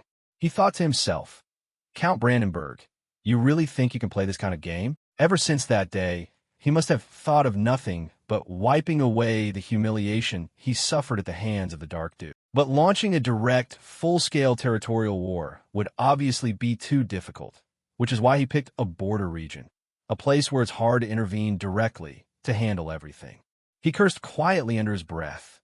What a cowardly, despicable prick. Then Dale turned to his father and said, "Father, I will personally lead this battle alongside the knights of the Saxon family." However, before he could say another word, his father cut him off. "No, it is still far too early for you to take command." Facing Dale's surprised expression, he continued to analyze. "Do not speak so carelessly. War against humans is completely different from hunting down monsters." Having said that, he turned back toward the other man. "Baron Greenbelt, please do not worry. I will protect your mineral mine." Hearing this, Greenbelt expressed his gratitude and left. Only Dale remained standing there dazed, looking completely miserable like he'd just lost everything. A while later, once he was outside, he let out a helpless sigh, followed by a torrent of complaints to Helmet. "I thought I could do this better than anyone else. Why won't Father just listen to me?" Seeing him like this, Helmet quickly reassured him. "Please don't take the Duke's words too much to heart, young master. You must be disappointed right now, but he certainly has his own reasons. Instead, I prepared something for you." Instantly, Helmet brought over a game board and asked, "Would you like to learn to play a game with me?" Dale was a bit surprised when he saw the object in front of him. He thought to himself that this game looked a lot like chess, but here it was called by a different name, the war game. Seeing that Dale recognized the game, Helmet seemed quite pleased, so the young master knows about it. Then his uncle explained, "This is a game that simulates actual warfare. The rules are highly complex, but if you master them, it will be incredibly useful if you compete with me and delve deep into discussing the art of war." However, before his uncle could finish speaking, Dale snatched the board, happily running off while shouting, "Hee, this is the one." Seeing this, Helmet called out after him, "Young master, where are you going?" A bit later, who knows what Dale had said, but the Duke looked utterly astonished and asked back, "Huh? What's that?" "If you win this match, I'll allow you to participate in the territorial war." "Even after hearing everything I said, you still have no intention of changing your mind?" Dale clearly responded, "I've come to understand that war is not just a clash of raw power, but a deep battle of strategies. Please judge me through this game, father." Hearing that, the Duke's expression remained stone-faced. Helmet, terrified the kid was going to get a beating, quickly cut in, "Please forgive him, your grace. I will talk some sense into the young master." However, just as the uncle and nephew were about to leave, the Duke called them back. "No need. Let's do it. If you win, I will allow you to have your way." Hearing this, Dale's face instantly lit up with pure joy. "Thank you for trusting me, father." However, the Duke added, "But if you lose, you must give up on participating in this battle entirely." And so, the father and son engaged in an incredibly intense solo match of tactical moves, getting more brilliant the longer they played. A while later, Helmet seemingly lost his composure and blurted out, "Holy crap! Victory belongs to the young master." The uncle glanced over, thinking to himself, even though the Duke held back to give young Master Dale the advantage in numbers and easily winnable terrain, he still managed to defeat the Duke of Saxon with a score of 2-1. Then Dale spoke up, "Father will keep his promise, right?" Hearing this, the Duke could only manage a strained smile and reply, "It appears so." Then he asked again, "So, when did you learn to play this game?" Dale scratched his head and answered, "I happened to find a rule book in the library a few years ago and just started studying." That's what he said out loud. But in his mind, he told himself, "Of course, that's a total lie. If I don't say that, everyone will just view me as even more of a freak." At this point, the Duke stood up and said, "A promise made must be kept. In the name of the House of Saxon, I entrust the command of the knights in the upcoming battle to you." Hearing this, Helmet said with a bit of worry, "But Lord Duke." Before his uncle could finish, the Duke added, "But no matter how much I expect from you, with the honor of the Saxon family placed above all else, failure is absolutely unacceptable." His expression turned deadly serious. "I will ask you one last time. Can you truly shoulder the entire responsibility of this war?" Without needing a single second to think, Dale replied instantly, "Yes, please place your trust in me, father. I will prove that I can succeed." Hearing these words from his son made the Duke extremely pleased, and his expression brightened as he replied, "Very well. Do not return until you have proven the results of your training." And so, sometime later at the dilapidated castle of Count Brandenburg, the old man was currently roaring in a fit of rage. "Are you out drinking and partying in the slums again? Philip, rumors say the young master of the Saxon family is personally commanding their knight division. What on earth are you doing?" Philip, his godforsaken son, answered back as he stumbled around unsteadily with a liquor bottle still in his hand, "You don't need to worry, father. Our opponent is just a 10-year-old brat. Please let me and your knights crush that arrogant little Saxon kid. Our opponent is just a 10-year-old brat. Please let me and your knights crush that arrogant little Saxon kid." Brandon grit his teeth, slammed his hand down on the table, and barked, "Did you just call him a 10-year-old brat?" Seeing this reaction, Philip stammered in response, "Yes, I only meant." Before he could even finish, Brandon glared at him and cut in, "An arrogant Saxon kid, you say?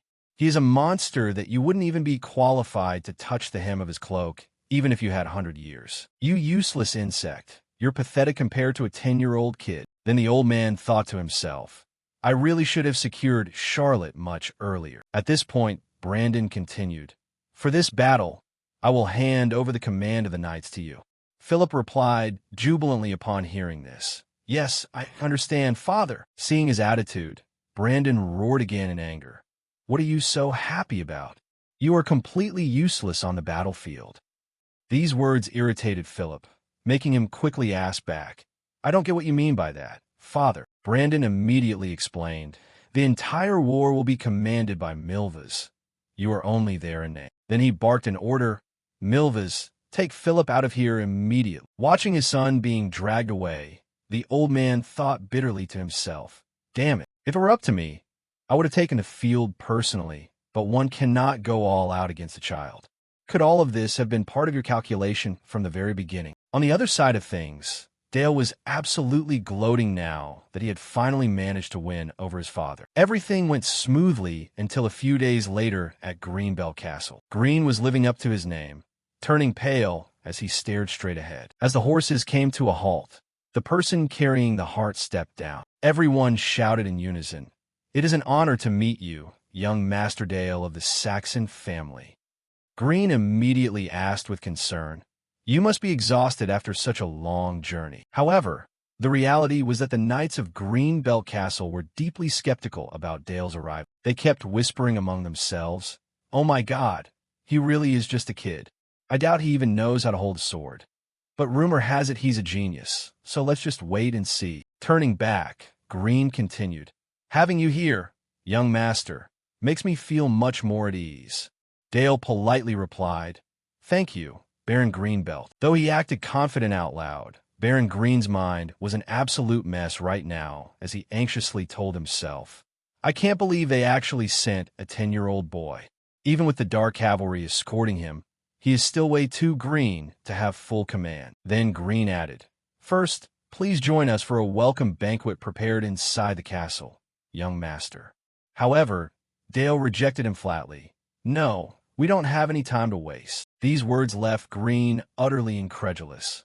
I beg your pardon, but what exactly do you mean? Instantly, Dale drew his sword, pointed it directly at Green, and said, First, I want to inspect the condition of your military forces. Who is the strongest among the men under your command? He pointed the tip of his blade straight at Baron Greenbelt's face and asked in a serious tone, Among the men you lead, who is the strongest? Standing nearby, a red-haired young man spoke up clearly.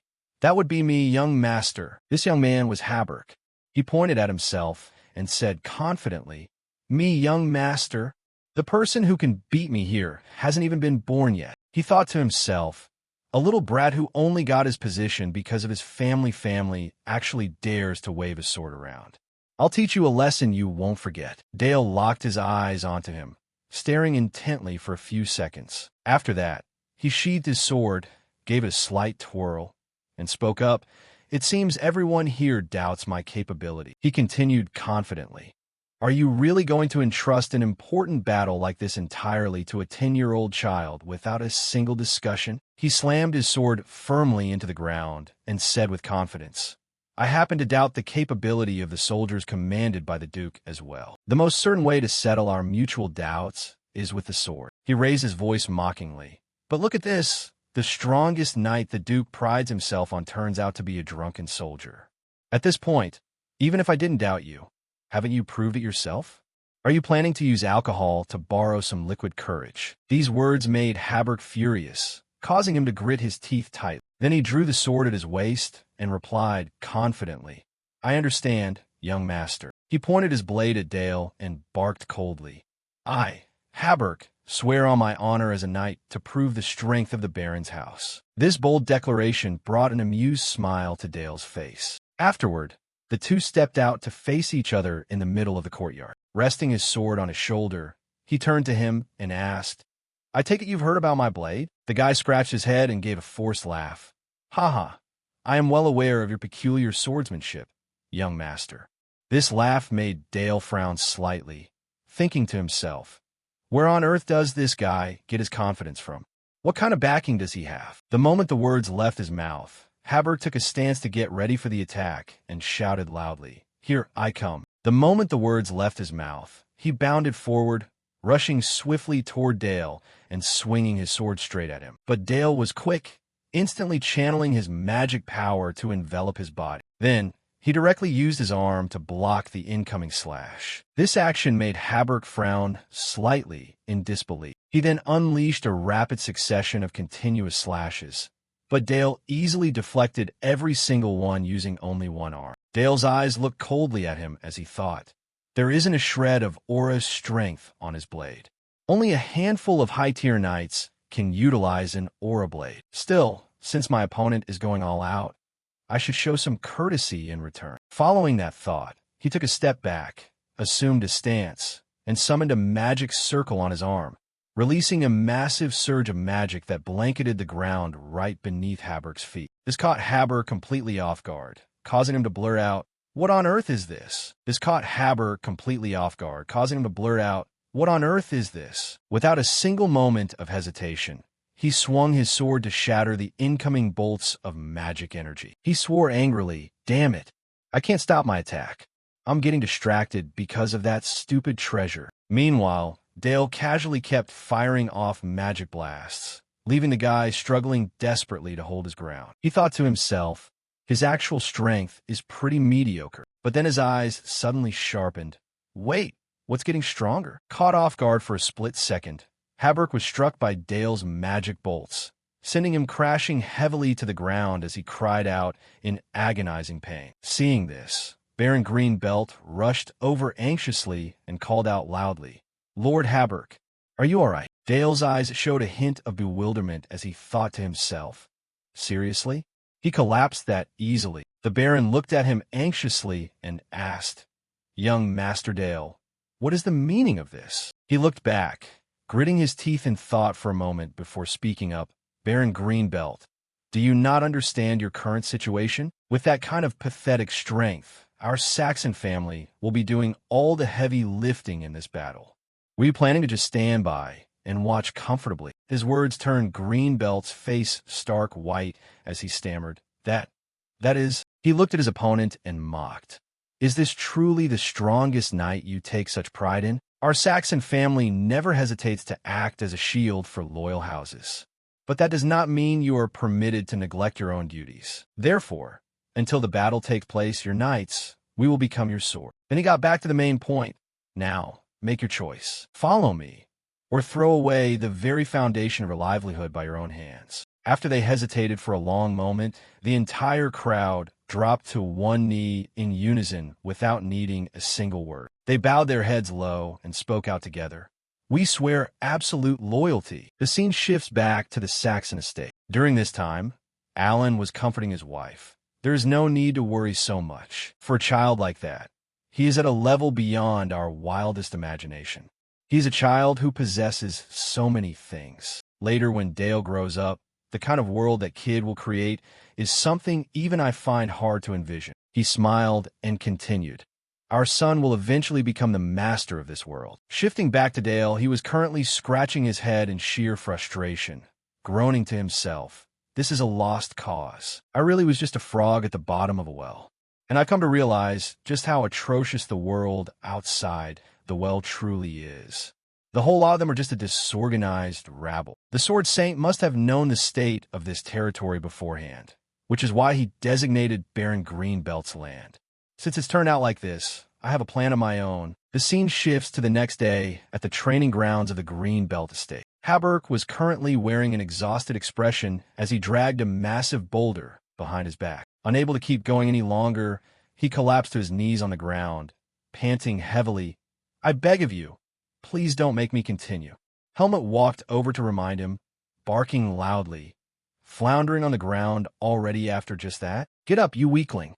Do you dare call yourself a northern knight with that kind of display?" He stammered in reply, "No, I'm a wounded soldier." On the other side, Dale rested his chin in his hand and mocked, "It's barely been any time, and you're already complaining. Teach the knights of Baron Greenbelt down to every single detail, starting right from physical conditioning, because every single one of them fails to meet the standard." Helmut nodded in agreement. "Yes, I understand." He continued, "Additionally, send someone to Baron Parker's territory to convey that I want to propose negotiations." The person beside him questioned in surprise, "Negotiations?" He nodded to confirm, "Exactly. It's not that I intend to accept some humiliating peace treaty. It's just that before jumping into a war, There's a face I want to take a look at first. The scene shifts to the negotiation site, located right on the border between the two baronies. Inside the negotiation tent, only Dale sat there by himself. His gaze turned dead serious as he pondered. The Magdalena Holy Knight Order is currently undertaking a long-distance march across the continent.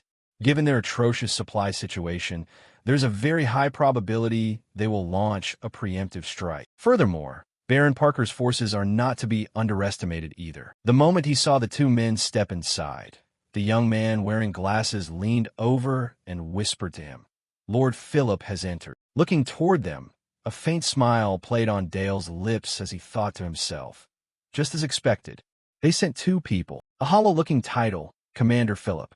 They even wrapped him up carefully before bringing him here. And standing right behind him is none other than Lord Milvas, the actual combat commander of this war. Dale spoke up to greet them. "Welcome, Lord Philip." The man didn't reply, merely offering a smirk as he sat down in his chair, his tone dripping with sarcasm. "You want to negotiate after all this time? You little brat. It looks like you're wetting your pants at the prospect of a real war, huh?" Dale paid absolutely no mind to the taunt and immediately cut straight to the point. "Why did you agree to my request for negotiations?" Philip maintained his arrogant expression and sneered. The reason is," before he could even finish his sentence, Dale cut him off. "I wasn't asking you." This took Philip by surprise. "What?" Dale smiled and continued. "I am not speaking to a puppet pushed forward as a figurehead for this war.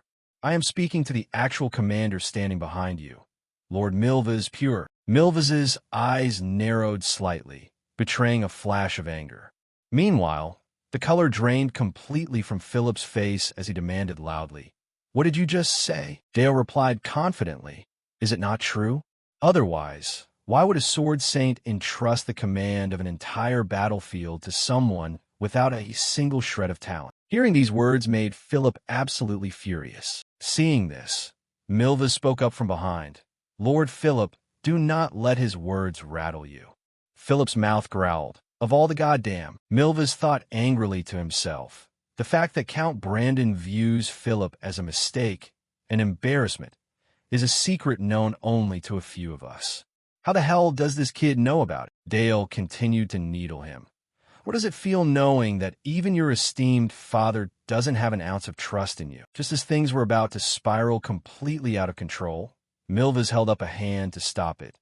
"This negotiation is over. Lord Philip, we have no reason to stay here any longer. Let us return immediately." Philip clenched his fists so hard they trembled violently, right? Dale added one more mocking remark. "Do you seriously need permission, even to speak? You are bowing your head and taking orders from someone of lower status than you. You look like nothing more than a slave. Is that an appearance worthy of the eldest son of a count? This is literally like a dog putting a leash on its master." Philip repeated in pure rage. "A dog putting a leash on its master?" Philip's emotions were rapidly spiraling out of control. Milvas turned to calm him down. "Lord Philip, don't listen to him." But Philip loudly cut him off. "Shut up." Afterward, the two of them began shouting back and forth at one another. Dale watched the spectacle with amusement from his side, then threw more fuel on the fire. "At this rate, I really can't tell if you were the Sword Saint's puppet or Lord Milvas's puppet." He smiled to himself. "My entire strategy is to throw the enemy's high command into disarray. I never had any intention of negotiating from the start." Then he turned to the person beside him and said, "Lord Bale, step outside for a moment." Bale nodded. "Understood, Lord Dale." After he left, Dale looked toward the remaining two men. He smiled. "Now, can we speak privately? Just between the two of us, the actual top commanders who are responsible for this battlefield." These drippingly sarcastic words made Philip scream out, "Fine." Milvas worriedly interjected, "Lord Philip." Philip cut him off. "Let's discuss this, Lord Milvas. Didn't you hear what the top commander just said?" Milvas was flustered. "But my lord," Philip cut him off again. "Handling that Saxon brat is my responsibility." Realizing the problem, Milvas thought to himself anxiously, "This is bad." He fell hook, line, and sinker for the trap. Hard as it was, Milvas still had to nod. "Understood." Then he took his leave. Once it was just the two of them, Dale praised, "Thank you, Lord Philip." As I stated before, I requested this meeting entirely for the sake of negotiation. Philip followed up. Are you implying that you can actually convince me? Dale nodded. Precisely. If the Magdalena Holy Knight Order pulls out of this battle immediately, the Saxon family will provide all the provisions necessary for your army's return journey. The offer caught Philip completely off guard. What? He slammed the table and jumped to his feet, shouting loudly. You dare call that a negotiation? Dale calmly replied. That is exactly what it is. He added, and I apologize if my earlier words caused you any offense, sir. However, please withdraw your troops. His voice suddenly turned frosty, carrying an explicit threat. Otherwise, your army will be annihilated and hundreds of your knights will be taken prisoner. Furthermore, the Sword Saint's reputation will crumble, and your own name will be dragged through the mud. This is your absolute last chance to salvage even a shred of your dignity. The corner of Philip's mouth twitched. Then he burst into a loud laugh. Ha ha, Lord Milvas was right. You intended to make a mockery of us from the very beginning. Dale laid his cards on the table as well. A real shame. But this is your final opportunity. Philip was startled. What are you talking about? Are you not afraid of me? Dale explained with confidence. When this battle ends in failure, the one who will take the fall won't be Lord Milvas, the actual commander, but the incompetent, useless eldest son of the Count. These words infuriated Philip further, but he still forced himself to maintain his composure. Cut the crap. You won't be smirking for long. Soon enough, I will prove myself in front of everyone here. Facing that assertion, Dale happily replied, Please hold on to that confidence for as long as you possibly can. And so, the negotiations have failed. A short while later, back at the barren Greenbelt territory, a soldier was keeping watch using binoculars. Milvas approached from behind and asked, What is the enemy's movement looking like? The soldier replied, The knights of the Saxon family have begun mobilizing. Hearing this, Milvas's eyes narrowed slightly as he thought to himself, That Saxon child, that gaze, that absolute composure. He is absolutely no amateur. Even though he is just a 10-year-old kid, he is not an opponent we can afford to take lightly. But this is exactly our chance. While he is still just a 10-year-old child, we must crush or take him down and decisively put an end to his growth right now. We must crush or take him down and decisively put an end to his growth right now. On the other side, Haberk rushed over in a hurry to report, Lord Dale, the enemy's main force has started to move. This was entirely within his expectations.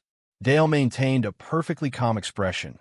Well done. After putting on his gear, he turned around and raised his sword high. He addressed the crowd. O blades of the Saxon family, your time has come. Let's show them the bloodline worthy of that very name. Following his rallying cry, the entire group raised their swords in unison, shouting loudly with sheer determination. The battle between the two sides erupted immediately after the war horns blared. The soldiers of both factions charged in, engaging in an incredibly fierce clash. From afar, Milvas led a detachment of troops into the fray. He shouted loudly, First Cavalry Unit, charge! He mapped out the plan in his mind. The key to this battle is containing the Saxon family's Dark Raven Knight Order. However, the current situation makes it impossible to gauge their firepower just yet. Therefore, to guard against any unexpected incidents, I must place young Master Philip at the center of the formation rather than the front line. Baron Parker's forces will be deployed on the left flank to tie down the Green Belt Knight Order. Meanwhile, Brandenburg's elite forces under my command will strike the flank of the Saxon family's Dark Raven Knight Order. The center army and the left flank will utilize a direct frontal tactic to halt the enemy's advance. Right after that, he turned back to remind his soldiers, Do not let this opportunity slip away. At that moment, a soldier suddenly screamed, It's too dangerous. Another soldier charged fiercely into the battle. For the house of the Count. Both sides threw themselves into a seemingly endless combat. Afterward, the red-haired guy in the rear spotted something, and his gaze suddenly locked onto it. Dale stepped forward from behind at that exact moment. Things won't go quite the way you want them to. Seeing him, the two soldiers turned around and let out a sigh of relief. We're safe. They shouted in unison. It's young Master Dale. Young Master Dale has personally come to the front lines. Dale reminded everyone, no one back down. Fight to the bitter end. For the Saxon family, following his command, they surged forward as one. Returning to Milva's side, he commended. It seems from the very start, he intended to use his main force to decide the victory. Putting himself out there as bait, he truly is extraordinary. But this happens to be exactly what I wanted. He raised his weapon high and roared. For Holy Magdalena, for the house of Count Brandenburg. Everyone charge, a soldier shouted out. Don't let anyone get near the young master. Full army charge. Both sides clashed like a raging storm, making the atmosphere more suffocating than ever before. First Cavalry Unit, follow me.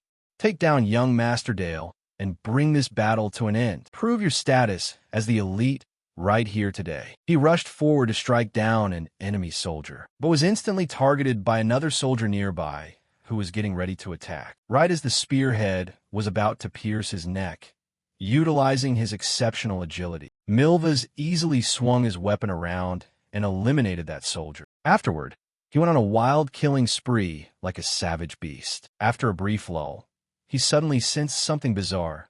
Something is very wrong here. How are we managing to overwhelm the enemy's elite forces like this?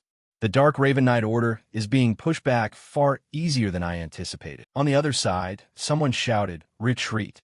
Retreat! Reform the lines quickly." Milvas continued to ponder. Aren't our opponents the Dark Cavalry? The ones known as the literal annihilators of the battlefield. What is this sense of mismatch? A soldier ran up to report. Reporting to the Knight Commander, Baron Parker, who is in charge of the left flank, is helplessly struggling to hold his ground. Only now did Milvas snap out of it in shock. What? The left flank. The scene shifts over to Baron Parker. He was utterly dumbfounded by the sight before his eyes. How on earth can those idiots from Green Belt use aura? At the center position, a soldier stepped forward to report. Young Master Philip. There's a request for reinforcements from the left flank commanded by Baron Parker. The Aura Knights of the Saxon family are punching right through Baron Parker's defensive line. Another soldier chimed in. That's impossible. How could the Aura Knights have gotten over there? Then he turned to ask the young master. What are your orders now, sir? Philip grit his teeth tightly, recalling the words Dale had spoken earlier. When all is said and done, the responsibility will merely fall on the useless eldest son of the Count. He fumed inwardly. I'm not going to let things play out exactly the way that brat wants. Another soldier approached from behind to report. Young master, this is a message from Lord Milvas. Merge the center and rear cavalry into Baron Parker's left flank to bolster their defense. Hearing Milvas's name, Philip screamed in a fit of rage. Shut up. He turned back and barked an order. Assemble the entire rear cavalry to my position. I will punch through their left flank before our own left flank collapses. I'm going to kill that goddamn Saxon brat myself. A soldier rushed back to report. Knight Commander, the young master is personally leading the rear cavalry toward this position. This caught Milvas completely off guard, causing him to blurt out, "What?" He held his head in sheer frustration. I explicitly told him to go reinforce the left flank. That goddamn brat, he thought to himself. Our right flank forces already have the upper hand against the enemy's weaker left flank. Shoving more troops in there will only congest the infantry and hinder their maneuverability. Yet that idiot is currently blinded by the sole thought of killing the enemy commander, completely ignoring the plea for help from his struggling allies and making a catastrophic misjudgment. At this rate, our left flank will be completely shattered, and we will find ourselves encircled by the enemy. Then, out of nowhere, a soldier ran up to report. Commander, we need to retreat immediately. Suddenly, a clear, youthful voice echoed. No, not yet. The voice instantly caught everyone's attention. It was none other than Dale. He was facing them head-on, declaring, "This battle isn't over yet." Staring into Dale's brimming, confident eyes made Milvas furious, and he roared. That look on your face, are you that certain of your victory? I'll break it right off your face. He raised his sword high, shouting a rallying cry to boost morale. 1st Cavalry Battalion. There's only one way out. Following his call, the soldiers were instantly filled with absolute resolve. Give us the order. Please give the order. Order us. He and all his men held their swords out in front of their faces, beginning to pray.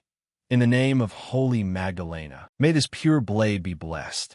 May the goddess Sistina watch over us. May the love and mercy of the sister goddesses always be by our side. As the prayer concluded, his eyes snapped open with fierce determination. From this moment on, we will smash through the enemy lines and claim the enemy general's head. Raise your swords high and follow me. A thunderous roar accompanied by the sound of trampling hooves erupted from behind. For Holy Magdalena, the booming shout caught Dale's attention. He smirked, thinking to himself, so you finally decided to give chase. The field of vision for someone standing right on the front lines is always prone to narrowing down. The sheer pressure and impatience of war will inevitably cloud their judgment. It seems even Lord Milvas couldn't escape that heavy burden. Seeing the technique Dale was about to unleash, Milvas blurted out in utter shock, "Is that magic?" Dale instantly cast his ice bullet spell. He mocked sarcastically, "What? Is this your first time seeing magic?" The moment the words left his mouth, the projectile flew straight ahead from his hand, striking a horse and causing it to collapse instantly. Witnessing this scene left Milvas completely astounded. Achieving that level of accuracy while riding at full gallop? The projectile magic itself is astounding enough, but without a perfect blend of high-level technique and superb skill, it's something you can't even hope to replicate. Dale confidently reached his hand out behind him, commanding, "Rise, walls of ice." The moment he spoke, a colossal wall of ice manifested right in front of Milvas's unit, completely cutting off their path. Seeing this, a soldier screamed, "Our path has been completely blocked by an ice wall." Seizing the opportunity, Dale turned and rallied his men. Now is the time. Full army counterattack. Following his command, everyone charged straight ahead into the fray. Don't let a single one of their blades touch the young master. Offer up your lives to become the young master's shield. Watching his men get cut down one by one, Milvas held his head in absolute fury. I fell hook, line, and sinker into his trap. Their objective isn't to take me down, but to protect their commander and buy time. On top of that, Philip made the absolute worst move possible. Because of young Master Philip, our center infantry got completely bottlenecked on the right flank, causing our entire front line to be warped into a grotesque distortion. He swore fiercely under his breath. Damn it. Then the only option left is to, without a single shred of hesitation, he swung his heavy sword straight into the ice wall, shattering it into pieces to face Dale head-on. He roared at the top of his lungs. "This is the end of the line, young Master Dale.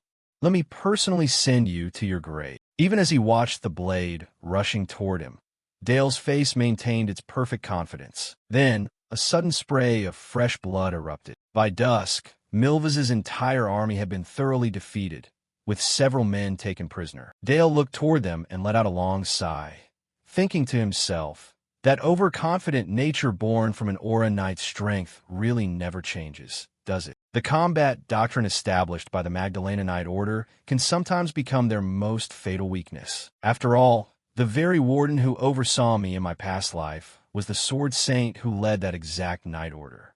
Therefore, whether I like it or not, I know everything about the Magdalena Holy Knight Order he commands like the back of my hand. A soldier approached from behind to report, "Young Master Dale, the Knights of Baron Greenbelt have successfully broken through the left flank. The left flank commander, Baron Parker, has also been captured alive."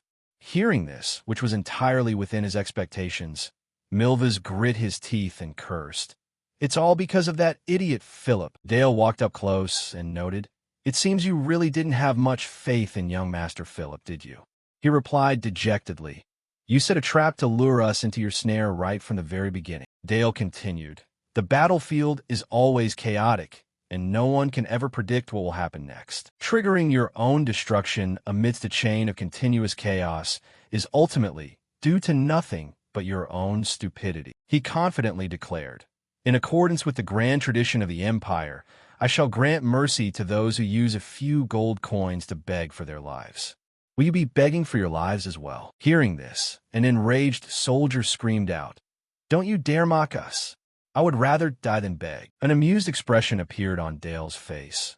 "Oh, is that so?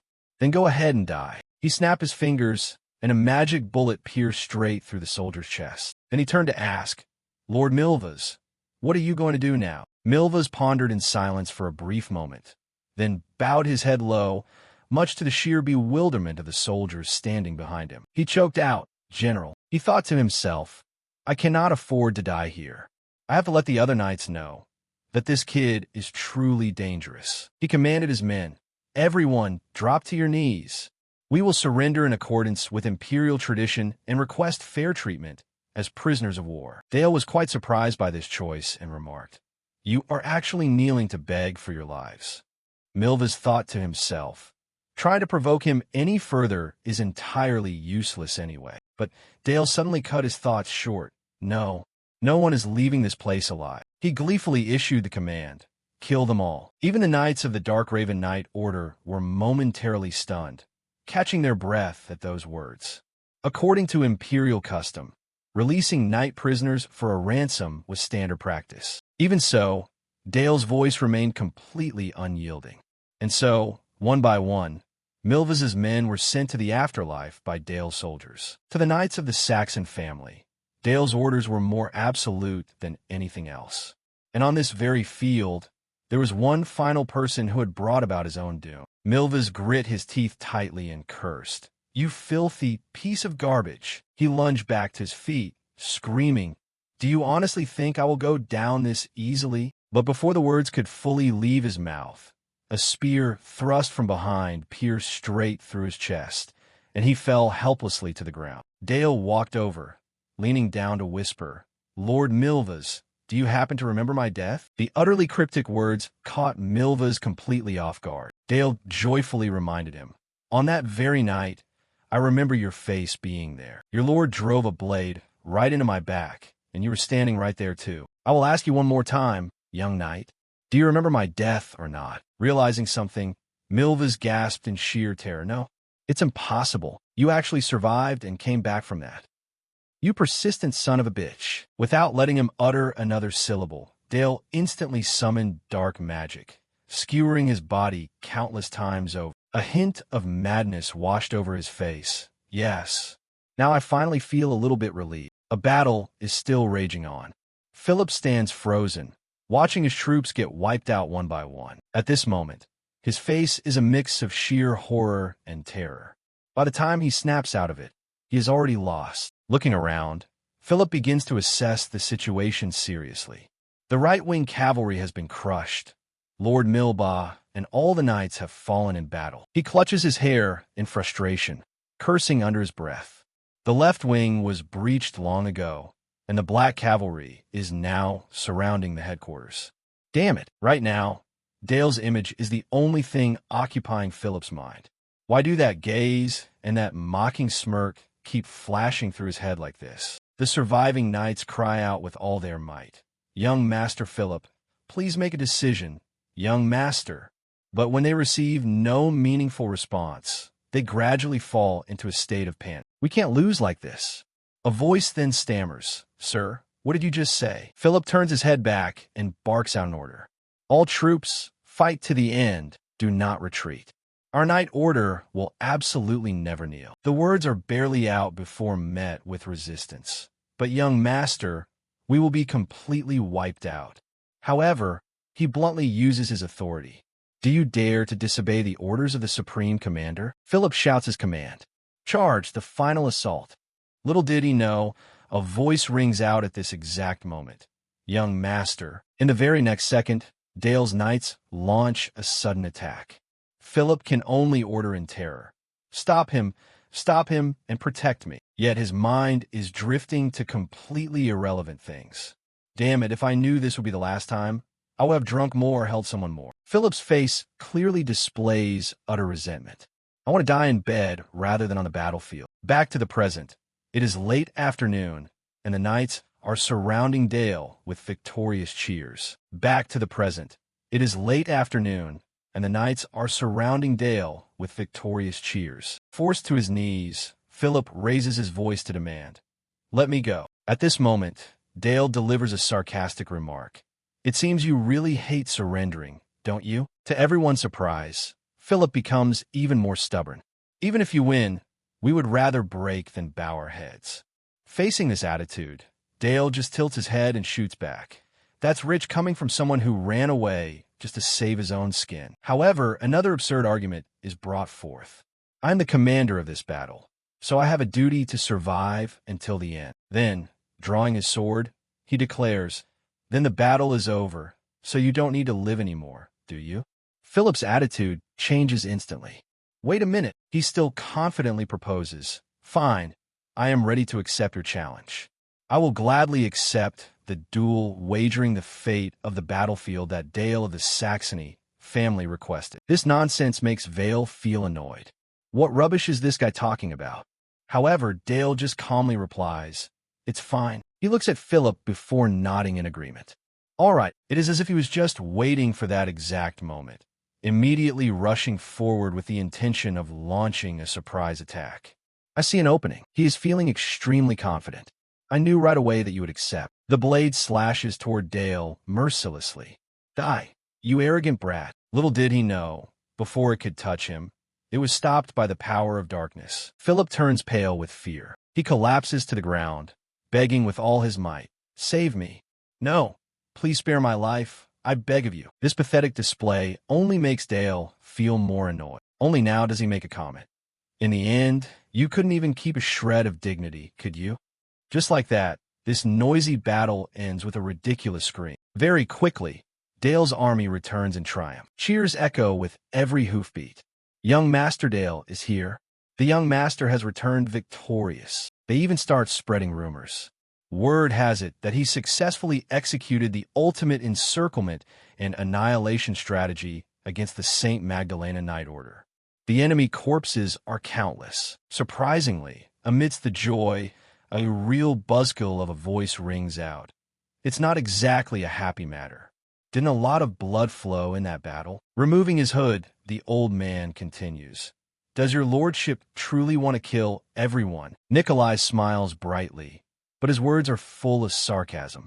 That child's blade is currently pointed at the enemy.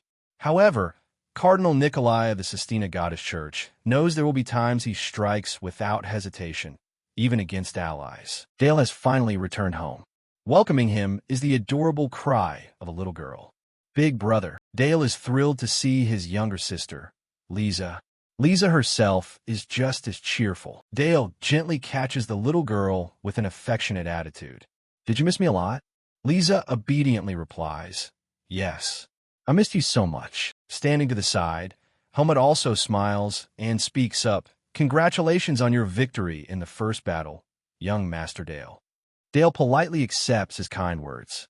Thank you, Uncle Helmut. He then takes Lisa's hand and heads inside. Dale walks past and strides forward, only to kneel before his father and mother. He clearly declares, Dale of the Saxony family officially presents the victory report to the Duke here. At this moment, a voice speaks from above. You have led us to victory brilliantly. Dale replies, neither too fast nor too slow. It is a victory achieved thanks to the sword of the Saxony family. Then he says to the person next to him, Lord Vale, thank you for guiding Dale so well. With the formalities out of the way, Elena chimes in with a smile. You must be very tired since you just returned from battle. She gently advises, go get some good rest first. Dale obediently replies, thank you, mother. A satisfied smile plays on his face. Dale looks at his parents and sister, thinking to himself, how many months has it been since I was last at the Duke of Saxony's castle? It's been so long, it really feels like coming home. There are happy places, but there are also sad ones. Meanwhile, at the same time, Brandenburg gruffly questions the wounded soldiers who just returned. Hey, where's Philip? Why are you the only ones left? They hesitatingly present the truth. Lord Milbaugh and the entire St. Magdalena Knight Order, including the Aura Knights, have fallen in battle, and the Saxony family has captured young Master Philip along with a few attendants as prisoners. Then convey the demand from Dale's side. They're demanding a massive ransom from us. Hearing this, he can only mutter. Brandenburg roars in fury. You lost so miserably, yet you still have the nerve to flee back here? His voice is thoroughly menacing. Are you ready to pay the price for running away? The poor knight is so terrified that he stammers. We have no face left to show.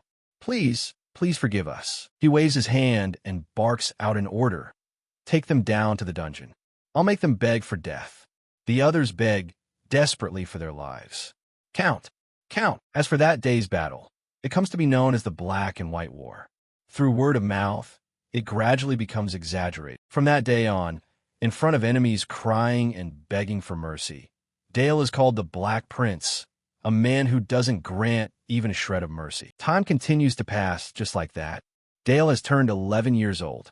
Observing his surroundings, Dale thinks to himself, I'm 11 this year, aren't I? Across from him, someone is presenting during the official birthday ceremony not long after.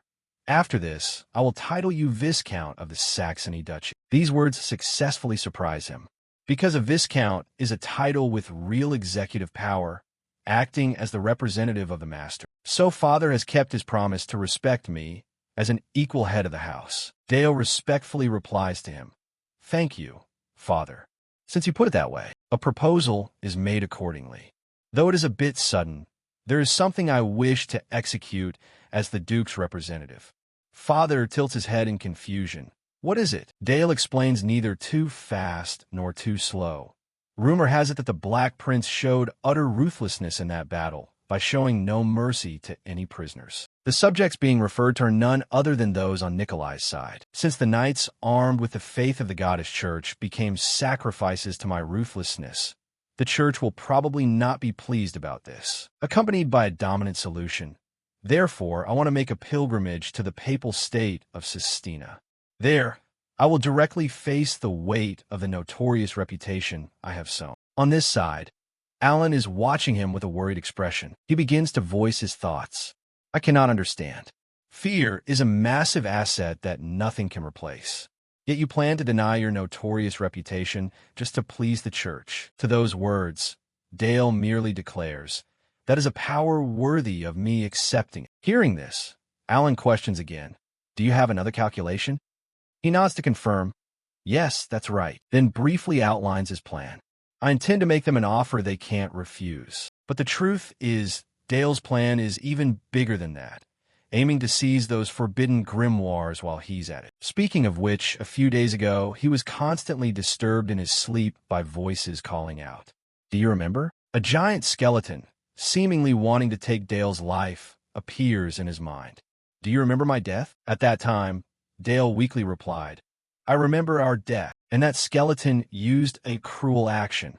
Remember death. Memento mori. Dale snaps awake from the nightmare. He gasps for breath, his mind constantly wondering. What was that nightmare just now? That skeleton is called the abyss of thought. The darkest scenery in the mind is forced open to reach the third circle. Controlling and forging one's own mental world is both the beginning and the end for a mage. Dale's hand tightens into a fist, yet he becomes miserable due to loneliness and nightmares caused by that very world. What pathetic joke. He looks down at himself and concludes, I am still too weak. I need greater power to completely control my mind. In Dale's heart at this moment, he thinks to himself, just as a sword always accompanies a knight, an outstanding mage also needs a grimoire by their side. The next day, in a forest, the group is crossing through this area while Dale makes his calculations. Once the border between the territory of Baron Greenbelt and Baron Parker, the site of the Black and White War, the end of the Empire's northern region, and the beginning of the central region lies beyond the reach of the Duke of Saxony. He himself knows clearly that for Baron Parker, who was defeated by Dale, there is only one option left. That option is nothing other than turning to banditry. Mac leads the group and signals to shoot. A volley of arrows immediately flies out, startling the horse ridden by Vale. At this moment, those bandits block their path and demand in a loud voice, You dare pass through Baron Parker's territory without permission? Dale just smoothly asks back, What do you want? Little did he know, these words only agitate the opponent further. Paying a toll when entering a noble's territory is only common sense. He maintains his calm demeanor and replies, I see. Coincidentally, I have prepared a small amount of money to pay the toll. Hearing this, Matt can't help but feel satisfied. Not bad. Looks like you know how things work. The lackeys quickly check. Seeing the gold coins glittering under the sunlight, they can't help but feel excited. The toll is quite generous, isn't it? Once confirmed by his subordinates, Max speaks up. Fine, since you show such sincerity, I'll make an exception and let you pass. The others chime in, come back next time. They just watch the group leave like that, but every single one of them has a wicked smirk on their face. The carriage continues to move through the forest. Unexpectedly, they are blocked once again. Mac declares with delight. Baron Parker arrives. Show some respect in front of the Baron. Followed by enthusiastic support from Parker. You dare pass through my territory without paying the toll? These words leave Vale utterly confused. A toll, he kindly reminds them. Just a moment ago, we paid that amount to the Baron's subordinates. Charging a toll twice in the same territory is against the law. However, those people don't care at all. Paid? What kind of nonsense are you spouting in broad daylight? They put on a blatantly wicked face. We just met for the first time.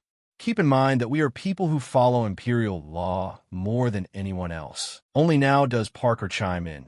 If you value your lives, obediently hand over everything. A man next to him eagerly supports.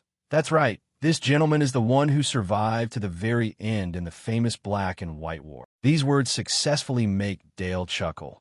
A veteran warrior, Baron Parker. His laughter catches the bandits by surprise. Finally, Dale pulls off his hood. A veteran warrior? Huh? That's a far cry from what I remember. The moment he sees the face of the person across from him, Parker's attitude changes instantly. He stammers out a few words. Could it be? Young Master Dale, though visibly terrified, he still tries to order his subordinates. Don't panic. There are only two of them. They immediately raise their weapons, preparing to attack. We can win this fight. Archers, take aim. Down below, Vale just smoothly asks back. Please give the order, young Master Dale. Dale replies neither too fast nor too slow. All right, the play ends here. An order is then given by him. Kill them all. Parker points forward and roars. Fire! A rain of arrows appears accordingly, flying straight toward Dale. However, Vale quickly blocks them all. His face becomes many times more dangerous as he replies. Understood. In contrast, those people can't help but panic. Arrows. The arrows were blocked. Before they can snap out of it, Vale closes the distance. He unleashes a slash, and the opponent immediately screams, My hand, my hand. He unleashes a slash, and the opponent immediately screams, My hand, my hand. He sweeps through the enemy formation. Parker can only stand frozen in place. Please spare my life. He stammers weakly, completely unable to accept. Then he despicably drops to his knees to beg for mercy. Young master, please forgive me. I swear absolute loyalty. Every word makes Dale scoff. I beg you to grant me the mercy of the goddesses. Only now does he shoot back a question. Why should I do that? Dale walked past countless plundering nobles and knights like that, crossing through the center of the continent. Time passes until a few weeks later, when he is currently on a boat. Vale looks ahead while announcing that they have finally arrived. Young master, the place they are heading toward is the papal state of Sistina, the Star City Puzzle. This naming makes Dale feel nauseous. Calling it the Star City is truly ridiculous. In his mind, he recalls Nikolai's face. Although it said they are here for a pilgrimage, in reality, the word judgment would be more appropriate. Very quickly, Dale and Vale are led inside. Very quickly, Dale and Vale are led inside. Standing before Nikolai, they kneel and speak respectfully. Greetings, Your Eminence. The person across from them responds with a smile. Cardinal Nikolai Machia. At this moment, Dale secretly comments in his head. A six-circle white mage, and also one of the 12 holy prelates standing at the pinnacle of the goddess church. Nikolai speaks neither too fast nor too slow. I heard that a lot of blood was spilled in that battle. He begins to soothe. The sacrifice of the St. Magdalena brothers is deeply regrettable news. Dale responds in a similar manner. The outcome of the Great Black and White War leaves me deeply regretful as well. He presents his case with feigned inspiration. My flawed judgment caused unnecessary sacrifice. Therefore, to atone for that blood, then he states his purpose. I have hidden my power and status to come directly to the papal state on a pilgrimage. Hearing this, Vale, despite his reluctance, can't help but show a helpless expression. Dale's presentation ends with a wish. I hope this sincerity is not wasted in vain. Nikolai thinks to himself, Dale of Saxony, son of the Black Magic Tower Master, rumored to be the #1 genius of the Empire. He looks down at the tiny figure kneeling before him and calculates. Did the cruelty of the battlefield create some sort of guilt complex? No matter how outstanding his talent, in the end, he's just an 11-year-old kid entirely confident in his own thoughts. Nikolai begins to choose his words carefully. If so, that is wonderful. The goddess's mercy is always wide open and equal to everyone. Dale chooses to stay silent instead of replying, then shoots a question back at him. Are you saying there is no sin in this world that cannot be cleansed? Nikolai answers with a face of mercy. Yes, of course. To his surprise, he freezes upon hearing the next words. Is that why you sold out the goddess's nation to the Empire? Nikolai's smile gradually turns unsightly. Your joke goes a bit too far. However, before he can finish his sentence, Dale cuts him off directly. Just before the Holy Kingdom was forcefully annexed by the Empire, word has it that 12 bishop-level cardinals persuaded the previous pope to accept the annexation. The story is retold in vivid detail. Cardinal Nikolai here was also present. However, the previous pope rejected the empire's annexation treaty to the very end, despite even the brutal methods he utilized. As a result, due to the betrayal of the White Magic Tower and the bishop-level cardinals, the Pope was eliminated by the Empire's hounds. Only now does Dale look at him and question, the crime of selling out your homeland, Cardinal, has the goddess forgiven it? These accusations make Nikolai grind his teeth in rage. While his surroundings gradually shift, the boy claims he wants to atone. Nikolai unleashes his pressure to suppress Dale. Yet that mouth dares to bring up a forbidden truth? You believe the goddess's mercy will be with you? How ridiculous, but it has absolutely no effect on him, not even a little bit. Do you think killing a representative of the Duke can silence this? Dale steps closer while laying it out.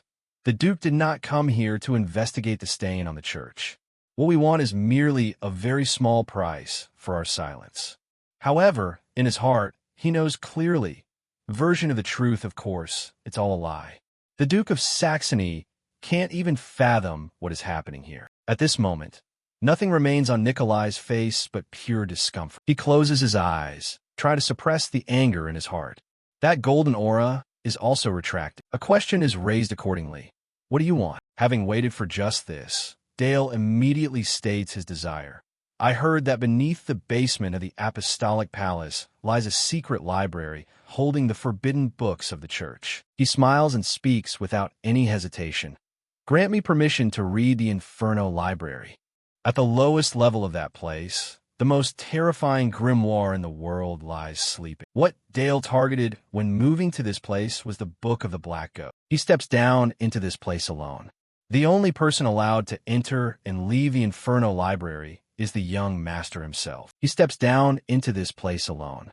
The only person allowed to enter and leave the Inferno Library is the young master himself. He repeats those words over and over, being allowed to take out only a single grimoire, with absolutely nothing else permitted to be taken. And he doesn't forget to add another sentence. In return, you must maintain eternal silence regarding the stain on the church. Only now does Dale reply. As the heir to the Black Duke, I swear upon the honor of the Saxony family to prove the truth of my words. Dale even places his hand on his. So, to serve as proof for the holy oath, what they are doing is binding each other with a Hayes contract. Nikolai's voice rings out. I will take both my heart and yours as collateral. At the same time, it feels as if a chain wraps around both of their hearts. And just like that, the Cardinal and I have formed an oath through the gas contract magic that the White Magic Tower is proudest of. The train of thought ends there. Now there is no room for doubt. Because the moment the Cardinal detects any breach of contract, the Hayes will explode my heart. It's not a massive secret anyway. Within a short period, he stops before a door. This is the gateway to hell. Dale shines his lamp forward and mutters what is written on it. Abandon all hope, ye who enter here. Surprisingly, as soon as he finishes speaking, the door reacts. It opens, drawing in a cold blast of wind. Dale immediately raises his guard. He cautiously steps inside and tells himself, it's not a coincidence that this place is called Hell. Very quickly, Dale spots the books displayed on the shelves. This place is a massive dungeon masquerading as a library. The forbidden books imprisoned here are all out-of-control treasures capable of summoning disasters. He begins to make comparisons. However, just like a renowned knight is always paired with a famous sword, to a mage, a grimoire holds the same meaning as a knight's blade. No matter how dangerous and imperfect it may be, the desire to possess an outstanding grimoire is far too obvious for a mage. Within a short period, Dale collides with several mysterious figures. Looking at the armored figures with lifeless faces moving toward him, Dale secretly concludes, are they the guardians of this place? He looks at their expressions and mutters again. Those who preach about light all day long end up commanding corpses no differently than the Black Magic Tower. At this moment, the opponents charge to attack simultaneously. However, Dale easily uses the power of darkness to suppress them all. A satisfied smile appears on his face. Since no one can see him here anyway, there's no need to hide it anymore. Dale begins to cast large-scale skills, phantom bullets. After dealing with everything completely, he looks at the battlefield before him and mutters, not having to hide my power really is refreshing. Next, Dale takes a small knife and cuts his own blood. Then let's finish up what we're doing. The red liquid is controlled skillfully. Dale continues his incantations. The legitimate descendant of the family inheriting the immortal Duke's blood declares here. The targeted subject is quickly listed. O Black Goat of the Woods, commanding 1,000 young. Fulfill the contract you signed with the Shadow Clan and manifest right before me. Just as he finishes reading those words, urgent voices echo from the void. Blood is blood. Blood containing very powerful strength. The sound seems to echo everywhere. The mage's blood is fresh. It desires to form a contract with us. Come here, little boy. I will give you power, but there is still a voice stronger than all the rest. Move aside. That child is my contract. At this moment, the surrounding space even shifts. Dale can feel the hatred and killing intent. It is the scent of bloodlust. Dale looks at the transformation of the space and thinks to himself, is this pool of blood and scattered corpses the world inside the book? From behind echoes the voice of a mysterious entity. Sign a contract with me, and I will slaughter all of your enemies. Mass Massacre appears with a smile on its lips. I will open a festival of bloodbaths with the corpses of those who block your path. Very quickly, Mass Massacre looks down at Dale and makes an offer. I will slaughter all of your enemies. He continuously pitches. I will feast on corpses and turn the blood of those who dare block your path into rivers. But Dale's mind at this moment is only occupied by the surrounding space. Looking at the scenery here, he thinks to himself, is this the mental world of the grimoire of Mass Massacre? The identity of this entity is none other than the grimoire of Mass Massacre, the secret of the ultimate evil blood magic containing the essence of mass slaughter. Its power and value are, just like its name, indescribable. Despite possessing such a VIP pro profile, he is still rejected. However, Mass Massacre couldn't help but feel enraged when he heard his next words. The one I am looking for is not. He even swung his weapon. You dare reject me? Right now, his scythe is pressed right against Dale's neck. Do you actually think you can leave this place alive? Even so, the boy merely sneered. Nothing is impossible. Dale then directly activated his shadow skill. His voice rang out in a flat, monotone cadence. This place is merely a world inside a book. Your world cannot encroach upon mine. His voice rang out in a flat, monotone cadence. This place is merely a world inside a book. Your world cannot encroach upon mine. Very quickly, that black aura enveloped everything. A world shall devour a world. Mass Massacre couldn't believe his eyes as he witnessed what was unfolding. Clearly, my world is the psyche of a thoroughly evil war criminal who executed forbidden grand destruction magic. How could a world of a high-level, six-circle mage be pushed back this easily? Completely refusing to accept it, he demanded in a loud voice, why? Being devoured by the world of a mere brat. Hearing this, Dale kindly shot back. The number of people your master killed is nothing compared to my past. I can't even remember all the cities I've slaughtered, because I have killed far too many. I can't even remember all the cities I've slaughtered, because I have killed far too many. His gaze was filled with pure hatred. You think I'll just sit here and let myself be eaten? However, before Mass Massacre could even touch Dale, his body was sliced into multiple pieces. Mass Massacre himself couldn't believe what had just happened. He collapsed to the ground while muttering, "No way." Dale's face hadn't shown a single shred of emotion this whole time. The space created by Mass Massacre rapidly shattered as he vanished. "Am I back?" A crisp, clear voice called out from behind, startling Dale. "Big brother." He slowly turned around upon hearing the question from the black goat. "Did you call for me?" She smiled and continued to introduce herself. "It's so good to meet you. I've been very lonely all this time." Then she tilted her head, playfully asking, "Will you play with me?" Every single word from the black goat put Dale on high alert. "It's very cold and boring here." As for the identity of this girl, the Grimoire of the Black Goat was a magic book written by the immortal Duke Frederick to reach the truth beyond death by sacrificing his very own young daughter. Dale cautiously observed the black goat while making calculations in his head. That is exactly why the manifestation of the grimoire takes the form of a little girl. But that child is absolutely not the actual daughter of the immortal Duke. Finally, he made a declaration. "Form a pact with me, O daughter of the black goat." The space shifted under her control. "All right, then show me your world." Dale easily accepted the challenge. The two of them moved through a space blanketed in white snow, just like that. "Is this your world? It's so beautiful." At this moment, the black goat turned her head back to comment. "I really like you, you know." She directed her gaze toward the people watching them. But nothing but absolute horror was plastered on their faces.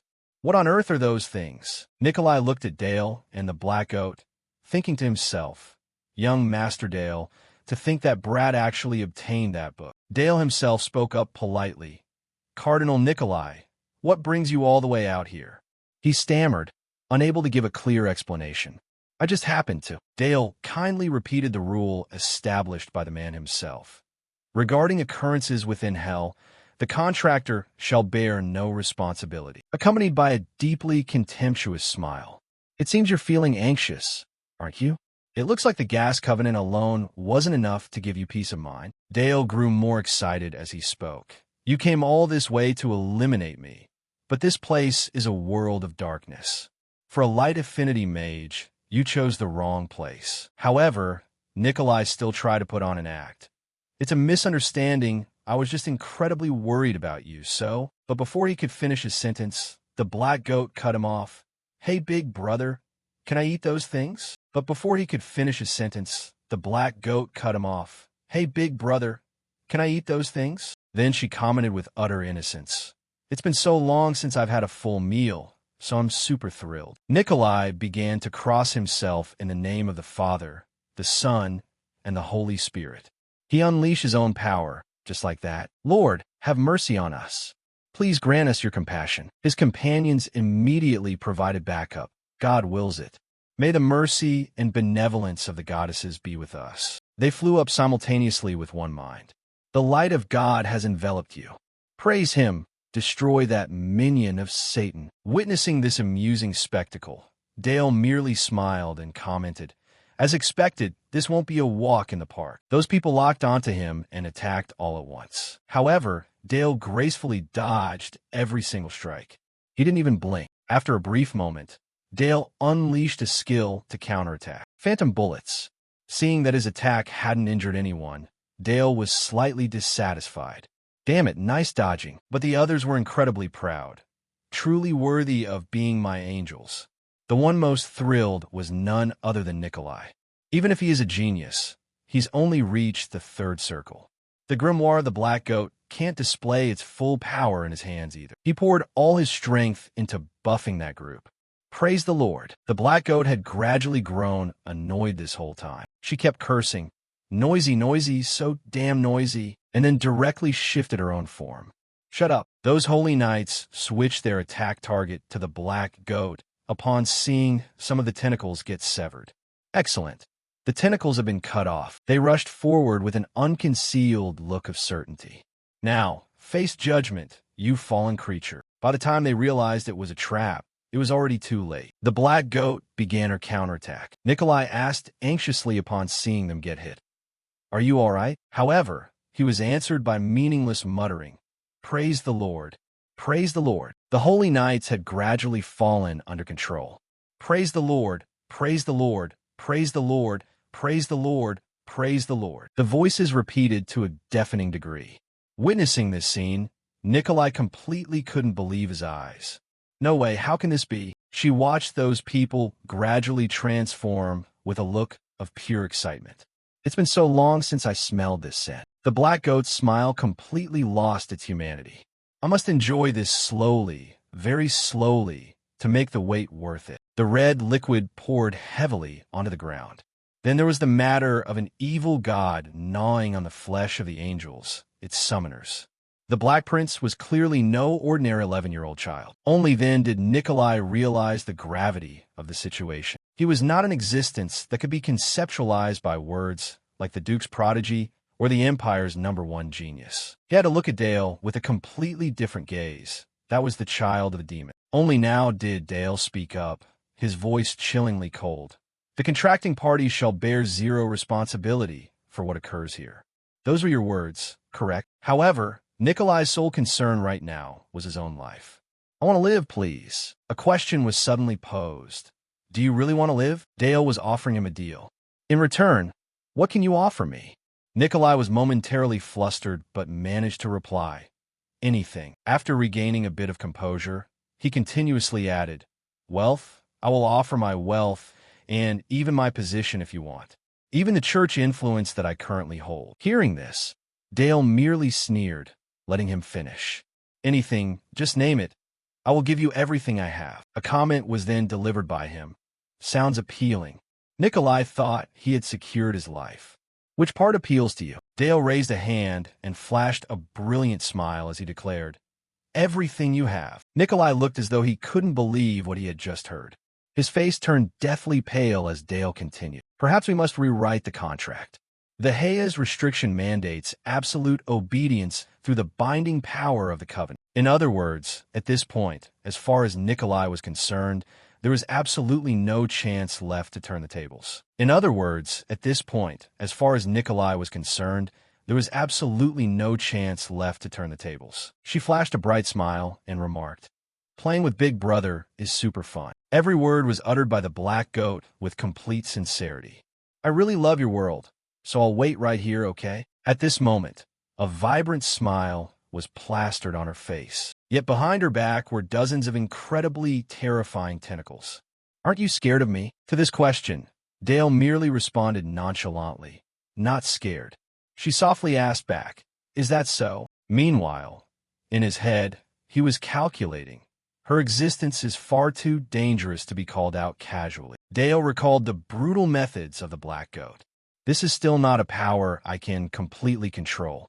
This strength isn't meant to be swung around recklessly. It must be a secret weapon used only in decisive moments." She stepped closer and softly wondered, "Will I get to play with you like this again?" Dale quickly accommodated the black goat's wish. "Of course we'll meet again." The smile on her face grew even brighter. What a relief. The black goat added one more thing.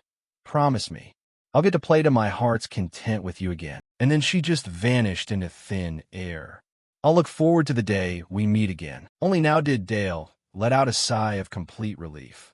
The chaos in hell ended just like that. What followed was that the eldest son of the Saxony family received a formal apology under the name of Cardinal Nikolai. Although conducting the ceremony, Nikolai's face constantly flashed with terror. Furthermore, acting as a bridge of friendship between the Saxony family and the church, a solemn church ritual was performed as an unprecedented precedent. On the way back to the duchy, Dale was no longer a pilgrim who had to hide his identity. He merely smiled and took what belonged to him. For that reason, not a single person dared block the blade of the Black Prince. Time continued to pass until a few months later. Right now, Helmut was helping Charlotte practice. "Shall we begin then, milady?" She energetically replied. Yes, sir. Then she quickly activated her aura. A black surge of power radiated from Charlotte's body, quickly enveloping the sword in her hand. Only now did Charlotte mutter, "All right." The people around eagerly cheered. Helmut himself proudly assessed, "Incredible. For a lady to reach a perfected aura blade state at this age. How is this possible?" A call from behind interrupted the conversation. Charlotte of the Saxony family appeared with an uncharacteristically solemn demeanor. "I, Dale of the Saxony family, question you for the honor of your master and family, as well as for everything you must protect." What he brought forth was a proposal. "Are you willing to take an oath as a knight?" The sword in hand was quickly driven into the ground. Charlotte replied solemnly while kneeling before him, "I swear." Hearing this, Dale gently placed the tip of his blade on her shoulder. He continued the oath. "Will you stand unwavering against self-interest, protect the weak, and punish evil?" Charlotte responded with absolute sincerity, "I swear." And then a declaration was made under the name of Saxony.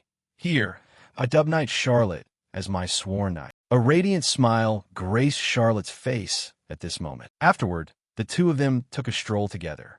Only then did Dale ask, "Is this really okay?" Charlotte sincerely shared her feelings. "I love the sword of the Saxony family because it is that very sword that made me who I am today." Dale himself gathered a sense of Charlotte's grueling training. She used her sheer willpower to choose the Saxony greatsword instead of the Rabier rapier. He flashed a gentle smile. "It must feel unfamiliar to your hands, right?" Perhaps he was the one who had underestimated Charlotte's talent all along, and then suddenly brought up something else. "Charlotte, there's intelligence indicating that large-scale orc legions are gathering on the other side of the Demon King's territory." Dale explained, neither too fast nor too slow.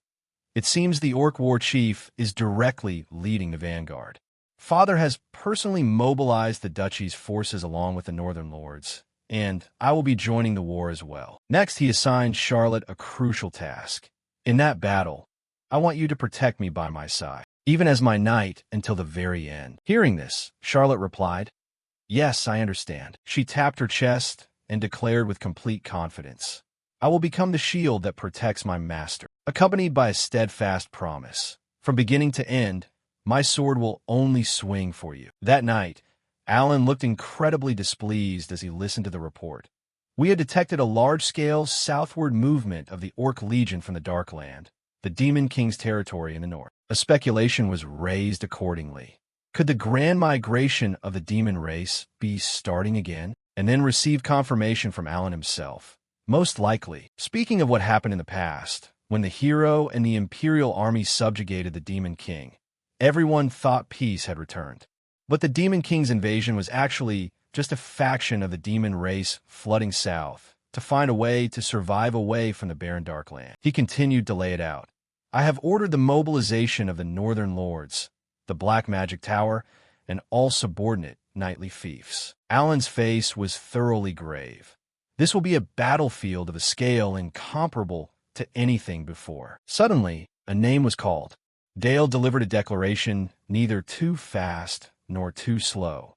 "Now is the time for me to teach you how to utilize necromancy on the battlefield." That afternoon, in the underground workshop of the Black Duke, the first lesson on utilizing necromancy on the battlefield commenced. Alan folded his arms and spoke up.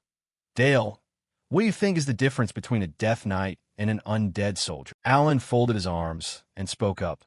"Dale, what do you think is the difference between a death knight and an undead soldier?" Hearing this, he quickly turned the question back, forcing Dale to ponder. "So where does the difference between a knight and a soldier originate?" He thought it over before responding. "I think it's the gap in martial prowess, sir." Alan shook his head in dissatisfaction. "Half right and half wrong. It's not like just having powerful martial prowess allows one to become a knight." Dale hesitated upon hearing his father say that. "If not, is it whether they possess an aura blade or not?" He immediately answered, "Exactly." He looked down at the person below in surprise. Dale raised his voice, intending to speak, but his father immediately finished his sentence. "Yes, it's a knight who sacrificed himself in the recent Black and White War. When this aura knight was dubbed, he swore that even in death, he would dedicate his body to the Saxony family." And then extending his hand, A surge of power coursed from inside his body into the other person. Alan watched the body sitting up and spoke. In life, the higher the realm of the Aura Knight, the more powerful of a Death Knight can be created, whether alive or dead. They must remember that they are still knights full of pride. He suddenly turned around and walked off ahead. "Follow me." Dale was slightly confused by his father's words. "I have something I want to show you." Both of them walked down a wide staircase together. The sound of boots hitting the ground echoed throughout the space. Dale followed silently, without asking further questions. Observing along the way, he thought to himself, "Just how deep down are we going?" Alan suddenly spun around and asked, "Dale, do you know about the progenitor of the Saxony family, the immortal Duke Frederick?" He immediately thought it over in his head. "If it's the immortal Duke Frederick, his magic book currently resides within my heart." Dale hesitated and replied, "I only know through books and what you've told me, Father."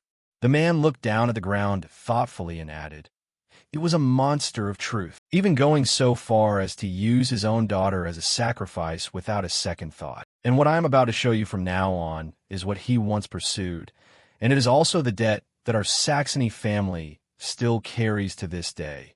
It is the darkness of the old era." The two of them stepped through a massive gate.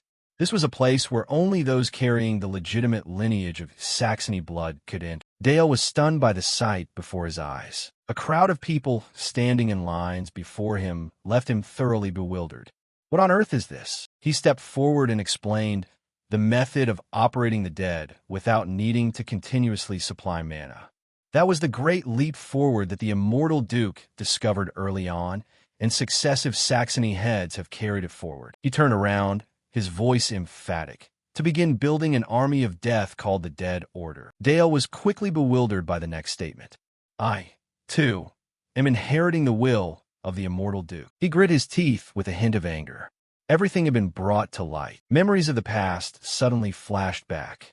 The reflection of yourself and your actions is quite impressive. I hope you won't lose that appearance. Right, Dale? Dale clenched his fists so tightly they trembled. The reason the Saxony clan completely cut themselves off from the outside world, and the reason the Black Duke always emphasized morality while controlling the power of darkness, all of it was to maintain the Dead Order safe. The moment he realized everything, the first thought that popped into his head was that it was hypocrisy to a sickening, nauseating degree. Alan extended his arm and began to introduce them. "This is our darkness, and this darkness is also the shield that protects us." Facing his question, the boy's face darkened with rage. "Dale, are you ready to accept this darkness?" Dale placed his hand on his chest right over his heart, slowly speaking. "I have been prepared for that since the very beginning, Father." Despite his fury, Dale still forced out an reluctant acceptance. Dale of the Saxony house is willing to embrace it, no matter how unrighteous or evil that power may be. Because underneath the guise of a son, I myself am a hypocrite nurturing power for revenge. He raised his arm, his expression slightly hesitant. A stream of power shot out, lifting the body on the ground. The person quickly became a puppet under Dale's control. He reached out, drew his sword from its scythe, and held it before his chest. Swiftly, skillful sword movements were unleashed. Alan stood behind with crossed arms and spoke. "The purity of mana is at an unbelievably high concentration." Dale turned his face toward his father and replied, "Because I am being taught by the best master, after all. But I still can't control a Death Knight without supplying mana like the Knights of the Dead Order." Hearing this, he immediately countered, "It is still too early for you to learn that. What I am teaching you is limited to how to utilize necromancy on the battlefield. You need to focus on your cultivation to prepare for the upcoming battle." With a mere snap of his fingers, Alan quickly unleashed a series of power surges. The goblins that were lying down instantly sat straight up. It suddenly lunged forward to attack his puppet. A sword flashed past, slicing through the goblin's waist. The figure spun around, and with a single slash, cut it cleanly in half. Dale stood to the side, controlling it, completely out of breath from exhaustion. Seeing this scene, Alan thought to himself with excitement, "Truly incredible." In reality, not every necromancer's Death Knight is the same. As for controlling corpses, that is the duty of a necromancer. These figures probably never held a sword in life, but the swordsmanship Dale just displayed has reached a realm far surpassing even that of living dark knights. This is truly too astonishing. Just what kind of talent does this child possess? The scene shifted. Cepheus stood to the side, observing and reflecting. In the end, Dale is still entirely focused on training, completely oblivious to her. Cepheus was thoroughly tangled up in her own thoughts. Ultimately, this emotion is simply that I really like him, ma'am. That day, Dale had pretended to be as innocent as a clueless child. But through Dale's world displayed that day, I felt an unimaginable, piercing coldness and darkness. And the hidden desire within was glaringly obvious beyond any doubt. It was the desire of a man genuinely yearning for affection. Suddenly, a loud noise cut off her train of thought. Cepheus looked up and praised him. Your control over the water element has improved significantly. He smiled without turning his face and replied, Yes, because I promised to become a son my father can be proud of. She continued to praise him, leaving Dale pensive for a moment. That is truly a wonderful determination. Cepheus took a few steps forward and asked, But your face looks rather anxious. Is something wrong? Dale looked slightly nervous, his gaze averting elsewhere. Teacher, the question uttered caught her somewhat off guard. Would you still like me even if you saw an ugly side of me? One day, when I accept the dark corners of my family, I'm afraid you'll be disappointed when you see that side of me. Cepheus reached out, cupping both sides of Dale's cheeks to lift his face up. He looked up blankly into her eyes. Seeing Cepheus's flushing face, Dale softly called out, Teacher, Cepheus slowly explained to him. An elf's lifespan is very long, even later on when you become a true man. She spoke while her heart brimmed with confusion. I will probably still maintain the exact same appearance as I do now.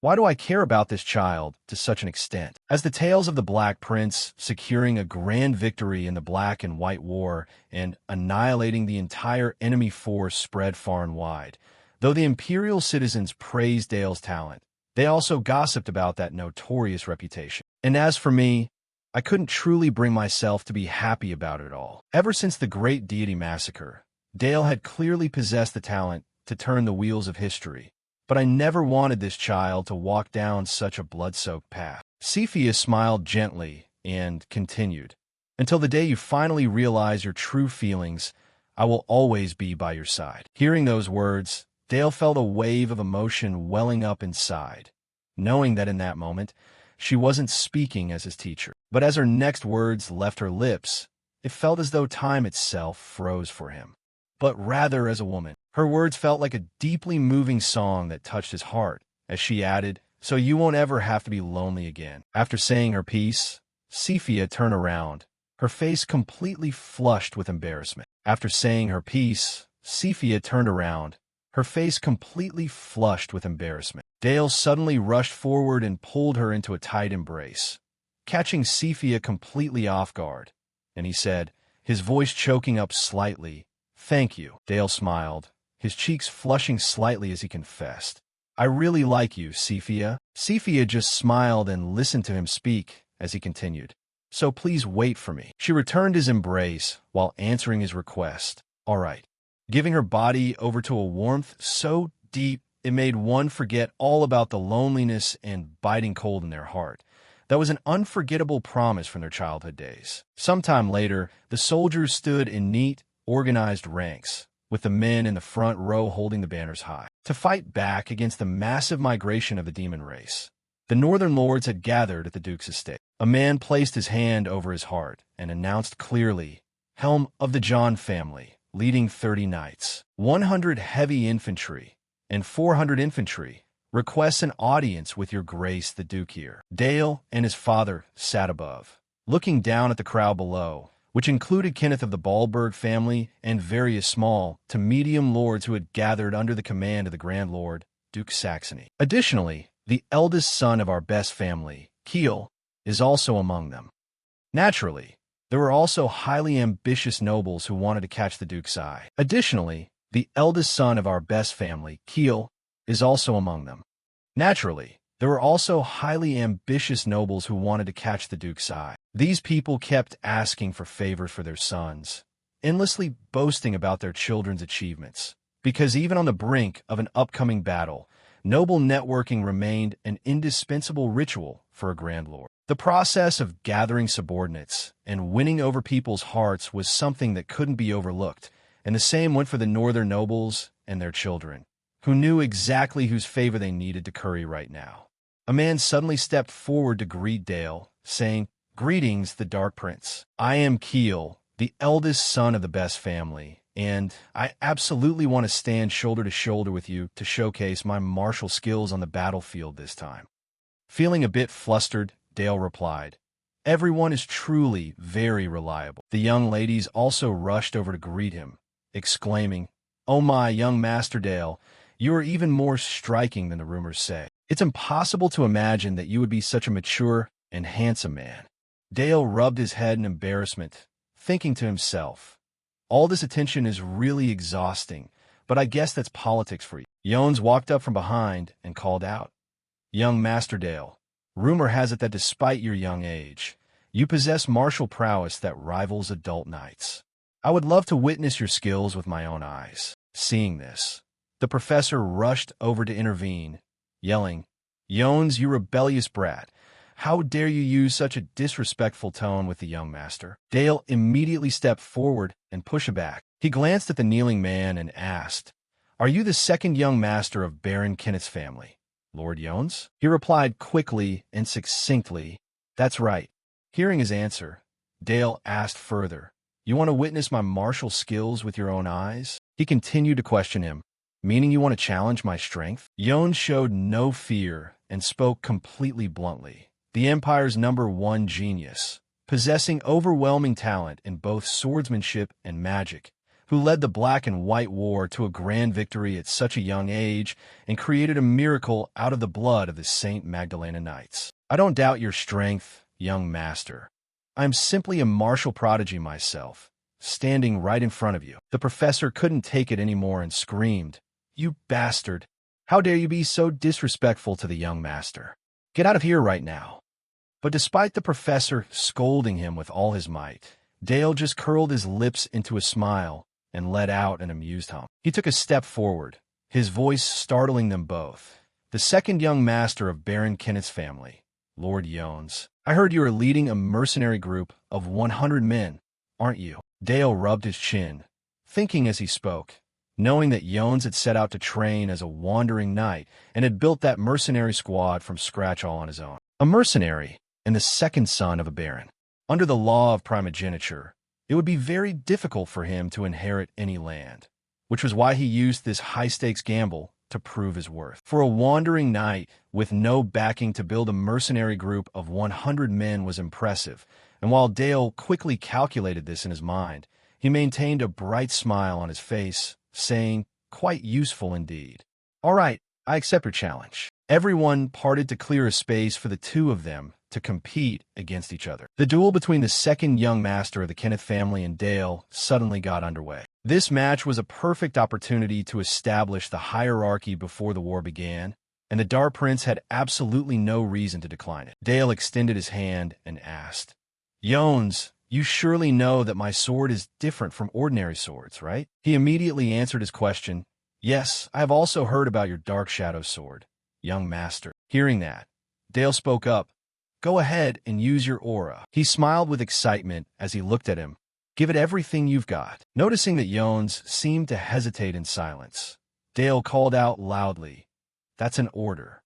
Jones could only quietly comply, saying, "Understood." He unleashed a massive surge of power, causing the cloaks of both men to flutter wildly in the sudden gust of wind. Dale looked at Jones and silently evaluated him, thinking, "So he hasn't reached the realm of using an aura blade yet, huh?" He suddenly let out a smirk, thinking, "But his control is incredibly neat." Dale's shadow on the floor quickly began to shift as he murmured, "Well then, I shall also." A sword suddenly erupted from the ground. Seeing this, Jones wondered to himself, "Is that the Dark Prince's sword?" Jones gripped his sword tightly as Dale said, "Come at me." He kicked off the ground with force and rushed rapidly toward him. Dale merely pivoted his body slightly and effortlessly dodged the attack. He cast his eyes downward, observing everything with meticulous detail. Jones's eyes suddenly flashed with a sharp red light. He swung his blade forcefully against Dale's sword, creating a loud, clanging sound. Jones looked at Dale and thought to himself, "Dark Prince, you are different from me. You've had everything since the day you were born." The clash of their heavy blows sent them both reeling back as Jones declared, "I will prove that someone who has nothing can still defeat someone who has everything." He gritted his teeth and lunged forward again with lightning speed. Jones spun around, keeping his sword firmly in a defensive guard. Seeing Dale freeze for a split second, he swung his sword with a hint of joy. Spotting the opening, he brought his sharp sword slicing down from above, which Dale quickly blocked. A loud noise instantly echoed out as Jones's following strike slashed completely into empty air. Dale's sword thrust forward so fast it startled him. Jones leaned his body all the way back, narrowly dodging the young master's strike. The surging energy flickering beneath Dale's feet left him completely stunned. It shot directly toward his feet, but Jones quickly sidestepped to avoid it. He was caught even more off guard when multiple swords began protruding from the ground, with a whole array of blades flying up simultaneously. Dale stood right in the center of it all,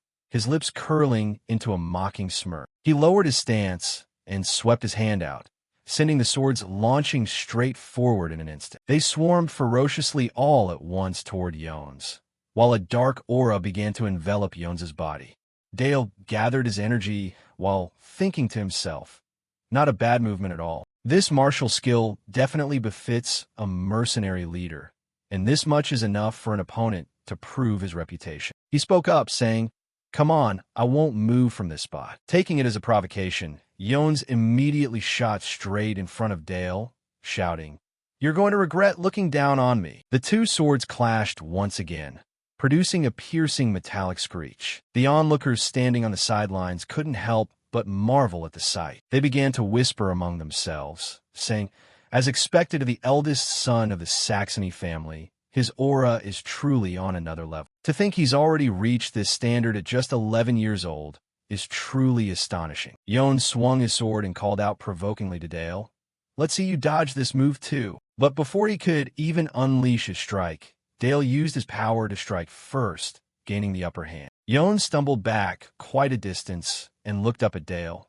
Realizing that the young master was displaying such overwhelming might, it felt like he was just playing with a child, making him wonder if the prince's target from the beginning hadn't been him, but rather the lords and their children who were watching this duel. He kicked off the ground hard and launched forward again, refusing to just be trifled with like that. Jones unleashed a barrage of strikes at Dale, but not a single blow could land on his body. He tried his absolute best, widening his eyes to track the movements, thinking, "Faster, I have to be even faster." Jones didn't want to admit it, but the supreme talent the Dark Prince possessed was simply the ultimate unfairness of this world. And with that, his sword broke into two pieces under the immense strain, proving that all his struggles at this point were entirely futile. With a dull thud, Jones sank down onto the floor, propping himself up with his broken sword to keep his balance. He bowed his head low, pondering for a moment before cursing aloud, "I don't even know how to overcome this anymore.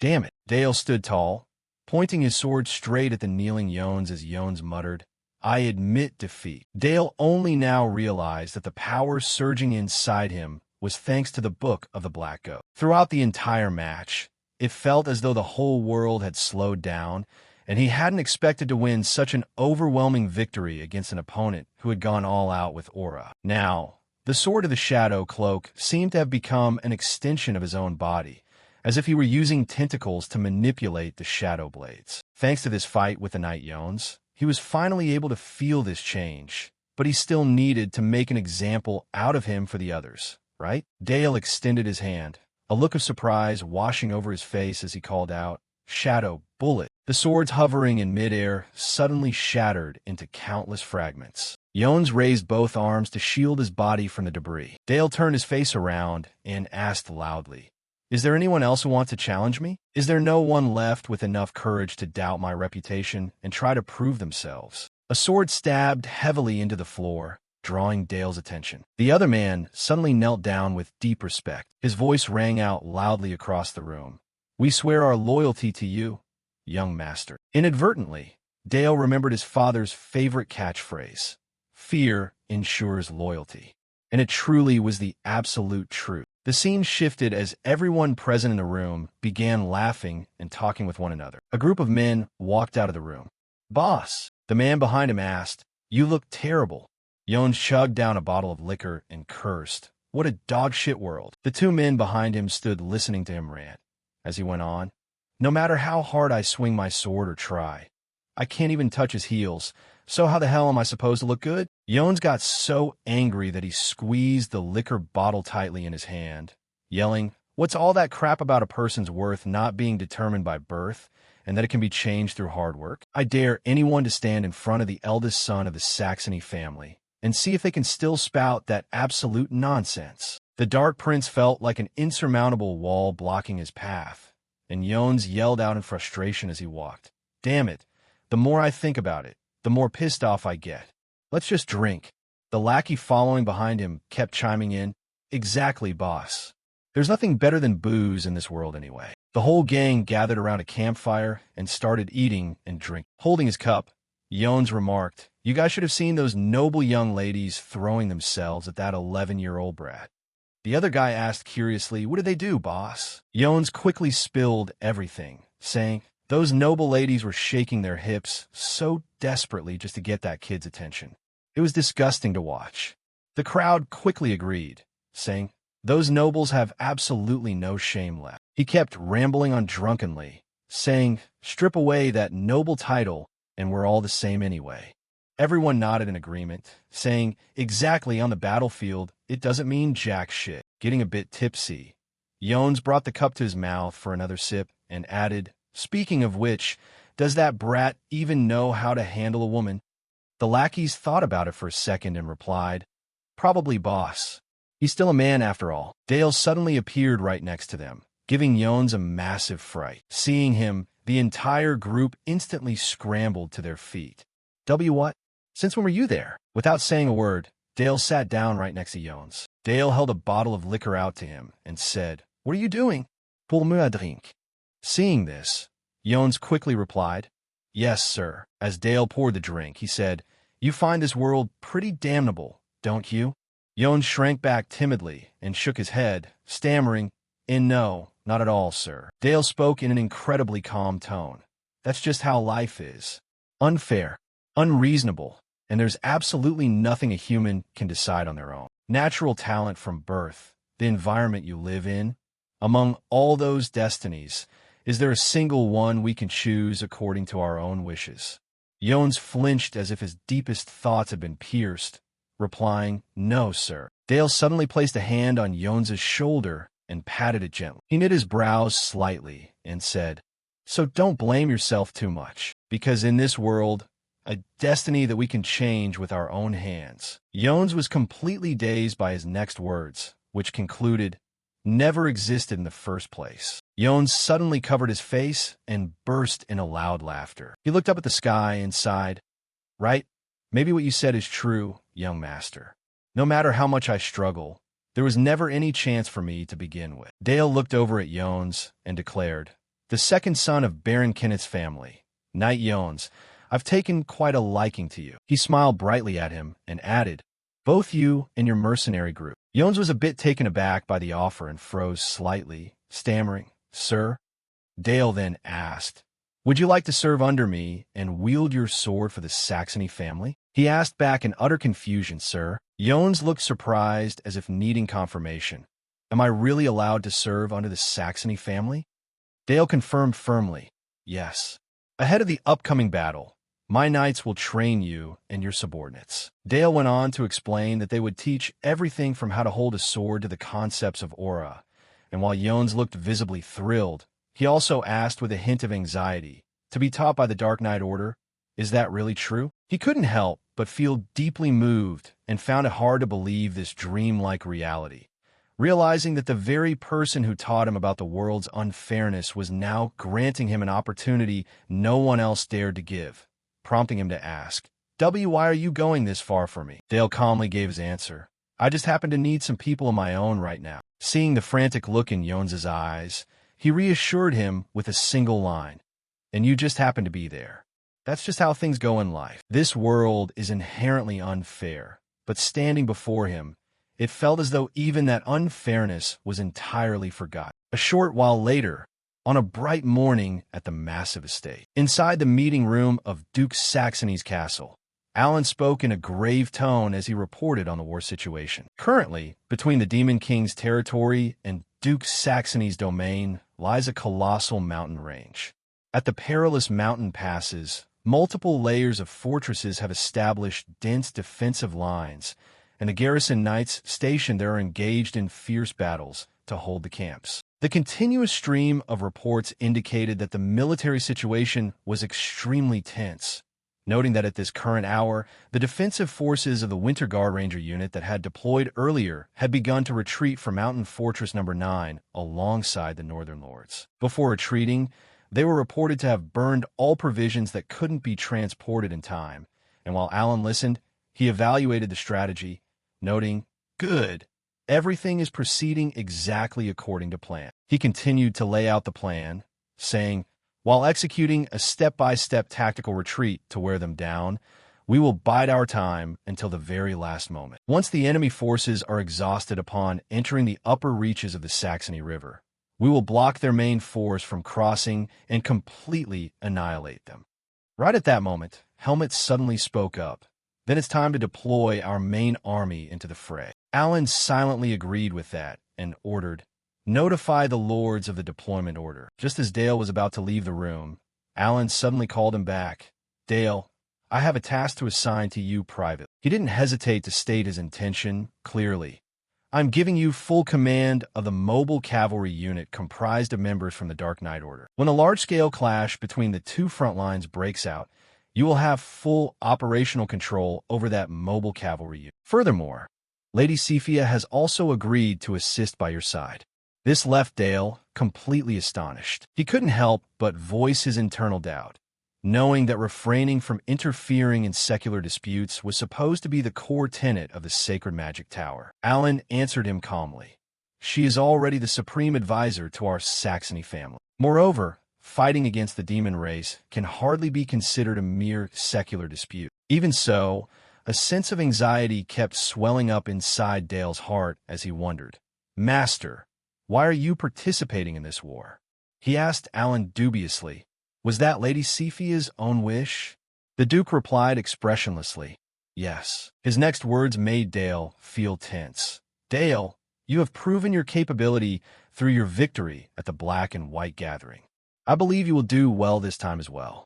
Dale solemnly assured Alan, "I understand. Father, finally, I would like to request one more favor from you." He didn't decline the request at all, responding, "Speak. Please assign the young divine sword to my unit." That was his sole request. Charlotte calmly put on her helmet, her silhouette appearing remarkably straight and uniquely valiant. Right then, Dale stepped up from behind and remarked, "You look truly reliable." Charlotte instantly shed her previous cold demeanor and replied with immense pride, "Because this is the guardian knight who will stand shoulder to shoulder to protect the world-renowned Dark Prince." After all, Dale let out a sigh, accepting her words as he thought. That's true. She is no longer a little girl now. She genuinely looks like a real knight. Faint silhouettes briefly flashed through Dale's mind, and he looked straight into the eyes of the person before him, saying, "Promise me one thing." The sudden shift in the atmosphere caught Charlotte completely off guard as she replied, "Yes." Dale said very seriously, "Don't die out there." She tilted her head slightly in confusion, asking, "What did you say, my lord?" Charlotte fumbled over the information before answering hesitantly. "But risking one's life for their master is a knight's duty." Dale cut off the word she was about to utter, saying, "Charlotte, do I need to teach you what the true duty of a knight actually is?" Dale clenched his fist, speaking in a flat yet resonant voice. "It is to never betray your master's trust." He suddenly smiled, brushing away the suffocating tension, and added, "And I absolutely do not want you to die." Dale's subsequent words left Charlotte astonished. "This is not the battlefield where you are meant to lose your life." He smiled with relief when he heard her firm affirmation, "Yes, I will engrave it into my very soul." Sometime later, the army continued its steady march forward to confront the Orc legion that had begun its southward advance. The main unit led by Duke Saxony had officially commenced its deployment. Dale, along with Lord Vale, his guardian knight Charlotte, and Cephia, directly led the mobile cavalry unit consisting of Dark Knight Order members toward the upper reaches of the Saxony River, located a few kilometers away from Duke Saxony's main camp. Dale instinctively glanced back behind him, knowing that in this place, Cephia was no longer just his master. Early that morning, the peaceful scenery felt a bit unsettling. At the upper reaches of the Saxony River, inside the camp of the mobile cavalry unit under Dale's command, Cephia was taking a walk around the tents. Right at this moment, Dale suddenly appeared and called out to her, "Lady Cephia?" Cephia clearly recognized the person in front of her as the moonlight shone down. She asked with deep concern, "Are you still awake at this hour?" "Can't sleep." Dale hesitated for a moment before finally speaking up. "Lady Cephia?" He finally voiced the questions he had kept buried for so long, asking, "Why did you accept my father's proposal?" Cephia answered with a look of relief, "I am simply fulfilling my mission." The next second, Dale was stunned by the reason she gave. "Didn't I promise that I would stay by your side?" The corner of his mouth curved up slightly as he whispered, "Thank you." Right at that moment, a strange tremor suddenly occurred, causing Cephia to question it, wondering if this could possibly be. Both of them turned and ran as fast as they could in one direction upon hearing the command echo out. "All mobile cavalry units, prepare for battle. Move to the river crossing point immediately." When Dale arrived at the scene, he saw massive orcs everywhere. He couldn't help but curse silently in his mind, thinking, "Damn it, they dared to strike before we could even make a move." Right then, Vale stepped forward and called out, "Young Master Dale." Dale also responded to him, saying, "Lord Vale." Vale spoke in a serious tone, saying, "Please give the order." He couldn't help but analyze the current situation, noting that thousands of orcs were desperately trying to break through, and the fact that they were risking everything to directly cross this river, which was supposed to be a natural fortress, proved that their situation was extremely desperate. After a moment of deliberation, Dale maintained his composure and ordered, "Lord Vale, take 4 cavalry companies and deploy to the front line immediately. You must wipe out all the orc vanguards that have crossed the river before they can establish a bridgehead." At this moment, he looked more like a genius commander than ever as he added, "I will lead the other 2 companies to strike the enemy's rear." Without hesitation, Vale quickly accepted the order, replying, "Understood, young master." At this time, the soldiers and the orcs were fighting incredibly fiercely as the orcs kept pouring in. Vale stood behind, commanding the front line, shouting, "Do not let those monsters set foot on the shore under any circumstances.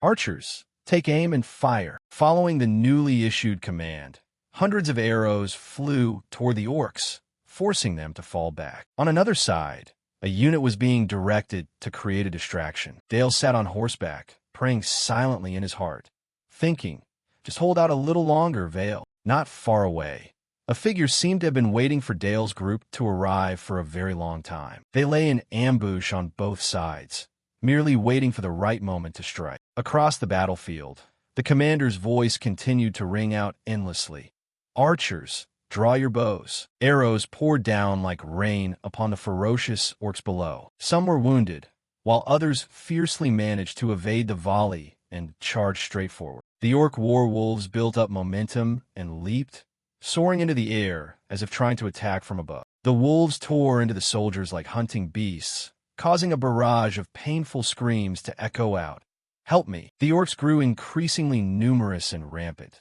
leaving the survivors feeling utterly anxious as they cried. They flooded all the way to the bridge. Even so, their fighting spirit never wavered. "Don't let them take another single step forward. Even if we have to die, we must not retreat." They tried their best to hold the line to open a path for Dale, who was charging in a different direction. Dale was currently riding his horse like the wind, mentally calculating that since the enemy had marched at top speed for a long distance, it was highly likely their supply line had been cut. He had thought of a foolproof plan that would serve both purposes, declaring, "While Vale holds them down from the front, we will bypass the shallow stretch of the river upstream and ambush the enemy unit whose flank is exposed from behind. In his heart, he silently prayed, "Just hold out a little longer, Vale." On Vale's side, the situation was turning catastrophic as men continuously fell. The orc monster in front of him was colossal and far too powerful. Suddenly, a commanding voice rang out. "Right now, attack the rear." Suddenly, a commanding voice rang out. "Right now, attack the rear." Vale rejoiced upon seeing Dale and his group rushing over rapidly, shouting, "Young Master Dale," while Dale also felt somewhat relieved to see that Vale was still safe. Vale shouted loudly toward his side, "Push the formation forward," and Dale quickly acknowledged the order. "Roger that, young master." He called out loudly to raise the entire army's morale. "The enemy on this side has been isolated. Do not fear. Close the encirclement together with the young master's cavalry." The two sides clashed against each other with utter savagery.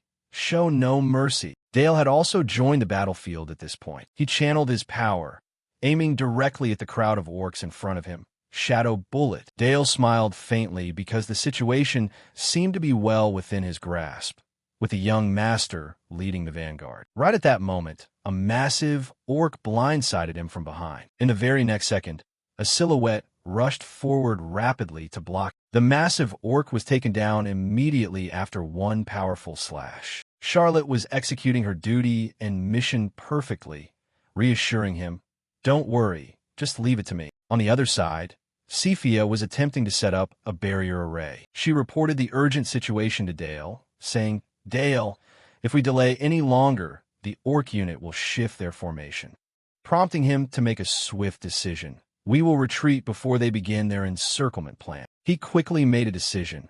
"We will retreat before they begin their encirclement plan." Vale shouted a warning. "Young master, the orc cavalry is turning back." Dale turned his horse around without a moment's hesitation, intending to leave, retreat. The orcs behind them kept pursuing Dale's group relentlessly. He gripped the reins tightly, thinking to himself, "We have already achieved our objective. There's no need to win every single battle with overwhelming dominance. Now we just need to lure them far enough away so reinforcements can assist them, then wipe out every single one of them." Dale tried to calculate the distance, thinking, "Good, this range should be far enough." Right at that moment, Cephia noticed something unusual. A figure suddenly appeared within the orc ranks. That person was calmly walking alongside the monsters, making them wonder, a human? He instantly manipulated his power, creating a flame. Cephia panicked, sensing an imminent danger, and barely managed to scream a warning. "Dale, watch out." Cephia utilized her power almost instantaneously. A field of ice spikes erupted in the middle of the path to block the pursuers behind them. But the man riding the horse showed no signs of apprehension. He pulled his horse's reins and concentrated his magical energy. A fireball launched out, streaking rapidly forward. Ice and fire collided, the two magical forces struggling fiercely against each other. Eventually, the fireball gradually gained the upper hand, and the ice wall could no longer withstand the force. It shattered the ice spikes and surged forward, incinerating Dale's group of soldiers. He was horrified to discover that everything behind them had been turned completely to ash, making him wonder what kind of flame that even was. It burned everything to a crisp, leaving behind not even a corpse or a fragment of bone, and leaving Dale panicked with a grim premonition, wondering if they could possibly be. Immediately after, he turned around to issue orders to his subordinates. "Everyone scatter. A purger from the enemy's mage tower has appeared. The enemy we are facing is a fire mage." Purgers are battle mages raised solely to incinerate the enemies of the Empire and the Red Magic Tower. They are the executors of the era's will. Cephia grew suspicious of this sudden development, thinking, for a mage from the Crimson Magic Tower to go through the trouble of coming all the way here means, while Dale gave a line confirming her thoughts, "That's right, they came for me." Charlotte nodded to signal Cephia, while Dale's voice continued to echo, "Keep moving. Don't bunch up in one spot." The whole group spurred their horses, relentlessly charging forward. Dale felt anxious in the face of this dilemma, realizing this was the absolute worst-case scenario.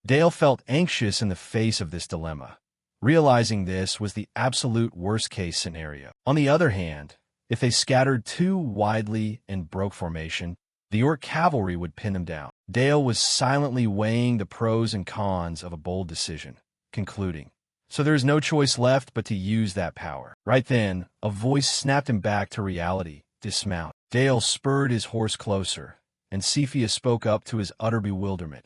"Let me fulfill my duty as a teacher." He seemed to understand Cepheus' intention. The horse's hooves abruptly came to a halt, kicking up a thick cloud of dust as the soldiers looked at him in surprise. "Young master," Dale calmly issued his directives. "The rest of the cavalry will continue to execute my orders as planned. Charlotte, you head back first to report our situation to my father." Charlotte hesitated, wanting to refuse, but she remained on her horse and reminded him, "It is my duty to protect you." Dale looked at her nonchalantly and said, "This is an order from your master." Charlotte fell into a brief internal struggle, listening to every single one of Dale's words. "Don't worry about me. Once you are on a horse, you must not slacken the reins for even a single moment." Ultimately, she accepted the decision given the current situation, replying, "Yes, sir." Charlotte led the remaining men as they dashed rapidly forward. On this side, Dale began to let out a sigh, lamenting, "Now we can't run anymore, even if we wanted to." On this side, Dale began to let out a sigh, lamenting, "Now we can't run anymore, even if we wanted to." He looked straight at her and spoke with complete sincerity. "How could I possibly leave you behind, master?" Dale let out a helpless breath, saying, "Even if we wanted to run away now, we can't." Hearing that, Cepheus wanted to confirm his intention, asking, "Were you planning on running away?" To which Dale confidently refuted her, "Didn't he?" Cepheus chuckled faintly upon receiving his answer, murmuring, "How could I possibly leave my master behind?" After that, she gently extended her hand forward, murmuring, "So that's how it is." Cepheus channeled her magic while expressing her feelings, saying, "Thank you." Cepheus channeled her magic while expressing her feelings, saying, "Thank you." The wolf-riding orcs aggressively lunged toward the two of them. Cepheus remained completely unfazed, intently chanting her spell, "O Crystal Frost." Following her words, a layer of ice entirely covered the enemy as she commanded, "Freeze everything." The horses of the purgers behind them were also partially frozen. Standing beside her, Dale casually introduced her to them. "Your opponent right now is the Elder of the Blue Magic Tower, a six-circle mage. If you wanted to start a war, you should have at least prepared yourselves for this level of opposition." Only then did he sternly interrogate them. "What is your purpose? Why is the Red Magic Tower operating alongside these barbarians?" A stubborn member of the group sought to launch an attack, shouting, "You guys are nothing more than targets that need to be incinerated." That man threw a blazing fireball toward Dale, yelling, "Offer up your deaths to the color red." Facing this technique, Cepheus showed no fear whatsoever. She gently took action to dispel the opponent's magic, chanting, "Magic dispel, blue counterchant." With that taken care of, Cepheus stood in a majestic posture and swept her hand behind her. Dale immediately called out loudly to command his men, "Knights of the Saxony family, their attack has been neutralized." The cavalry knights consequently surged forward in droves, shouting, "Raise your lances and charge," while Dale immediately called out loudly to command his men, "Knights of the Saxony family, their attack has been neutralized." A sharp sword strike neatly severed the head of the massive orc. The clash between the humans and the monsters was unfolding with intense pressure. Elsewhere, Alan was sternly reminding the mages, "Young mages, what you are about to face is no simple battle." His powerful words echoed continuously. "What awaits you is the abyss of the battlefield, where the stench of blood and fear blend with chaos and despair." Everyone listened with tense concentration as he added, "Don't be overly obsessed with victory or defeat. Let chaos and death become the source that nurtures you." After that, he placed his hand over his heart to instill courage, saying, "Carry your fear, but do not succumb to it. Every death you witness today will be the price paid to forge who you become tomorrow." Having finished his speech, he turned to call Eris. "Eris." She immediately responded with an extremely respectful attitude. "Yes, Tower Master." Alan assigned her the task in a deep voice, the time has come. Take the children to the inner section, and Eris quickly accepted his command, replying, "Yes, my lord." Suddenly, someone rushed over in a panic, calling out loudly, "Duke Saxony." Alan recognized the newcomer's identity, asking, "Are you Lady Charlotte?" And having no time to waste, Charlotte reported the situation, crying, "The young master is in danger." At Dale's battlefield, the rapid thundering of thousands of horse hooves rang out. The cavalry knights holding lances continuously broke through and charged forward. But the Purger was not about to give up easily. He created a magical sphere and hurled it toward the crowd. Both Dale and Cephia combined their strength to block that attack, shouting, "Don't you dare!" The collision between ice and fire erected a wall that separated the two sides. In his mind, he continuously calculated the pros and cons, thinking, "The wall has also blocked the cavalry's path of advancement, but this is still better than sustaining casualties." Dale created sharp shards of ice to launch a surprise counterattack, thinking, "Now is the time for payback. By utilizing the fragment from the ice wall, I will create countless ice spikes." Dale created sharp shards of ice to launch a surprise counterattack, thinking, "Now is the time for payback. By utilizing the fragments from the ice wall, I will create countless ice spikes." The ice spikes shot rapidly through the air, but they completely evaporated before the flame barrier erected by the Purgers. Dale couldn't hide his scowl when the plan failed. He had discovered their anomalies, realizing that the fire armor wasn't just ordinary protective gear, which meant the armor's power had allowed him to withstand Lady Cephia's attack from earlier. A knight shouted loudly and charged toward the enemy. "Your flames end here." The Purgers also got into position, ready to engage in battle. However, those men didn't strike the knight, but instead scattered unexpectedly. What?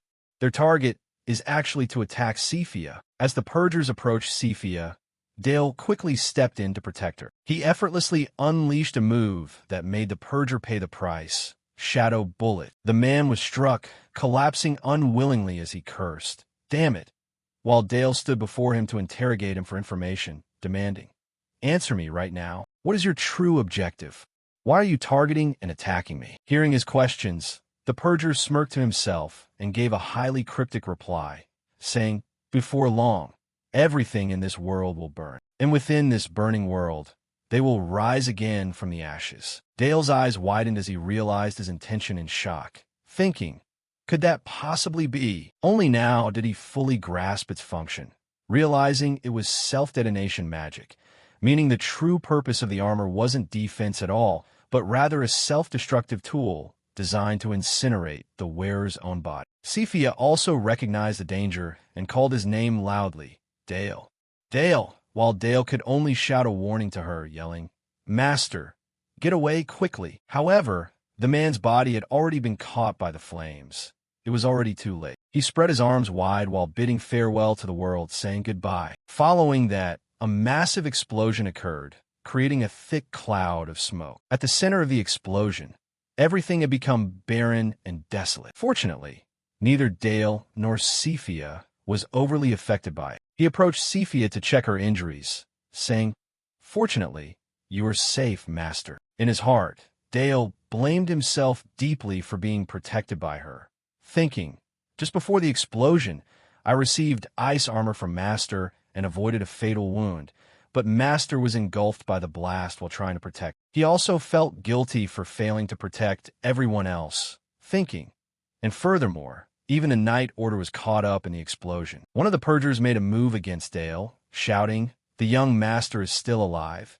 Excellent, he's mine." That man wanted to seize the opportunity to take his life, screaming, "Die." However, Dale used Blink to teleport away from that spot. He dealt with him using a few swift sword strikes. The power inside Dale's body erupted with extreme violence. Ultimately, that man's body exploded in midair. His face contorted as he remarked, "That makes two of them." Dale recounted the hardships he had experienced, saying, "I have endured and waited for this moment, never forgetting the days of being tortured and having my body modified without a single day of peace. Now, don't even dream of running away.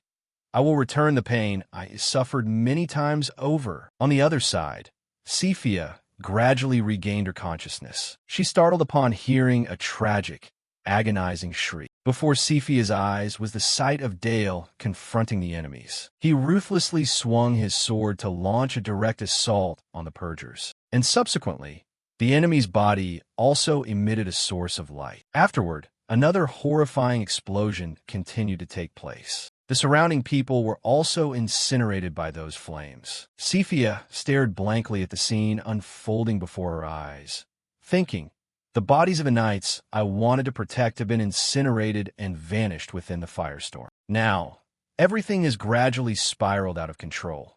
This battlefield is currently no different from a living hell, while those men thoroughly enjoyed the chaos, shouting, "Burn even brighter, noble blood." A second later, Dale's blade pierced through his chest, but what truly fit the word hell was that at this moment, he had lost the consciousness needed to control his mind. A cruel and dense darkness was sweeping across the entire battlefield as he muttered, "Wraithification." The others launched a coordinated ambush all at once, shouting, "Damn it, even the suicide attack didn't work."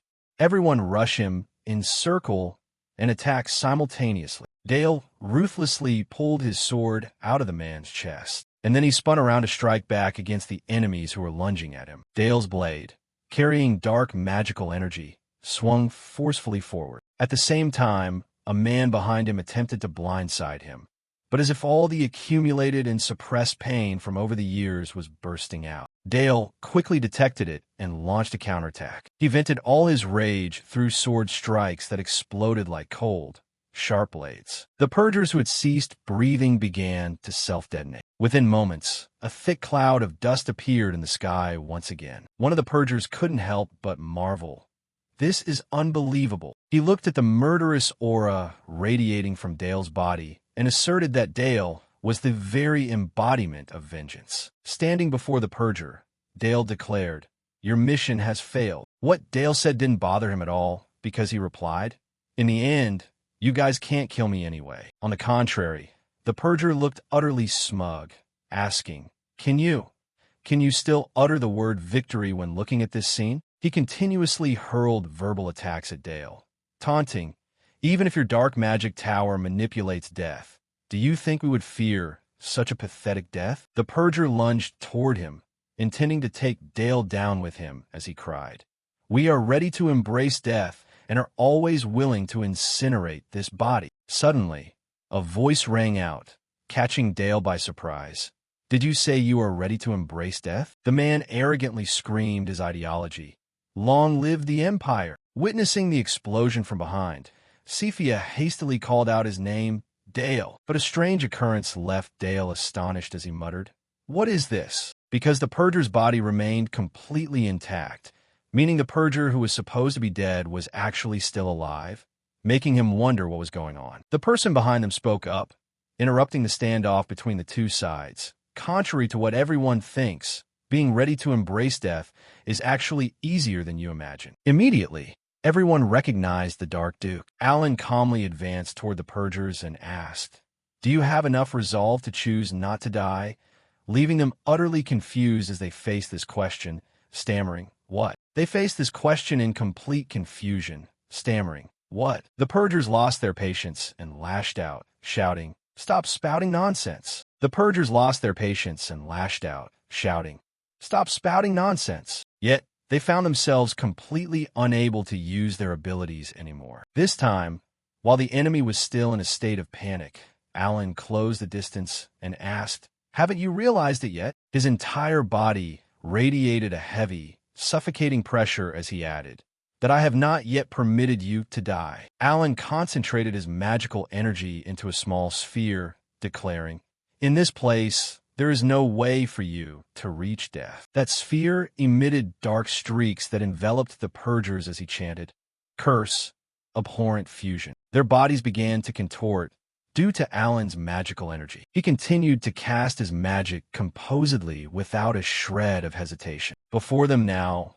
was merely a deformed mass, and by forcing them to continue living, he made them pay a price far heavier than death, adding, "It is many times more painful and miserable than being ready to die." Alan frowned and bluntly expressed his viewpoint.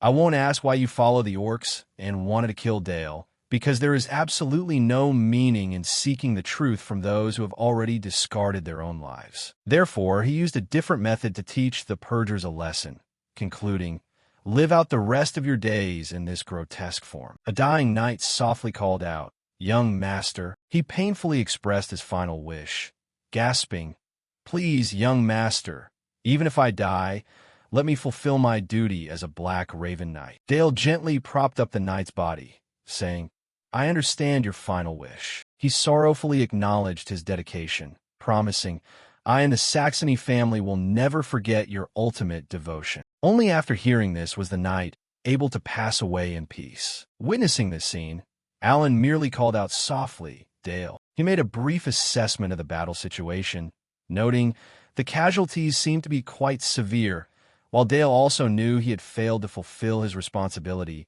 replying, "It is truly shameful." Alan softly confirmed as a commander, "Are you blaming yourself?"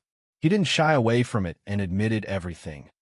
I pushed the knights of the Saxony family to their deaths. Hearing Dale's words of regret, he couldn't bear it. "You should have ordered the knights to retreat from the very beginning." Alan tried to calm his spirits. "Don't blame yourself so much." He calmly analyzed the situation from a different perspective. Hundreds of orc cavalry and purgers. Were you and Lady Cephia planning to face them all by yourselves? Finally, he gave him credit for his efforts. "You did your best." Even so, Dale's mood couldn't be bright. He raised his hand and softly cast a spell over the knights. The knights of the Saxony family had left behind their final words, saying they wanted to continue fulfilling their duties even after passing away. In an instant, Dale's mana flowed into their bodies, and this battle wasn't over yet. He fulfilled the knight's wish in a different way. "Please allow the knights of the Saxony family to finish their duty." At the same time, in an area where the moon had risen high, inside a magnificent and splendid tower, the Crimson Magic Tower, Crimson was gently stroking Elizabeth's hair in Marquis Juris's bedroom. His voice was very tender as he asked Elizabeth, "Did you have a good dream, Your Grace?" She sat up and softly answered Crimson, "Yes, I feel as if I'm still in a dream." Elizabeth praised him without any hesitation while being alone with the man famous for having the most handsome appearance in the Empire. Crimson only raised his wine glass and replied casually, "You flatter me." She was in a great mood and teased Crimson, "Am I that captivating?" He went along with the atmosphere and replied, "Then test it for yourself." The two shared a deeply passionate kiss, but in a split second, Elizabeth's face filled with horror. Red drops kept pouring all over the floor. She couldn't believe the reality unfolding before her. "What is this?" With a fully metallic taste in her mouth, Elizabeth realized the liquid she had swallowed. Could this be blood? Crimson just gently lifted her chin. "Oh dear." He questioned Elizabeth with a dangerous look. "Is the drink not to your liking, Your Grace?" He questioned Elizabeth with a dangerous look. "Is the drink not to your liking, Your Grace?" The fierce and hideous face of the orc appeared, and deafening screams echoed continuously. With a massive build 3 times larger than Helmet, it launched a fierce attack on its own initiative, but he evaded it with his agile movements. The orc refused to back down, slamming down the weapon in its hand, and Helmet managed to block it this time, thanks to his sword. While blocking the blow, he continuously gritted his teeth. This guy is the leader, the orc boss. Even though they had wiped out almost all the orcs, the final resistance was still incredibly fierce. In this critical moment, Dale appeared firmly and said, "Uncle Helmet, please step back." His voice was upright and full of responsibility. "Defeating them is the job of my knights and me." Something just landed, and a trail of white dust kicked up from the ground. It was the movement of the knights under Dale's command. They moved in a flash, their techniques clean and decisive. Helmet stood there frozen, blurting out in astonishment, "What on earth is that?" His face was filled with confusion. Can that kind of power really be achieved through the control of a necromancer? It's unbelievable. Has young Master Dale's swordsmanship talent reached that level? Finally, he charged into the fray himself. His sword strikes were powerful. A single slash was more than enough to make the orc back off in terror. But apparently because it was pushed back too quickly, the leader grew even more furious. Its eyes flashed with murderous intent, and a roar shook the entire area, even startling Dale with the echoing sound. Helmet urgently gave a warning. Everyone, fall back. You won't hold. But Dale didn't do that. He walked straight ahead with dignity despite Helmet shouting to stop him. Young master, it's dangerous. Dale said casually, don't worry. He stood still, his arms pushed straight out in front of him, calculating in his head. 300 GI, 10 o'clock p.m., 20 o'clock p.m., still not enough. He stood still, his arms pushed straight out in front of him, calculating in his head. 300 GI, 10 o'clock p.m., 20 o'clock p.m., still not enough. Suddenly, Black Goat appeared, hugged him tightly from behind, and whispered, shall I give you a hand?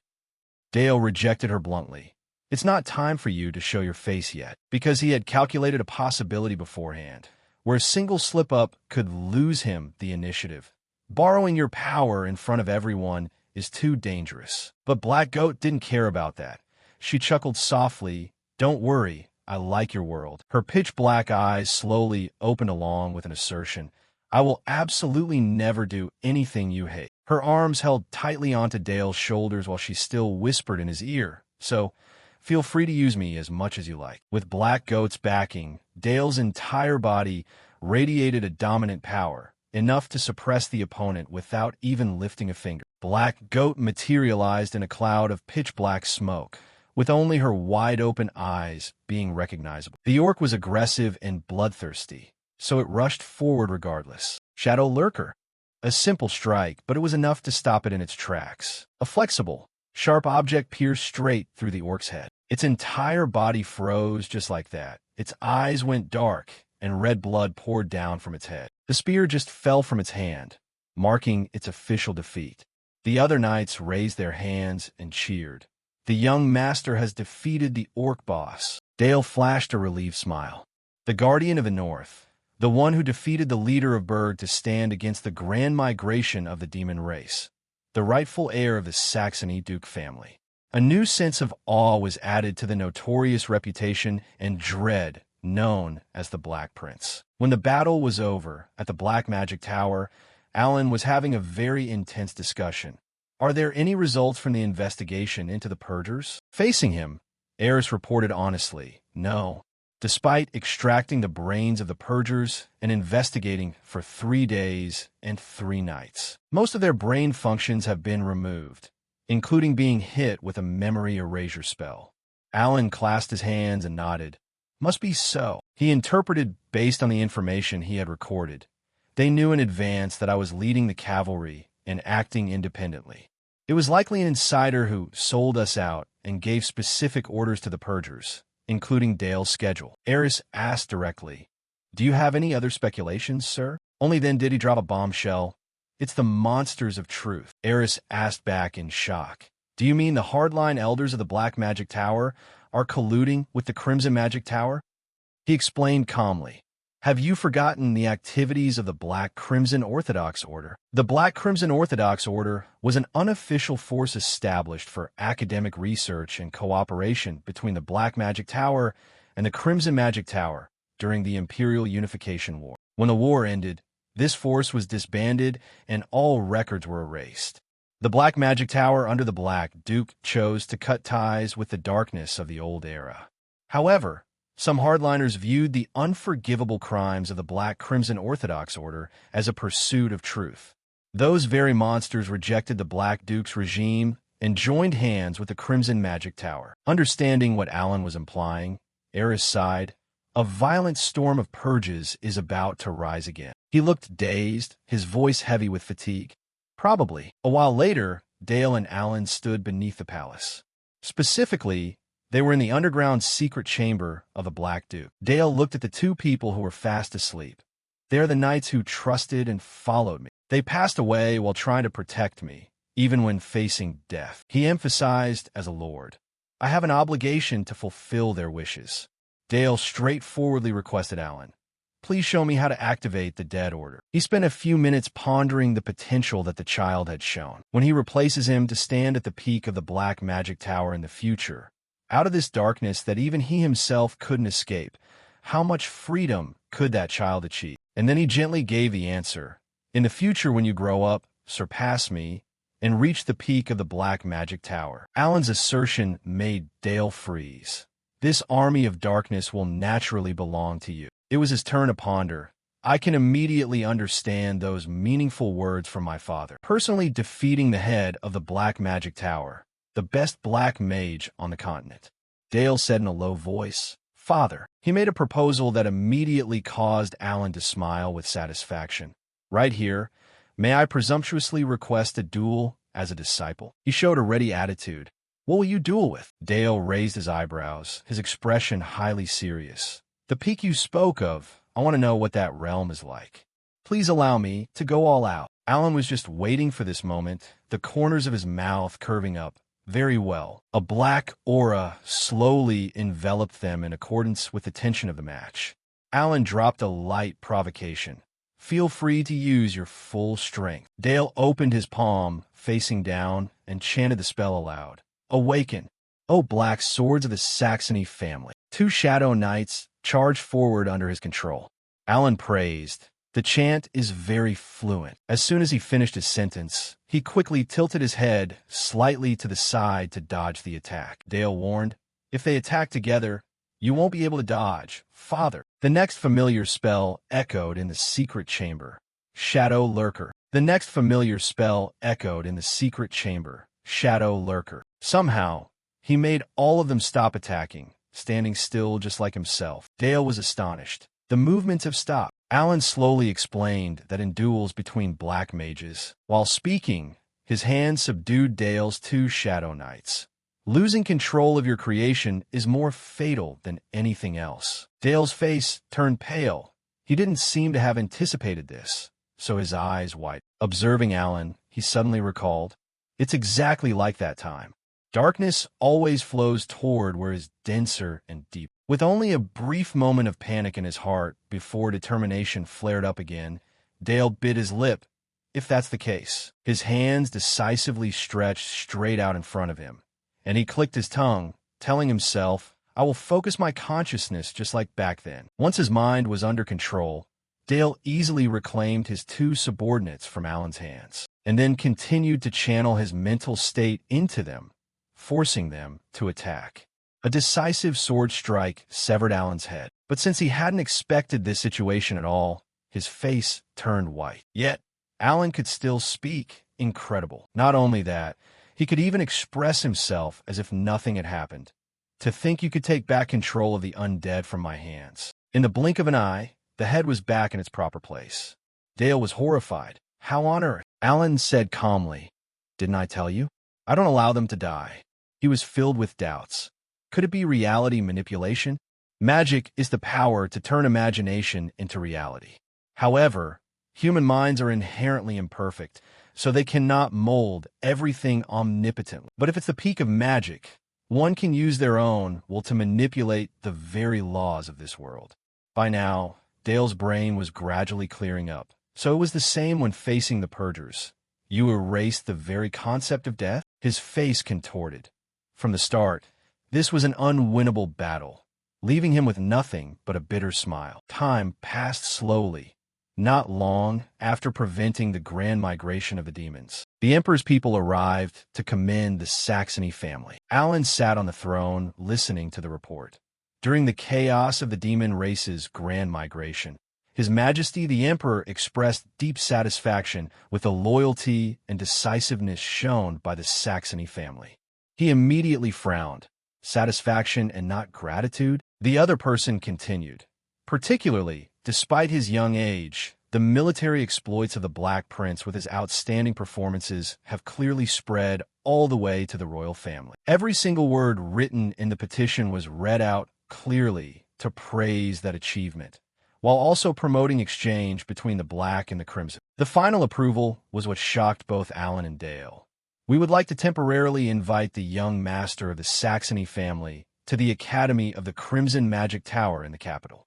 An invitation? Alan, sharp to the current situation, angrily stopped it. "Too dangerous. Bringing you to the capital right now is too dangerous." He looked at Dale and asked a serious question. "Are you planning to walk into your own death?" Dale patiently presented his case to him. The son of Marquis Juris also said he would stay at the Black Magic Tower for an exchange. His thoughts were incredibly sharp. As long as our side is also holding the successor of the Crimson Magic Tower's master as a hostage, the other side won't dare to act rashly. Alan knitted his brows, his forehead furrowing deeply as his eyes stared intently at Dale. And then he strained his voice, word by word, recalling the event from years ago. "Have you forgotten the ambush by the Purgers?" Dale remembered, but even so, he still insisted on his intention. If they planned to make a move on the successor of the Black Duke in the capital, at the Crimson Magic Tower's Academy no less, the Crimson Duke definitely knows full well the impact that such an action would bring. His words were so firm and clear that Alan was left speechless. From the Empire's perspective, the one they fear the most isn't me, but you, Father. Then he asked about another related issue. "Then how do you explain the ambush by the Purgers?" Dale also replied quickly, "Perhaps the Crimson Magic Tower." He was a bit amused when mentioning a certain person, "is just testing you and me. Marquis Juris must be very curious to see how strong I am." Dale raised his voice slightly. "If he really wanted to eliminate me, he wouldn't have sent only 12 men." At this point, Alan gradually gave in, only probing a bit further. "Then do you have any other purpose you want to achieve in the capital?" Dale clenched his fist and declared loudly, "I want to see this country called the Empire with my own eyes. And since the Crimson Magic Tower has provoked us," the more Alan listened, the more his forehead wrinkled, "then we must definitely give them a proper response." Ultimately unable to stop Dale, he could only sigh, "I really can't understand your thoughts." Alan looked down and said softly, "You're right. As a father, I missed a judgment that a Black Duke shouldn't have missed." A moment later, he raised his head to look straight into Dale's eyes and instructed, "Fine, but keep this in mind. The moment you set foot in the capital," the corner of his mouth curved slightly as he heard, "they will only look at you as a mere brat." Getting his father's approval, Dale's joy showed on his face, his voice full of excitement. "I will keep that advice in mind for you, for myself, and for the Saxony family." When night came, someone was giggling inside a mansion in a distant place. "It's coming soon." This was Crimson. He lightly swirled his wine glass while murmuring in amusement, "I'm really looking forward to this reunion." His manner was casual and haughty, mixed with a hint of disdain. "Ah, youth, curiosity always triumphs over fear." Crimson turned slightly to look at the body that had been drained into a dry skeleton. "Elizabeth, what do you think about this? This is what happens when you refuse to think. You end up rotting like this." He stood up, approached the corpse, and kissed the back of Elizabeth's hand. "But your blood was truly magnificent." Crimson showed a look of satisfaction. "Death is a blessing. It's just like petals blooming brilliantly and then withering beautifully." Saying that, he raised the wine glass in his hand higher again. "Compared to that, an immortal life without death is truly fleeting, empty, and filled with meaninglessness." Suddenly, Crimson crazily crushed the glass, the red wine flowing through his knuckles. He leisurely walked over to the window and continued to utter the philosophies he had concluded, no different from weeds that can never bloom in their entire lives. Crimson looked outside and said joyfully, "Welcome, young Master Dale." He made his anticipation clear. The top talent of the Empire will soothe this emptiness. The next morning, Dale sat in the carriage, leaning his arm to look at the scenery outside. Traveling with him were Vale and Cephia. At this time, Vale sat next to him, secretly observing his expression. He thought to himself, ever since he showed that side of himself, I can't bring myself to start a conversation naturally anymore. Cephia felt the same way. Once you've seen how I was back then, I know that no apology or excuse will work anymore. She glanced briefly and then turned her face away. The carriage carrying the three of them arrived in front of Crimson's palace gates in no time. 2 guards on duty at the main gate stepped out to welcome them, and Dale calmly stepped down from the vehicle. A man stepped forward to welcome him warmly. The young master of the Saxony family has gone through a lot of trouble to come all the way here. Dale walked carefully, keeping his eyes open to scan the entire scene. This place was the Royal Academy, directly under the Crimson Magic Tower. Crimson stood, greeting him with a few attendants. "We have been waiting for you for a long time. young master of the Saxony family. He politely placed his hand on his chest and bowed. Marquis Juris, it's an honor to meet you again. Though Dale was small in stature, his words were incredibly firm and proper. I am the one who should be extremely grateful for the invitation from the master of the Crimson Magic Tower. Crimson shrugged and continued. I've heard a lot about the young master's exploits against the grand migration of the demon race. He smiled superficially, showering him with praises, not only stopping at researching like a scholar, but also bravely becoming a warrior on the battlefield yourself.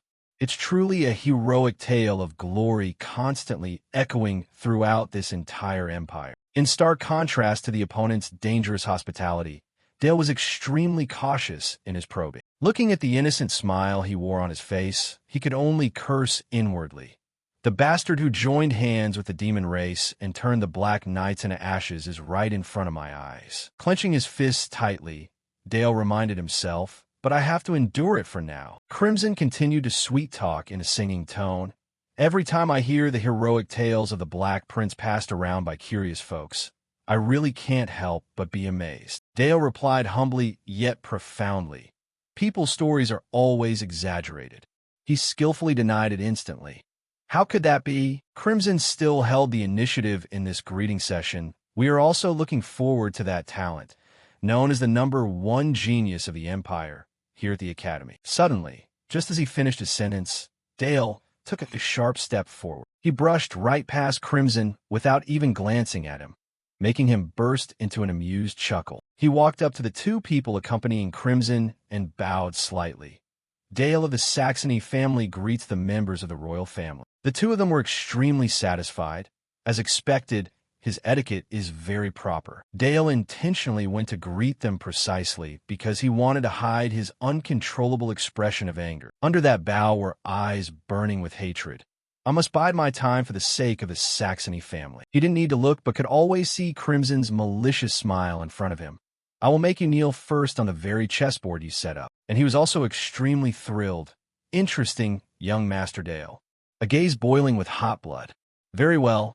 I'll be looking forward to it. Inside the magnificent royal palace in the early morning, the night's class had been going on for quite a while. The professor stood on the podium, lecturing enthusiastically. In other words, Dale rested his chin on his hand and tilted his head, completely unfocused despite the words floating past his ears. The reason fire and water attributes are different is because besides the knowledge above, behind his back, there were whispers from other students. Is that him? Is that the Black Prince guy? Rumor has it he's only 11 years old, but has already reached the three-ring magic realm. Dale let out a long sigh, bored by the thick gossip. Must be a lie. How can a brat from the Black Magic Tower in the middle of nowhere reach 3 rings? The rotation speed of his magic ring probably doesn't even hit 100 revolutions per minute, right? The more he heard those words, the more he complained about Crimson. Crimson, that sly bastard, actually deliberately shoved me into the elite class of the 3-ring level. Dale looked at the large lecture hall. A few weeks had passed since he arrived, and now graduation exams were drawing near. Graduating from the Royal Academy and becoming a mage of the Crimson Magic Tower was a guaranteed ticket for the advancement of the imperial nobility. For that very reason, the Academy couldn't possibly welcome the appearance of an outsider. Dale was completely immersed in his own space. No major problems so far, but Juris definitely didn't bring me here just to sit and listen to lectures. Suddenly a hand shot up, a sharp voice interrupting the class. Professor! The professor looked toward the boy who was arrogantly sitting with his legs crossed right on top of the desk and stammered, What is it, student Leonard? He commented without the slightest respect. Nothing, it's just that this class is too boring. The professor actually seemed subservient. Is that so? I apologize. Then what would you like to do? Leonard glanced down, grinning widely as he led the conversation. It's a rare occasion for the Black Magic Tower and Crimson Magic Tower to have an exchange, not to mention the young master of the Saxony family himself honoring us with his presence. A scheming proposal. Shouldn't there be a magic duel fitting for the occasion? The professor broke into a cold sweat. If you say a magic duel, could it be? Dale thought to himself again that this academy was no different from a miniature kingdom, where lineage and title determined one's status. and at the very peak was where the king ruled. Looking at the guy's haughty, audacious demeanor and the professor's cowering attitude, he guessed that the guy must be the king, right? Surely he's the son of the Crimson Magic Tower's Flame Blood Elder. Walter. Leonard shrugged, making a casual gesture. Everyone says so. The one who passed the 20th floor in the tower trial. The #1 genius of the Empire. The one who brought victory in the Black-White War. He was aiming directly at Dale. I heard you recently defeated the orc boss all by yourself, right? That's why I want to see that talent with my own eyes even more. Facing the praise coated in sarcastic disdain, he only smiled. Dale stood up straight, his voice just as dignified and powerful. Rumors are often blown out of proportion by the time they reach the listener's ears. Is that why you need to verify it for me personally? Leonard praised in amusement. Your eloquence certainly matches that reputation. Anyone can be a hero with just words. Prove it with your actions. Dale confidently accepted the challenge. Fine, I accept. The two walked straight up to the podium and stood facing each other, the atmosphere suddenly turning tense. The professor was extremely worried.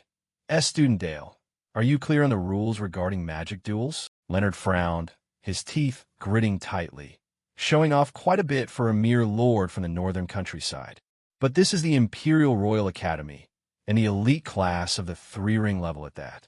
I will make you kneel before the #1 talent of the Empire. Dale looked at the professor and asked an important question.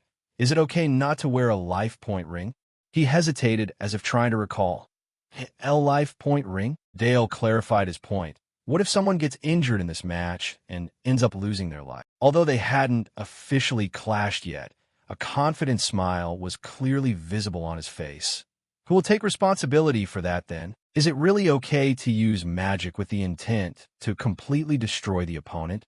Hearing this, the professor could only stand there frozen, staring. Then suddenly he raised his hand, shutting it down instantly. Leo? Leonard, this match is canceled. I'm canceling it. Leonard snapped back testily. What? The professor rushed over, using every word to dissuade him. Leonard, can you act as if this match never happened? Or at least put on a life point ring? As a result, he was tightly grabbed by the collar by the arrogant Leonard, who then barked at him. I can still beat that brat even without that thing. Leonard didn't even consider the professor's good intentions and raised his voice further. You just quietly do as I say. I'll show you what a real duel looks like. On the opposite side, Dale grew impatiently patient, hands on his hips as he strained his voice. How long are you going to stall for? Leonard replied grandly. I'm already prepared, northern young master. He proposed craftily, but I want to add one more condition. If the young master here loses from this day on, he will be judged as unqualified to attend the graduating class, and he can get the hell out of this classroom. Leonard pointed at himself, acting gracious as he said, in return, if I lose, I will forfeit this graduation exam. Dale listened while summoning his sword. Fitting for an exchange match, wouldn't you say? He didn't hesitate for a second and agreed immediately. Fine. Upon hearing the answer, Leonard immediately closed his eyes tightly and drew out the fire attribute that was his strong suit. An iron chain woven from scorching rays of light, as if straight from a volcano, appeared. Leonard lowered his voice. Then, knowing he could no longer do anything, the professor had no choice but to step in as the referee. The match between student Leonard and student Dale will now begin. Even before the sentence was finished, both hot-headed young men had already moved. In the blink of an eye, Dale and Leonard closed the distance, sword and chain clashing loudly against each other. The violent reactions scorched the air, and a thick cloud of fire rose up. The watching students couldn't help but be astonished. What is this? What's with this wind pressure? They watched intently, not daring to take their eyes off the fight. More than anything, their eyes couldn't even keep up anymore. Dale was incredibly determined, his eyes craving victory, and his limbs moved with lightning speed. Entering the battle, Leonard also carried a different mindset, firm, steady, and highly focused. He delivered his blows calmly and meticulously, completely unlike his previous arrogant demeanor. Leonard raised his hand to block his line of sight, narrowing his eyes slightly to observe. The moment he lowered his hand, he saw Dale just a hand span away, already thrusting his sword forward. A streak of purple light enveloped Leonard's upper body along with Dale's fierce thought. It's over. At the very moment he was about to grasp victory, he was suddenly startled by an oncoming light. A scorching fire rushed over as if it wanted to burn his face off. Dale lost his balance in shock. Due to the sudden ambush, he fell to the ground in a daze, coughing violently. Dale bit his lip, letting his eyes do the cursing for him. Looking at the students backing Leonard up, he cursed inwardly. This cowardly bastard. He yelled straight at his face right after. Did you bring your lackeys along from the very start? Is this the exchange match you were talking about? Leonard turned out to be a piece of trash after all. He laughed slyly. Cowardly? What do you mean cowardly? I knew absolutely nothing about this. He even used a psychological tactic to strike at Dale.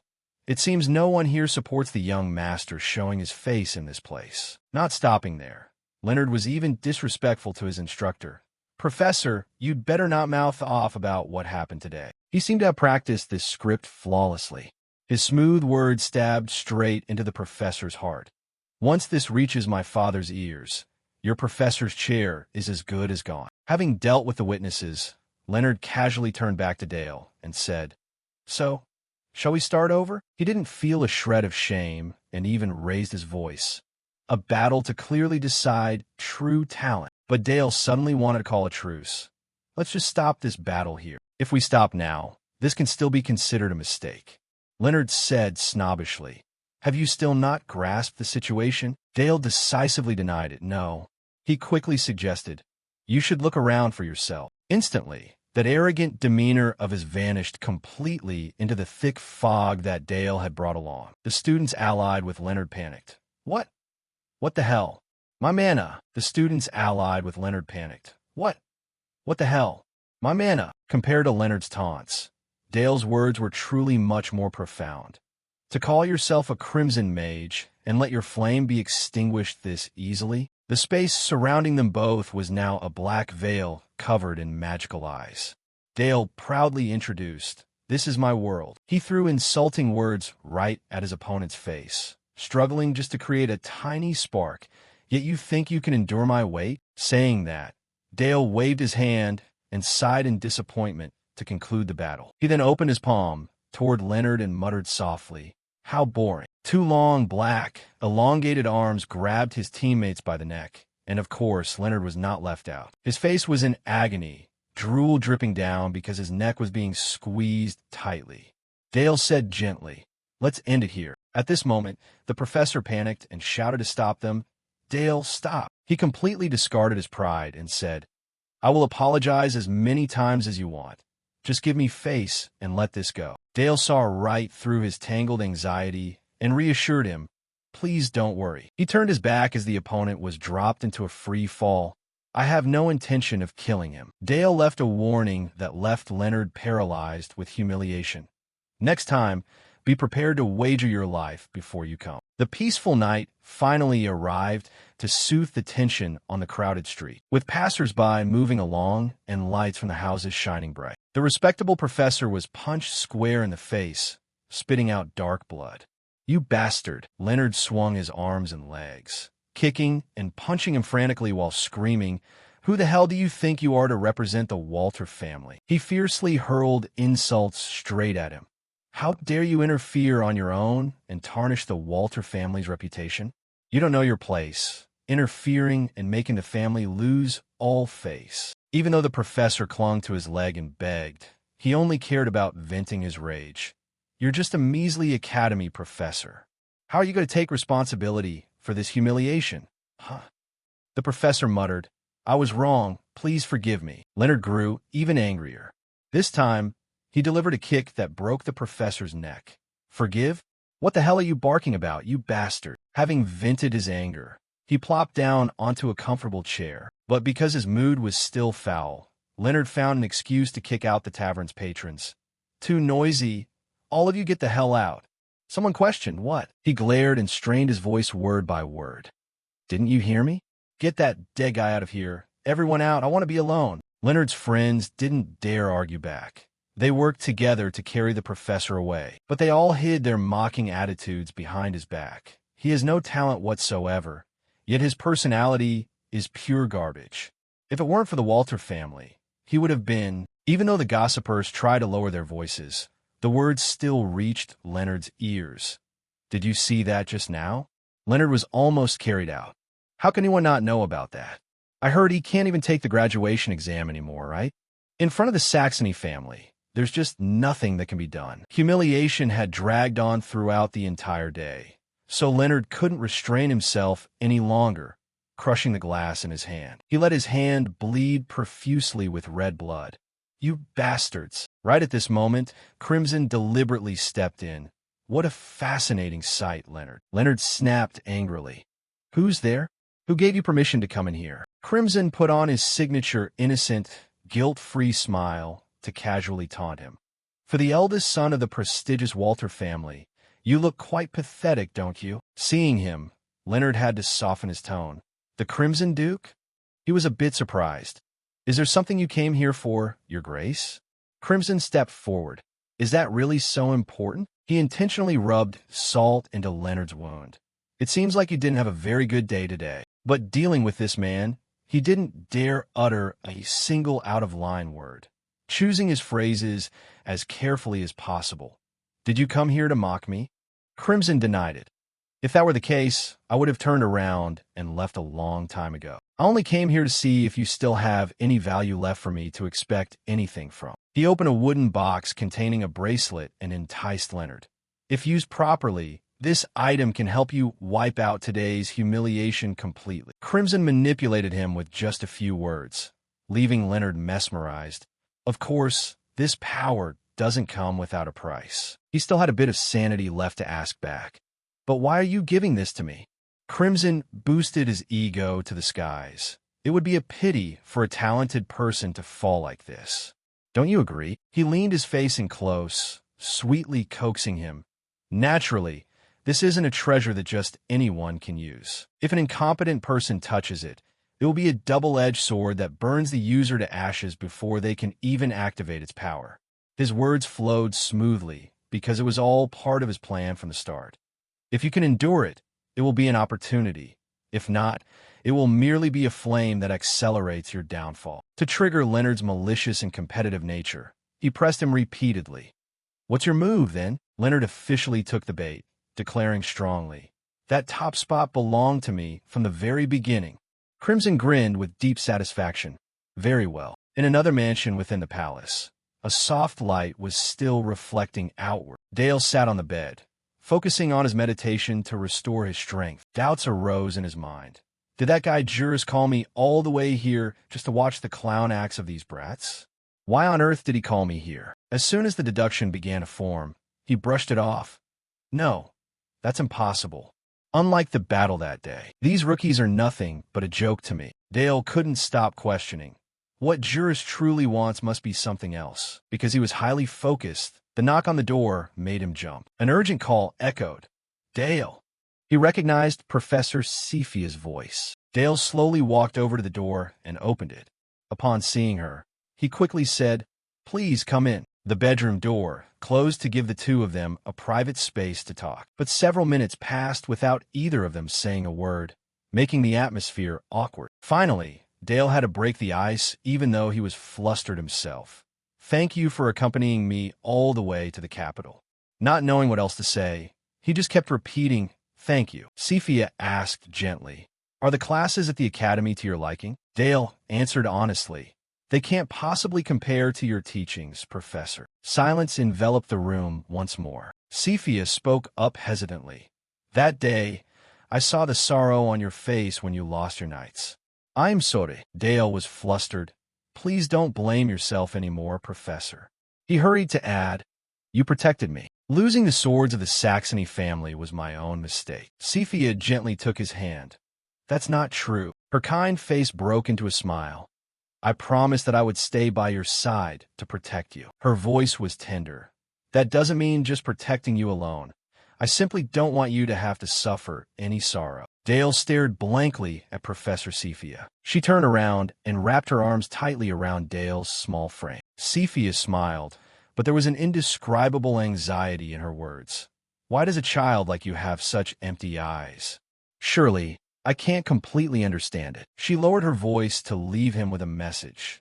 But it's all right, because I will always be on your side. Dale didn't know how to express it, so he could only return the hug and whisper softly, "Thank you, Professor." Dale didn't know how to express it, so he could only return the hug and whisper softly, "Thank you, Professor." The professor announced in a loud voice, "Now then, the duel between Dale and Valor may begin." A familiar voice cut in, "Hold on." The surrounding crowd immediately began gossiping. "Leonard? What's going on? Is that Leonard? Why is he here?" The professor was flustered. "The exam is already underway.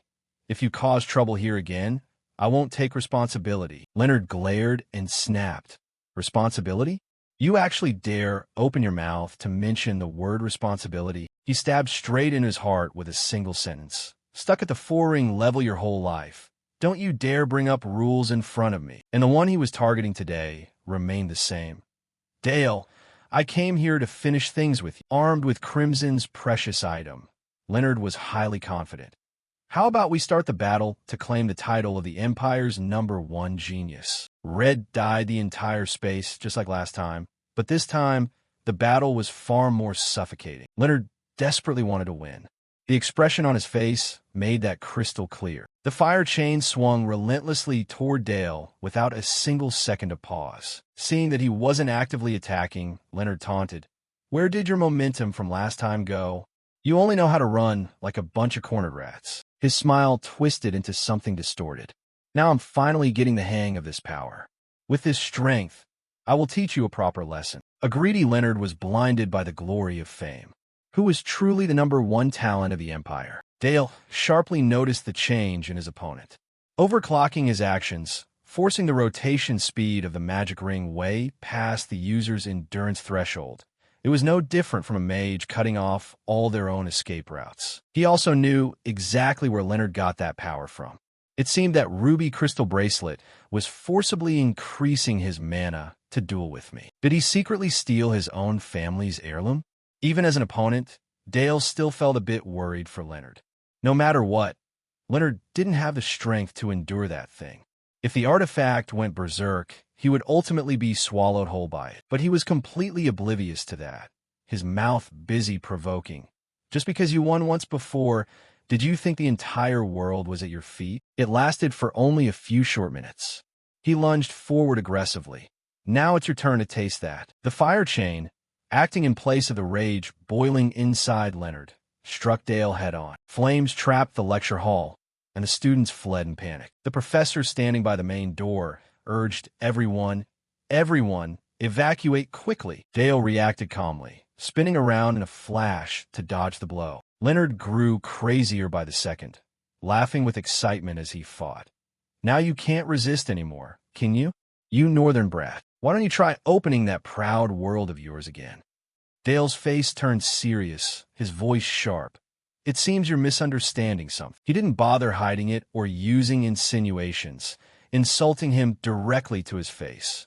"For someone of your caliber, I don't even need to summon my world." The hand holding the sword didn't have a single scratch. A purple light was spreading from.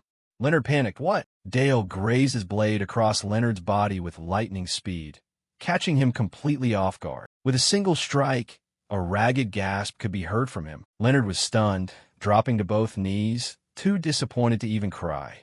Dale kindly advised, "It's still not too late. Give up here and throw away that artifact right now. You know full well the changes happening inside your body are gradually becoming too painful to bear, don't you? In the end, that artifact will only destroy you first." Dale was patient. "If you keep forcing it, everything will become irreversible." Leonard shouted down all his kind words. "Don't be ridiculous." He barked hoarsely. "What do you know to judge my limits?" Leonard pushed himself up onto his feet, asserting one thing. "Nothing is irreversible." His chest heaved as all the resentment inside him exploded. "Look closely at my true power. I am a #1 genius of the Empire, Walter Leonard." Raging flames surrounded them both, leaving no way out. Leonard was incredibly proud of his fresh achievement. I did it. I've reached the 4-ring realm. This place is my world. The one who will taste defeat here is you." Dale was genuinely worried for him. This has become troublesome. Looking at Leonard's delusional state, he analyzed. The mind world has corrupted the mage's reality. This is something that should be impossible for a normal mage. But paradoxically, this happens solely because Leonard possesses talent. The opponent couldn't see that at all. His scream was filled with utter satisfaction. I am Leonard Walter, the #1 genius of the Empire and the pride of the Walter family. Yet at this moment, the curses from his biological father, Walter, suddenly echoed in his head. Leonard Walter, are you satisfied with just that much? This success isn't yours. For the survival of the family, this is nowhere near enough. If you are truly the hope of the family, you need to show me much more. For some reason, Dale could see all of Leonard's emotions leaking out from his mind world. Sometimes, high-level mages would also actively project their mind worlds onto others. He saw right through his opponent, yet Leonard's mind world was different from those high-level mages. It was the result of forcing his way to the 4-ring level, leading to a loss of control and causing his consciousness to go berserk. Leonard was completely lost in his delusion. All of you, look up at me. You must revere me. Dale sighed helplessly. What a pity. He really is a hopeless brat. He told him slowly, Leonard, I will show you that mind world you've always been searching for. He asked back in shock, what? Dale's voice was soft, but his eyes were full of fierce determination. It means I'm going to deploy my own mind world. But the question is, can you actually endure it? His hands went into action as he spoke. The resentment and emptiness that I once had to swallow down. A patch of darkness immediately broke free and surged toward Leonard. He was frozen in sheer shock, but within that patch of darkness, he saw the entirety of his own miserable past. Barely a second passed before Leonard couldn't hold on, collapsing heavily to the ground in absolute terror. He shrieked, What is this? What kind of monster are you, you bastard? Dale replied calmly, What's wrong? This is exactly what you wanted. You envied me so much that you drowned in your own inferiority, always craving this talent. Leonard crawled backward in fear as he saw him approach. Please don't come near me. Don't come any closer. In an instant, he felt completely suppressed by Dale's aura. Why are you trying to run away? This is the price for my talent that you craved so much. Leonard's face turned pale upon hearing. Are you ready to pay that price? The air was gradually restored to its purity, fire and smoke dissipating the moment Leonard came to his senses. I was wrong. I'm sorry for not recognizing you, sir. The professor, who was usually beaten by him, stood there dazed at the sight. Impossible. Oh my God. Dale looked over and smiled. You came just in time. Leonard clutched his head against the floor, muttering, I'm sorry. I'm so sorry. Dale instructed the professor. Take him to the hospital quickly. The students burst into exclamations. Oh my God. Look at his pathetic, groveling state. Now when he says, I'm sorry, everyone has to wonder if that's really Leonard Walter. That was how the berserk incident at the academy came to a close. Leonard Walter withdrew from school due to personal reasons, and afterward, a rumor spread among the students that Leonard had gone mad. On a terribly rainy night, inside the Walter family mansion, someone was completely consumed by rage. To think the blood of the Walter family would sink to this level, clenched fists radiated murderous intent. No way. This is absolutely impossible. Walter, the head of the family, sat on his chair looking down at his son as if looking at a criminal. Dale of Saxony, that damn brat from the Saxony Duke family. I'm sorry. We don't know what else to say. No one dared open their mouth in front of Flame Blood Walter, an elder of the 6th Ring Magic Tower and the current count of the Walter family. Right during this critical moment, Crimson's figure made an appearance. Your heart is being torn to pieces, and to top it off, you are defeated by an underage young master of the Saxony Duke family. Crimson showed understanding. I can completely understand your fury and your cursing to the point of forgetting your own status. Walter hurriedly replied, I have been disrespectful, Tower Master. It's all because our Leonard was lacking. Toward him, he maintained a highly cautious attitude. Regarding the eldest son of the Saxony Duke family, whom you personally invited, I harbor absolutely no hatred. Crimson gasped in exclamation. Is that so? Walter rushed to confirm. That is correct. please dismiss this misunderstanding, sir." He began to use his deceitful tone. "Then that's a real pity. Just like what was done with your son." Crimson pulled out a gem-encrusted bracelet to entice him. "And here I thought I came here to help Count Walter get his revenge." The long night passed, and sunlight once again blanketed everything. The lecture hall full of students operated just like any other day. But today, everyone had the same question. "The professor is late today, huh?"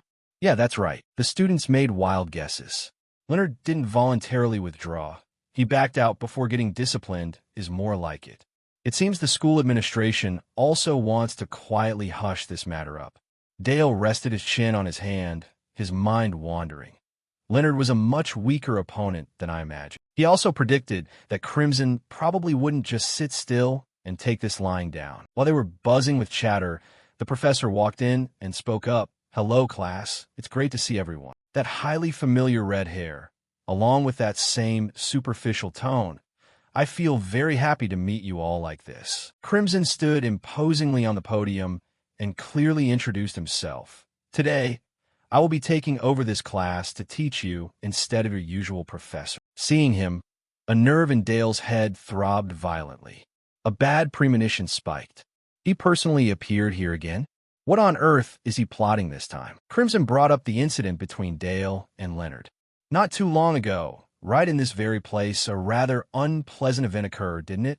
Leonard Walter was truly a student everyone had high expectations for. He used his raspy voice to remind the students. "Every single one of you present here used to tremble and bow your heads in front of him. I know there are a lot of rumors going around among you regarding Leonard's self-withdrawal. If it comes to the point where you have to grovel before a piece of trash who doesn't possess even a shred of talent, then surely you should understand what you need to do when standing before me in the future." With just those few words, Crimson completely captivated the psychology of the entire room. Everyone feared him, while he just basked in his own smugness. The story about the useless insects ends here. What I'm going to teach you here today is... Crimson deliberately lowered his voice. Dale raised his neck to look at him. History? He began the lecture, looking exactly like a qualified professor. The Imperial Unification War, as you all know, had a period where countless deaths were buried under the name of the greater good. Among them, the two black and crimson towers used the name of academic cooperation and research to establish a secret force to maintain post-war balance. That name was the Black Crimson Orthodox Order. Hearing Crimson mention this, Dale's heart skipped a beat. What? Why would he bring up a name that had been buried by the war in a place like this? Crimson continued casually, under the beautiful guise of pursuing the truth of power and the greater good. That was the place that used prisoners of war to conduct live human experiments, burning them alive to record their reactions, then sewing their torn bodies back together and forcing them to stand up. They had repeated those experiments countless times under the exact same conditions. He was truly a master at stirring the emotions of his listeners. Because on the battlefield, morality is nothing more than a luxury. The Academy students were instantly captivated. The proof was how they immediately started whispering among themselves the moment Crimson finished speaking. Did a force like that actually exist? I had absolutely no idea about it. He chuckled. Well, that's a surprising reaction. Then he spread his arms and raised his voice. Are you, who aspire to become mages of the Crimson Magic Tower, really feeling guilty over a little petty morality? Be proud. It's thanks to the wisdom of our predecessors that you are here today. Since he never intended to leave Dale in peace, he immediately shifted the focus onto him. The young master's complexion doesn't look particularly good, does it? Crimson provoked him. Could it be that the young master also feels as uncomfortable as those children? He casually tossed out a disparaging remark. The young master is just like the Black Duke, choosing morality over the ultimate truth. Crimson sighed in disappointment. The Black Duke was once like that too. He was held back by cheap morality and ended up stopping on the path toward truth. Dale narrowed his eyes. I already know about this. After the war ended, the Empire wanted to maintain the organization, but his father took matters into his own hands and completely disbanded it. The records regarding the Black Crimson Orthodoxy Order should have vanished into the annals of history. Crimson continued to keep Dale at the center of attention. However, young Master Dale is very different. I see the shadow of a true Black Magic Tower master through young Master Dale's talent and actions. His expression gradually turned bizarre, wearing a twisted smile that could never be compared to the garbage around here. That is truly the talent of a demon. He continued, "One day, you will definitely stand at the absolute peak of the Black Magic Tower and lead the entire Black Magic Tower system exactly according to your own desires, young master." Having said that, he suddenly extended his hand. Crimson was full of sincerity, even though in his heart, he was just faking it. "Would you like to grasp the ultimate truth and power in your hands along with me?" Dale gritted his teeth upon hearing the opponent's hypocritical words. For the sake of a new bond between Black and Crimson, he understood all too well the true intention behind that mask. "In the end, you're just planning to exploit my talent to revive the Black-Crimson Orthodoxy order, aren't you?" Being naturally clever, Dale chose a gentle approach to reply. "Thank you very much for the offer, but everything at least needs to have a proper order." He laid it out clearly, but anyone could hear the underlying rejection. "When it comes to speaking about the future, my father is still in very good health right now." Crimson deliberately played it down. "You don't need to worry about that, Matt." Snap! He snapped his fingers as if trying to pull out his trump card. Sure enough, a gust of wind carrying dark dust and ash suddenly surrounded the classroom. Dale's mouth fell open in astonishment as he stared blankly at a single point. He directed his gaze toward the falling debris. Could it be that winter snow was falling inside the mind of the Crimson Mage? Looking closer once more, Dale was certain. No, this wasn't snow. It didn't take him long to realize that this substance was ash. Dale looked up at the professor as the realization began to dawn on him. If that's the case, could this place be? He subconsciously clenched his fists. Right. How could I ever forget this scenery? Crimson stepped closer, chatting casually as always. "It really is a wondrous and magnificent world, isn't it?" He smiled warmly and open-heartedly. "You are the only one permitted to step foot into my world. The other students won't be able to see it." Crimson's voice was brimming with pride. "In this world, on every street corner, towers of bright steel are erected that no one dares to replicate. Steel dragons soar through the sky, breathing fire attribute magic at a realm that even I cannot reach." His creative yet highly dangerous inventions were also put on display for Dale to see. The cutting-edge technology devastated everywhere it went, leaving disaster in its wake. The sole purpose of existence in Crimson's world was probably destruction. The very first giant projectile fired caused a massive inferno, blotting out the entire sky. Crimson was absolutely thrilled. Behold the great empire of fire and steel that once subdued even those ancient titans. He took arrogant pride in the twisted truth he nurtured. That is exactly what we mages have always been tirelessly searching for. The ultimate truth and power. Dale seriously wanted to understand this man's psychology. For the sake of that so-called truth, did you summon the hero from another world? Crimson, of course, had no qualms about it. Indeed, but that existence was truly a wretched failure of a product. He judged calmly. As a soldier, he was actually quite useful. But among the truths that the great empire of fire and steel possesses, he was just a low-ranking grunt who couldn't grasp anything decent at all. Dale suddenly found it amusing, having to quickly cover his mouth with his hand as he listened to him ramble.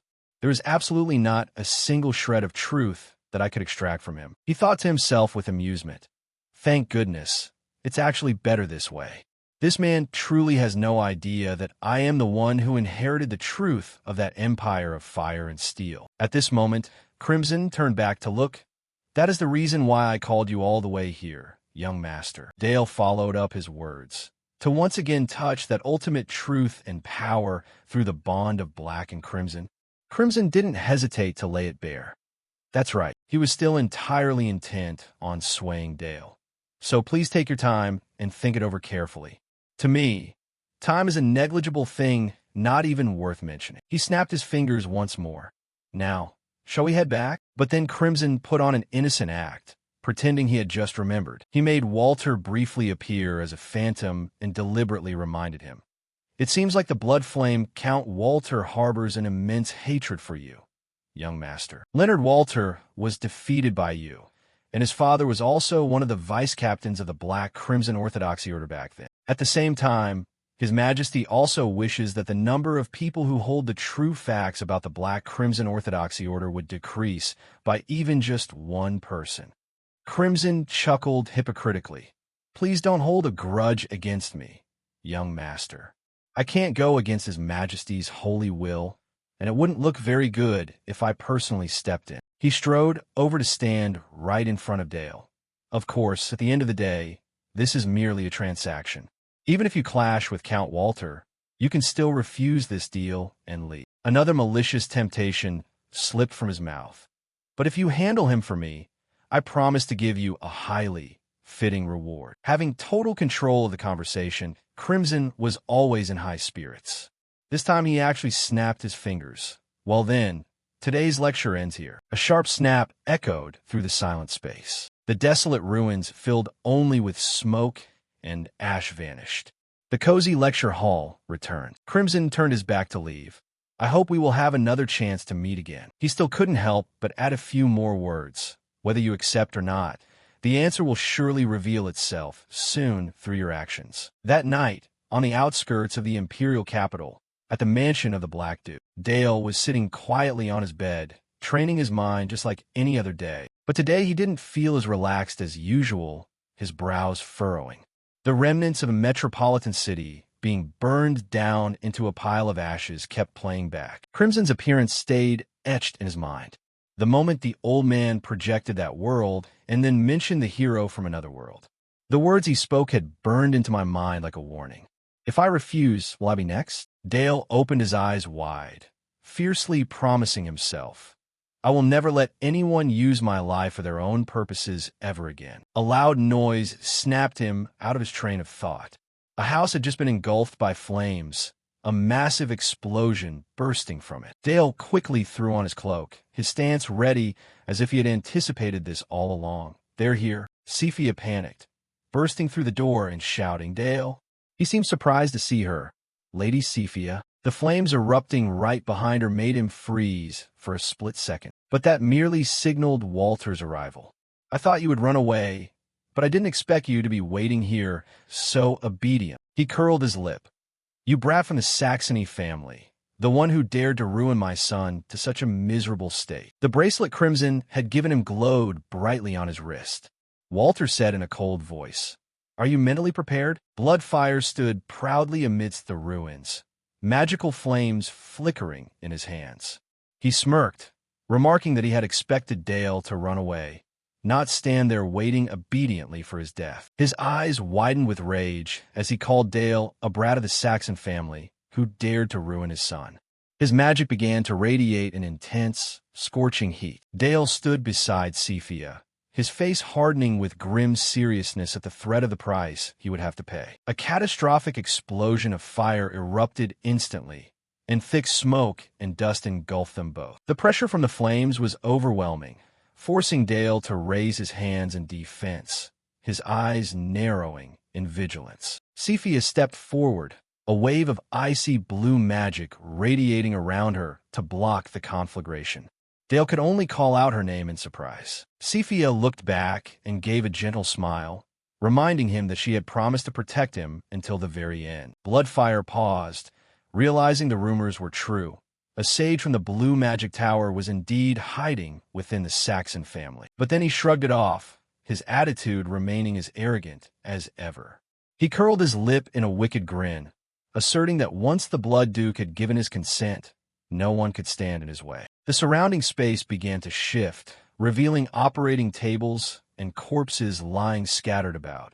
A ghastly scene within his laboratory. Cephia didn't hesitate. She channeled her mana, ready to retaliate against the next attack. Two opposing forces of hot and cold magic collided violently, triggering a powerful shockwave right in the middle of the room. Dale stood behind her, his eyes wide and focused, as if he were meticulously observing every movement of his opponent. Looking down at the tools on the table, Dale muttered to himself, wondering if those were surgical instruments. In front of them, A man was chained to the ceiling, his mangled body wheezing and begging for the release of death. Bloodfire stood amidst his circle of vengeful fire, smugly asking if they knew why he held the title Bloodfire. Zooming in on his crazed face, Bloodfire began to explain the depravity of boiling a person's blood while they were still alive until it reached the boiling point. Memories of brutal experiments surfaced, shadows tearing apart test subjects to find the perfect formula for slaughter. He laughed gleefully at the victim's pain, claiming that history always marches forward on the sacrifices of the weak. Cephia looked at him with eyes full of disgust, while Bloodfire continued to flaunt the morbid philosophy he called the law of nature. She reached out, and her ice magic radiated more powerfully, as if she intended to freeze the very cruelty before her eyes. Bloodfire cackled, calling them trash unworthy of salvation. He spread his arms wide in the blood-filled laboratory, proud of the empirical experiments that had helped him build his tower of wisdom.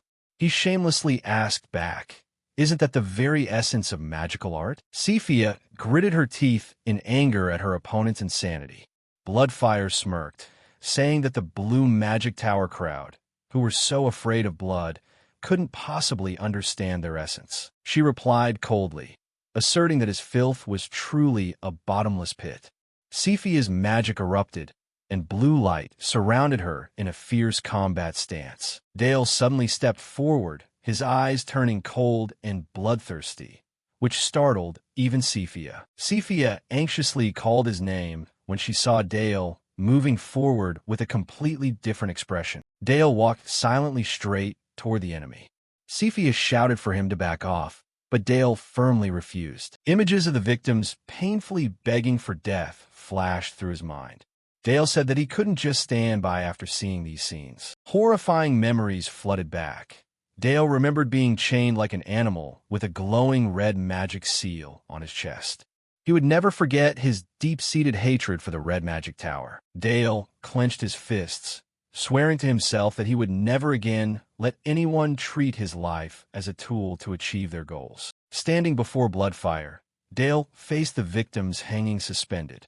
The old man scoffed, thinking that a third circle mage brat couldn't do anything to him. Bloodfire began to lose patience, yelling at Dale that he was too delusional about his innate talent. The iron chains rattled violently and then shattered. He declared that he would make the boy regret it under the fires of hell. The charred corpses lunged forward crazily like living shields, while Bloodfire screamed about the dominance of blood. Cephia waved her hand, deploying a large-scale ice spell to stop the crazed army. A cold command rang out, and the chill immediately blanketed the area. The charging corpses were frozen solid into sharp blocks of ice, halting the attack in the nick of time. Bloodfire still wore a confident smile. He activated a magical artifact on his wrist, mocking them by asking if they thought that was enough to stop him. Bloodfire snapped his fingers, activating a deadly, glowing red magic circle. Heat began to radiate throughout the laboratory. The unfortunate test subjects screamed in agony as their bodies were scorched by the eerie flames and transformed into frantic fire monsters. Dale and Cephia took a step back from the blast of hot energy that had just erupted. Cephia began to chant, and the air around them suddenly vibrated intensely. She unleashed the spiderweb of discord spell to restrain the opponent. Icy blue magic threads poured from Cephia's hands, wrapping around and disrupting the enemy's fire source. A massive spider web blanketed the space, turning the laboratory into a land of ice and blue magic. Dale and Cephia stood firm amidst the magical battlefield. Cephia seemed to have gained complete control over the defensive situation. Cephia reminded Dale to be careful. Dale wasn't afraid at all. He stepped forward with black wisps of dark magic churning beneath his feet. He gave a confident smile, asserting that with a reliable mentor like Cephia protecting his back, he had nothing to worry about. Shadow Lurker was activated. Dale stood amidst a thick pool of shadow, his blue eyes glowing brightly with provocation. Dale suddenly dived deep into the shadows, his body vanishing as if he had never existed there. He moved at extreme speed through the darkness, aiming straight for Bloodfire, who was standing in the middle of the circle of fire slaves. Bloodfire panicked and shouted, ordering the slaves to use their bodies to protect him. The flaming corpses lunged to block Dale's path. Dale leapt up, dodging attacks from the mindless monsters that were burning fiercely. A shadow pierced through the body of a fire slave, extinguishing his final spark of life with dark power. Dale appeared in the middle of the enemy formation, countless sharp shadow spikes erupting from the ground, impaling the flaming slaves around him. A violent explosion of fire erupted right at Dale's position, and smoke and dust filled the area. Dale lunged out of the smoke, a pitch-black mana blade in his hand, his eyes highly focused on his only target. Bloodfire screamed in frustration. He couldn't believe a cunning brat like Dale could get this close to him. He unleashed a series of extremely powerful firebolts, tearing up the floor to incinerate his enemy. The wide area flare technique was activated, creating a firestorm that covered his entire field of vision. Sephia calmly clasped her hands, her eyes focused intensely on maintaining her defensive magic. The fire serpent sparks rushed toward them, but were blocked by Sephia's ice magic right in front of Dale. Bloodfire attacked frantically, but in vain. Dale turned to look at Sephia with eyes full of admiration for her perfect protection. He cursed once and continued to pour his strength into the next attack, not giving the enemy a second to rest. Darkness exploded around Dale. He unleashed the Shadow Lurker technique on a larger scale, sweeping away the fire slaves blocking his path. Bloodfire laughed manically, calling Dale a fool for daring to enter the range of his final explosion. Blobs of blood and fire floating in the air began to rain down like bombs. He declared that this was the end for both of them. Sephia raised her hand, and a blue magic circle appeared, ready for a new level of defense. The quarantine spell was deployed, creating impenetrable polyhedral blocks surrounding Dale, shielding him from every explosion. Standing behind the perfect barrier, Dale smirked triumphantly. He knew he was completely safe. Sephia looked straight at Bloodfire, declaring that all his cowardly attacks would end here. Bloodfire trembled with rage, spewing insults at Sephia and those witches of the Blue Magic Tower. A giant black shadow loomed behind Bloodfire, making him jump in terror at its sudden presence. He frantically waved his hands to create a fire shield to block the attack, sweat dripping down his face in pure desperation. Dale stood proudly, reaching out with a condescending look and asking if that was really all he could do. The old man gritted his teeth and glared at Dale. The boy mockingly asked where that optimal slaughter formula he was so proud of had gone now. "Don't make me laugh," Bloodfire shouted in bitterness, his left hand gripping the artifact ring on his right wrist. The crimson fire flowing around Bloodfire's body suddenly became more unstable and chaotic than ever.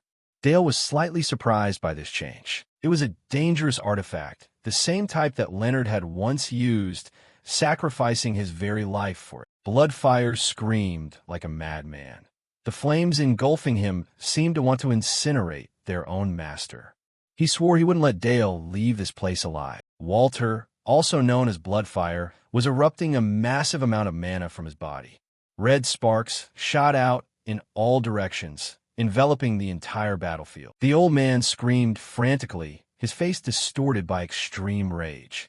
The flames from his overclock were burning the very space around him. Dale observed from a distance, his hand gripping his shadow sword. He realized the firepower of a six-circle mage using an auxiliary artifact was truly terrifying. A surge of dark mana erupted beneath Dale's feet, as if to resist the approaching heat. Without further hesitation, Dale lunged straight into the wall of fire with a powerful slash. He wanted to finish the battle quickly before Walter could accumulate any more strength. The sword collided heavily with the fiery membrane surrounding Walter, sending sparks flying everywhere. Walter was pushed back a step but held his ground. Dale continued to press in, unleashing a series of lightning-fast sword strikes to find an opening in his opponent. Walter roared, waving his hand to unleash a blast of fire that pushed Dale's attack away.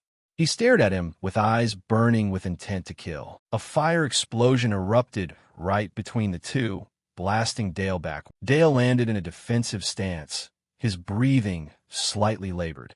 Cepheus stood behind him, anxiously calling his name as she saw the pressure from Walter growing. Walter laughed gleefully at Dale's struggle. He urged him to keep struggling more until he was exhausted. 3 glowing red fire orbs appeared around Walter. He roared that the revenge for his son was only just beginning. Walter waved his hand, and the fire orbs immediately lunged forward like deadly arrows. The concentrated firepower caused the ground to explode. Dale was forced to retreat to avoid the continuous barrage. Debris from the surrounding structures flew everywhere. The heat of bloodfire made the air feel more stifling than ever. Cephia assessed that the situation was extremely dangerous. A 6th-level mage who risks his life to use overclock creates firepower far beyond normal levels. She looked straight at Walter and asked if he intended to let these flames consume himself. Walter had completely lost control by this point. Walter barked at Cephia, calling her a lowly elf. He was bitter, believing that Dale had tarnished the honor of the illustrious Walter family. With his madness at its peak, Walter poured mana into his burning hands. He swore he would reduce both of them to ash with this bloodfire. 2 giant streams of fire shot out, aiming straight at Dale and Cephia's position. Cephia quickly erected an ice barrier for protection. She shouted for Dale to be careful and hide behind her. Cephia coldly mocked his so-called honor. How could a family that specialized in dissecting living people for experiments have any honor to speak of? She asserted that Walter's pride was just an illusion built on the pain and blood of miserable test subjects. Struck where it hurt, Walter could only smirk. He didn't bother arguing and continued to accumulate larger fire orbs. Walter stood amidst the crimson halos, his expression cruel. He was preparing for an all-out attack. He declared that he would start by burning Cephia's insolent mouth first. The rain of fire continued to pour down on the barrier. The fire magic exploded repeatedly against the ice, causing Cephia's barrier to begin cracking. Dale watched from behind, waiting for the right moment. Walter screamed triumphantly, believing that hiding behind that shield had its limits.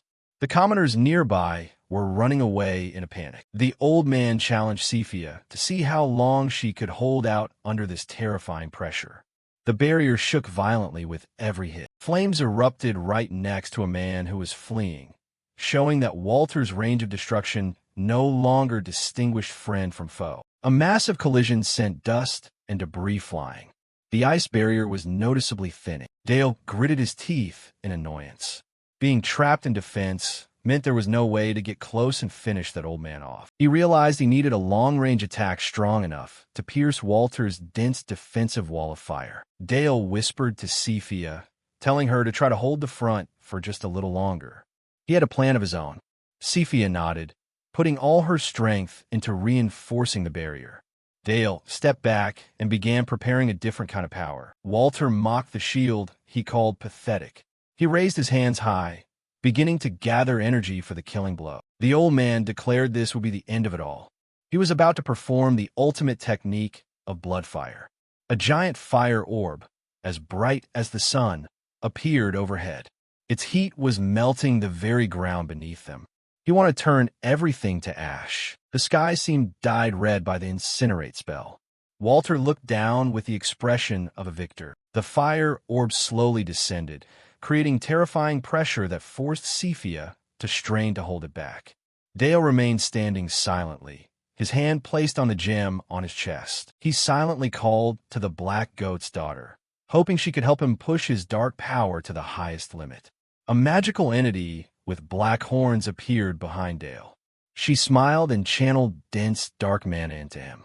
Dale's plan to turn the tables was ready. Dale gripped his gun, feeling the dark mana swirling into the weapon. The dark sniper rifle, shadow rifle, fully materialized, surrounded by eerie black smoke. Facing the giant fire orb descending upon them, Dale and Cephia looked small but fearless. Dale focused intensely, awakening his battlefield instinct from his past life to lock onto his only target. One shot is enough, he whispered as his finger began to pull the trigger. A dark bullet flew out, tearing through space at a terrifying speed. It lunged straight into the heart of the blazing fire orb. The bullet pierced through every layer of the fire's defense, Nothing could stop it. Walter realized in horror that his ultimate incinerate technique was being pushed back hopelessly. He couldn't believe an attack from a level 3 brat could have such overwhelming power. A dark explosion erupted violently right at the heart of Walter's firepower. Walter's eyes were filled with shock as he saw death truly approaching before his very eyes. The dark bullet pierced straight through Walter's body.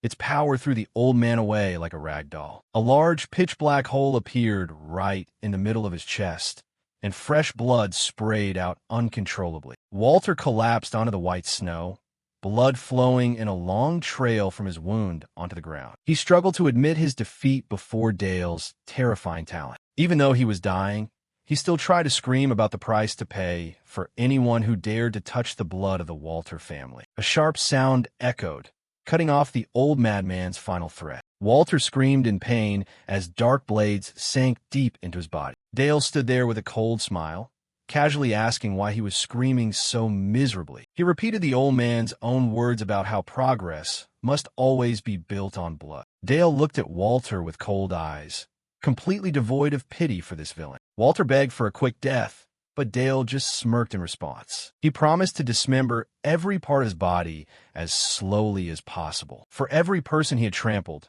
Dale would make him die in the most extreme agony. Dale waved his hand, and blood splattered as he began his cruel execution. When everything ended, Walter was just a cold corpse amidst the white, snow-covered field. Cephia approached Dale in the strange, quiet atmosphere after the firestorm. Dale remarked that Walter was actually just a discarded pawn of Lord Crimson. Even until his death, the old man never knew he was just a puppet that had outlived its usefulness. Dale revealed the true identity of those behind it, the Black Red Enforcement Unit. Cephia was stunned, asking how a boy like Dale could know that high-level classified name. Dale nonchalantly recounted how Marquis Uries had visited the academy that day.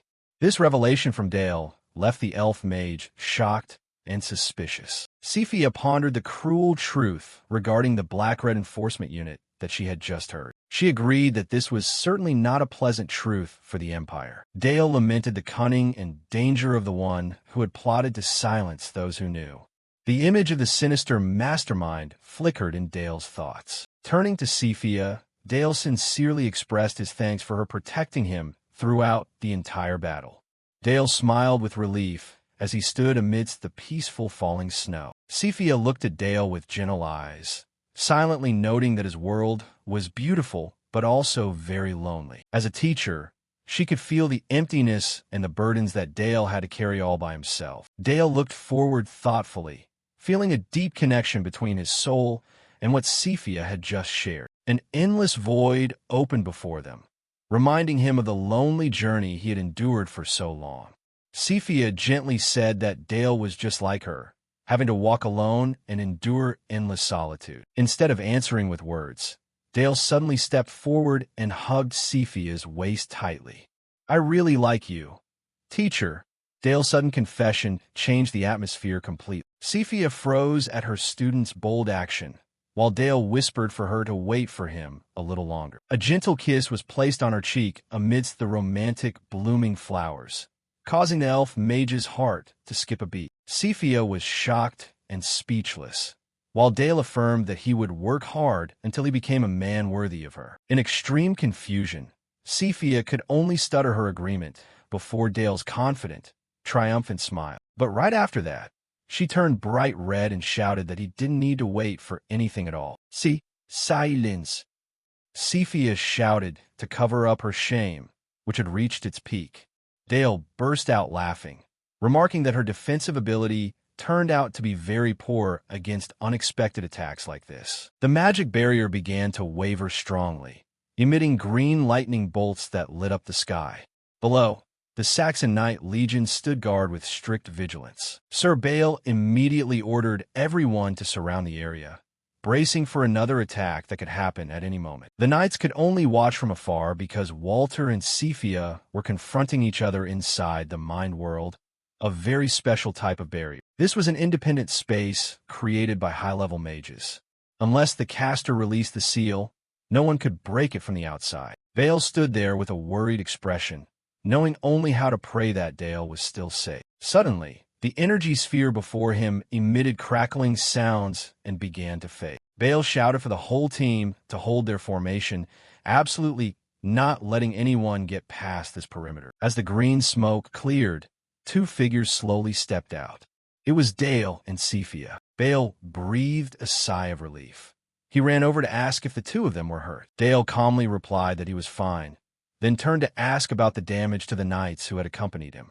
Bale reported that a few were injured, but fortunately, no one had died in the clash. Bale bowed his head in apology for not protecting his master well. He hadn't expected a sage from the Red Magic Tower to dare attack so brazenly. Dale looked into the distance. He understood that an heir of the Black Magic Tower being attacked right at the academy would be news that would shock the whole empire. Cephia looked quite tired. The knights all understood that without her, this battle surely wouldn't have had such a good outcome. Dale demanded that all the Saxon knights keep their mouths shut about what had happened today. Bale intended to speak up and stop him, but Dale cut him off, saying he would handle this matter his own way. He explained that if the information leaked, the knights would be the first to be dragged into this political mess. Dale emphasized that this was a direct order from the eldest son of the Saxon family, requiring no one to act without new orders. Bale could only bow his head in obedience. Dale's decisiveness left him with nothing more to say. The knights placed their hands over their left chests in unison to swear their loyalty, while Dale quietly turned and walked away. Bale immediately urged everyone to check if there were any other witnesses around the area. Meanwhile, Dale was deep in his own thoughts. He felt that something was wrong. He recalled the images of Earth that Blood Duke Uris had shown him earlier. The mind world is a projection of a mage's mind, but why did those images of a modern city appear in the Blood Duke's mind? Dale was startled, sweat beginning to bead on his forehead as a terrifying thought flashed by. He wondered if the man truly knew his real identity as a transmigrate, but then Dale quickly shook his head, denying it. He thought if he really knew, his actions wouldn't just stop at this level. He remembered clearly how the Blood Duke had treated him in his past life. It was nothing like this current concern. In other words, Uris didn't know who he was. He simply wanted to create a new bond between the Black and Red factions. Even so, what was the true goal behind his smile? Dale still couldn't find a satisfactory answer. He looked up at the bright moon and told himself this wasn't the time to be burdened by such distant speculations. His top priority now was to leave the imperial capital immediately. His life as an academy student was effectively over. Elsewhere, sunlight was blanketing the majestic castle of the Saxon family. Back at the castle, everything was quiet as usual. The Black Duke, Dale's father, sat at his desk, concentrating on writing with a stern expression. A knock on the door made him stop his pen.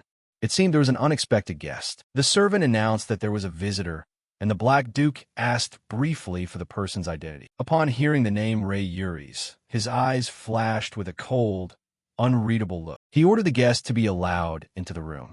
Behind the large door, a blonde teenager was waiting. The door slowly opened, revealing the luxurious space inside the room of the head of the Saxon family. Ray Uris walked in with a calm demeanor, facing the Dark Duke directly. This young man was the heir to the Red Magic Tower and the adoptive son of Blood Duke Uris, so his appearance here was definitely no ordinary matter. Ray Uris was the sole survivor of the Blood Duke's brutal selection process, where children had to slaughter one another just to survive. On the surface, he was the adopted son of the Marquis house, but in reality, he was a chess piece hidden in the shadows to execute his father's every whim. The Dark Duke knew all too well the real reason Ray had been adopted, and he was one of the few people who held that secret. Standing before the desk of the head of the Saxon family, Ray began the negotiation in a deeply respectful tone. He spoke in the name of his father and the Emperor, but the Dark Duke didn't seem to care much. He demanded that Ray skip the meaningless pleasantries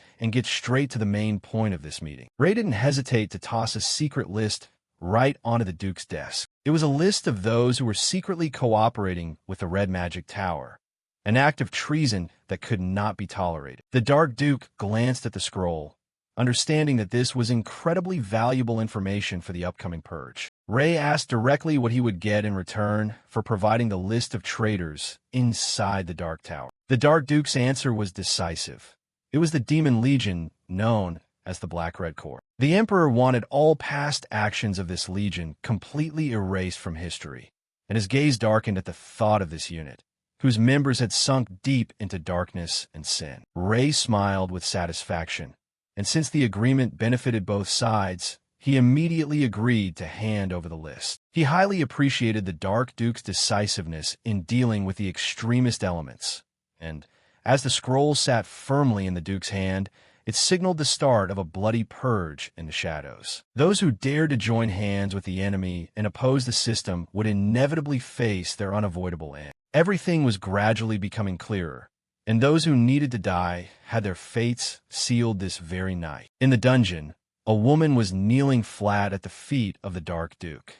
She was the female commander of the Black-Red Legion. She repeatedly cried out her innocence, claiming she had done nothing wrong to deserve this punishment, her wretched pleas for mercy echoing through the gloomy room while the Duke's gaze remained ice-cold. He asked sarcastically if she truly thought she deserved leniency after everything she had done. She clung to his legs, sobbing and begging for one last chance to survive. She swore to dedicate her life and absolute loyalty to him forevermore. The Dark Duke looked down at the person kneeling at his feet and asked if she remembered what she had once planned to do to Dale. The moment his son's name was mentioned, a flash of extreme cruelty crossed his eyes, leaving her frozen in sheer terror. Realizing death was near, she suddenly burst into a manic laugh, completely dropping her previous begging attitude. She insulted him to his face, calling him an ugly hypocrite and a monster wearing the robes of a nobleman. The Duke maintained his calm expression,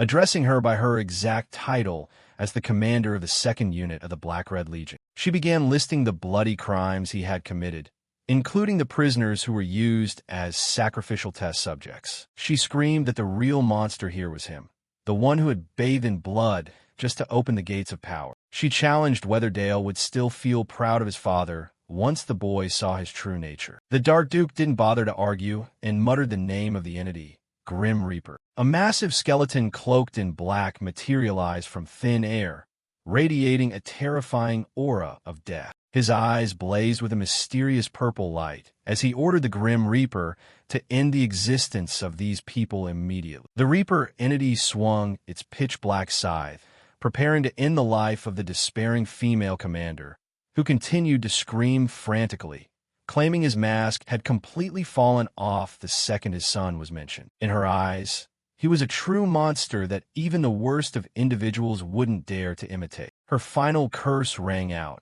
declaring that one day his son would find out all the dark secrets he was trying so hard to hide. But the Dark Duke would never let that happen. He would become a demon just to keep Dale's world perfectly clean. After delivering the cold-blooded order, he silently turned and walked away, leaving the Reaper entity to carry out the total purge. The entire Black-Red Legion was wiped out before sunset, with every shred of evidence of their existence vanishing into thin air. The brutal purge order was issued with absolute ruthlessness, demanding every single traitor be completely wiped out before the day ended.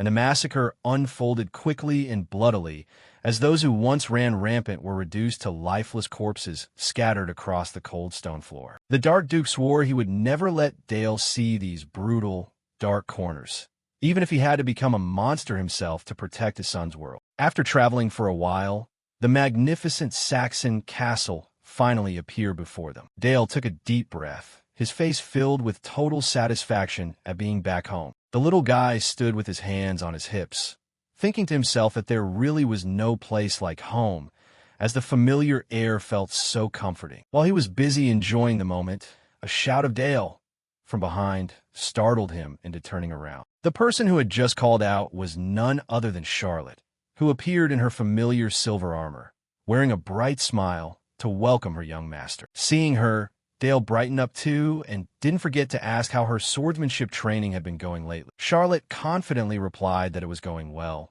but seeing Dale's gleeful face, she told him not to get his hopes up too high regarding her. Seeing her reaction, Dale just chuckled softly, which started to fluster Charlotte since she couldn't understand what he was laughing at. She snapped, asking, "What are you laughing at all of a sudden?" To which Dale casually replied, "I just felt like laughing." He added, "It's really good to see you again." causing Charlotte's face to flush as red as a tomato. Seeing her stammering and unable to get her words out, Dale teased her, asking if she had just bitten her tongue, leaving her with no choice but to yell to cover her embarrassment. Looking at her flustered state, Dale breathed a sigh of relief, while she still hadn't fully recovered from her embarrassment. Charlotte affectionately called him an idiot, leaving Dale utterly bewildered about what he had done wrong. Even though she often snapped at him, it was clear that her feelings for the young boy were growing stronger day by day. The powerful sounds of slashes hitting the training dummies continued to echo through the castle courtyard. In another corner, Yona's mercenary group was eagerly training in a strict formation. Yones shouted directions loudly, reminding everyone to keep their center of gravity stable while moving. Dale approached the training ground and asked how the team's training was going. Hearing his voice, Yones quickly turned around to greet him, his face showing clear respect for the young commander. The talent of these men far exceeded their appearance, and their swordsmanship skills were improving at a breakneck pace, with each strike from the soldiers radiating decisiveness and power. Yones humbly said that all this progress was entirely thanks to Dale. The loyalty of these 100-plus soldiers now went far beyond a standard contract. It was a bond of comrades who had faced life and death together. After finding refuge in the Duke's territory, they had poured all their effort into ceaseless training. The shout to assemble echoed across the entire sky, and all the soldiers immediately stopped what they were doing, turning their eyes toward their young master. A chorus of "Greetings, young master," rang out in unison, showcasing the excellent discipline of the army.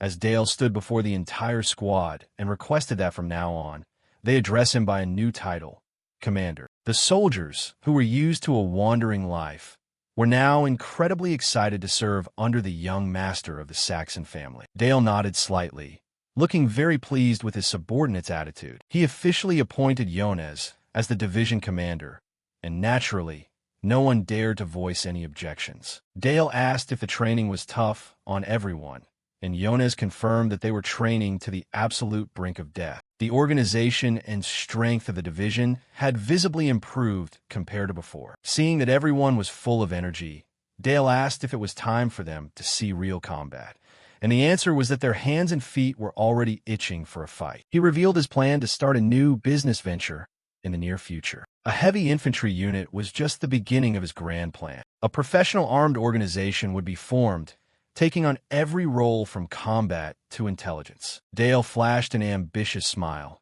calling it a war commission corporation. The goal was to build the most powerful private military company on the continent. Hearing unfamiliar terms like corporation, the soldiers and even Yones looked bewildered, having no idea what their young master was talking about. Dale just told them to forget about it, as the sunset gradually faded over the Saxon sky. Dale clicked his tongue, thinking to himself that those soldiers really didn't know how to play along, completely ruining his mood. Oh well, whatever, they were the type of people who would follow his every word anyway. As he walked, Dale pondered what to name the new division.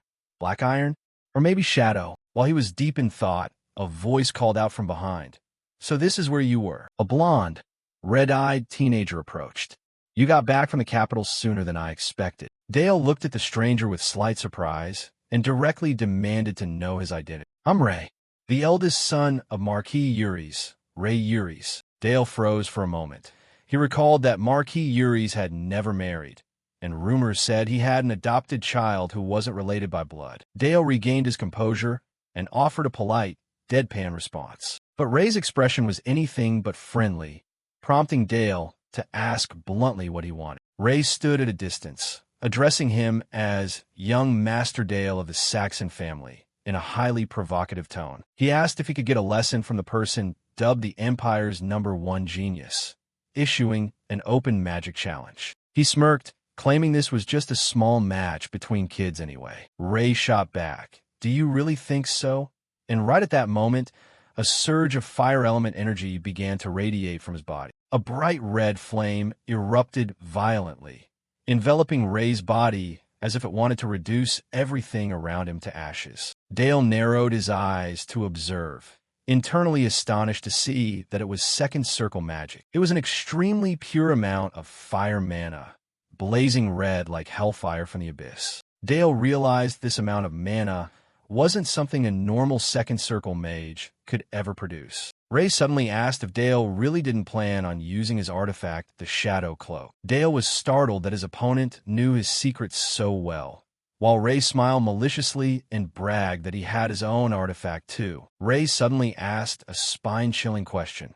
"Have you ever eaten your friend's flesh?" Then he answered his own question with a manic smile, saying that he had. Ray spoke of his dark past, back when he was so starving that there was nothing left to put in his stomach. The image appeared of a scrawny young Ray, his mouth covered in blood, clutching a dead rat next to the corpses of his friends. At first, he survived just by eating rats and insects, but that wasn't nearly enough to sustain life long-term in that dungeon. Ray's face contorted, his eyes full of trauma as he remembered the disgusting things he had swallowed. He clearly remembered the sensation of eating everything from the flesh clinging to the bones, to the blood, and even the internal organs, describing every detail from the bone marrow to the brain fluid inside his best friend's skulls. In the end, I couldn't resist and ate them all clean.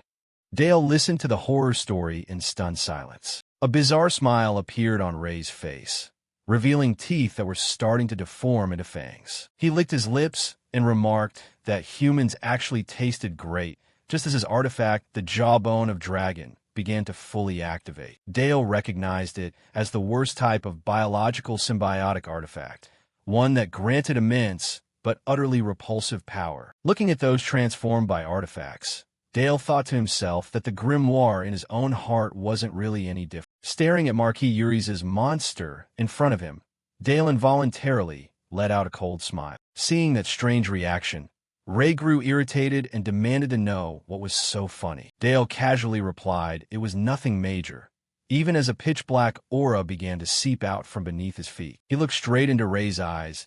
"I just feel like we're actually pretty similar." Dale smirked with a highly loaded smile. Seeing this, Ray Yuris asked what was so funny, to which Dale nonchalantly replied that it was nothing special. He just felt the two of them really shared some similarities. While Ray Yuris fell silent, the flames and monster bones continuing to blaze fiercely around him. He stared intently and asked Dale if he wasn't scared. Dale replied casually that seeing just one more monster wasn't going to scare him. Ray Yuris's gaze flickered, appearing both surprised and thrilled. A massive wave of pressure suddenly hit them, jolting both teenagers. A man's voice rang out, asking what on earth they were doing here, as Duke Alan materialized right behind them with a stern expression. Dale realized his father had come to intervene, and Ray Yuris immediately suppressed his aura, addressing Alan as Duke Noir. He explained that he was just having a little chat with Dale, touching upon the matter of who would inherit the Noir magic tower down the line. Alan cut him off, stating it was very late and telling them both to disperse and head to their rooms. Ray Yuris bowed politely in obedience. He turned to walk away, but didn't forget to leave behind a loaded smile. He expressed his hope that they could talk longer next time and become good friends. Dale shot back with a cold glare. "Thanks, but I'll pass." Night fell, enveloping the magnificent mansion under the moonlight. Duke Alan returned home after a long, exhausting day. He took off his gloves, looking a bit reflective as he stood in the main hall. Alan stepped inside, opening his arms wide in anticipation of something. An eager cry of "Father!"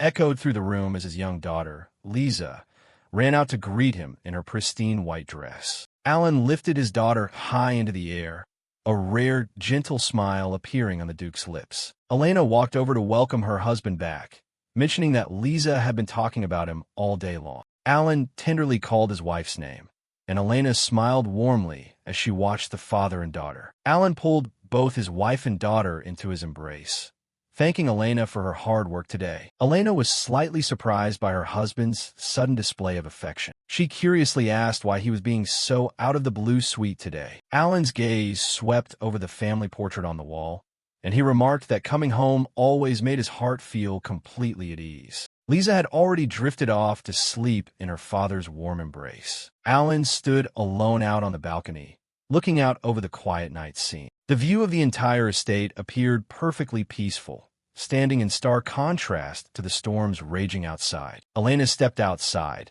finding her husband standing there lost in thought by himself again. Alan claimed it was nothing, just a few minor matters to sort out, but Elena took her husband's hand and told him he didn't have to say anything if it was hard to talk about. She assured him she would always walk beside him on whatever path he chose. Elena also praised Alan for guiding Dale so exceptionally well over the past months. Duke Alan looked at his wife with complete trust, stating that he always placed his faith in her. Alan held Elena tightly, offering a heartfelt thank you from the bottom of his soul, because she was the anchor that kept him from ever wavering. The scene shifted to the Noir Magic Tower, standing tall under the cold moonlight. At the necropolis, the highest floor of the tower, a figure stood silently gazing into the open void. It was Edgar, the Grand Elder of the Noir Magic Tower, a highly powerful Seventh Circle Dark Mage. He offered a greeting, remarking that he had been standing here waiting for the Duke for a very long time. The name Alan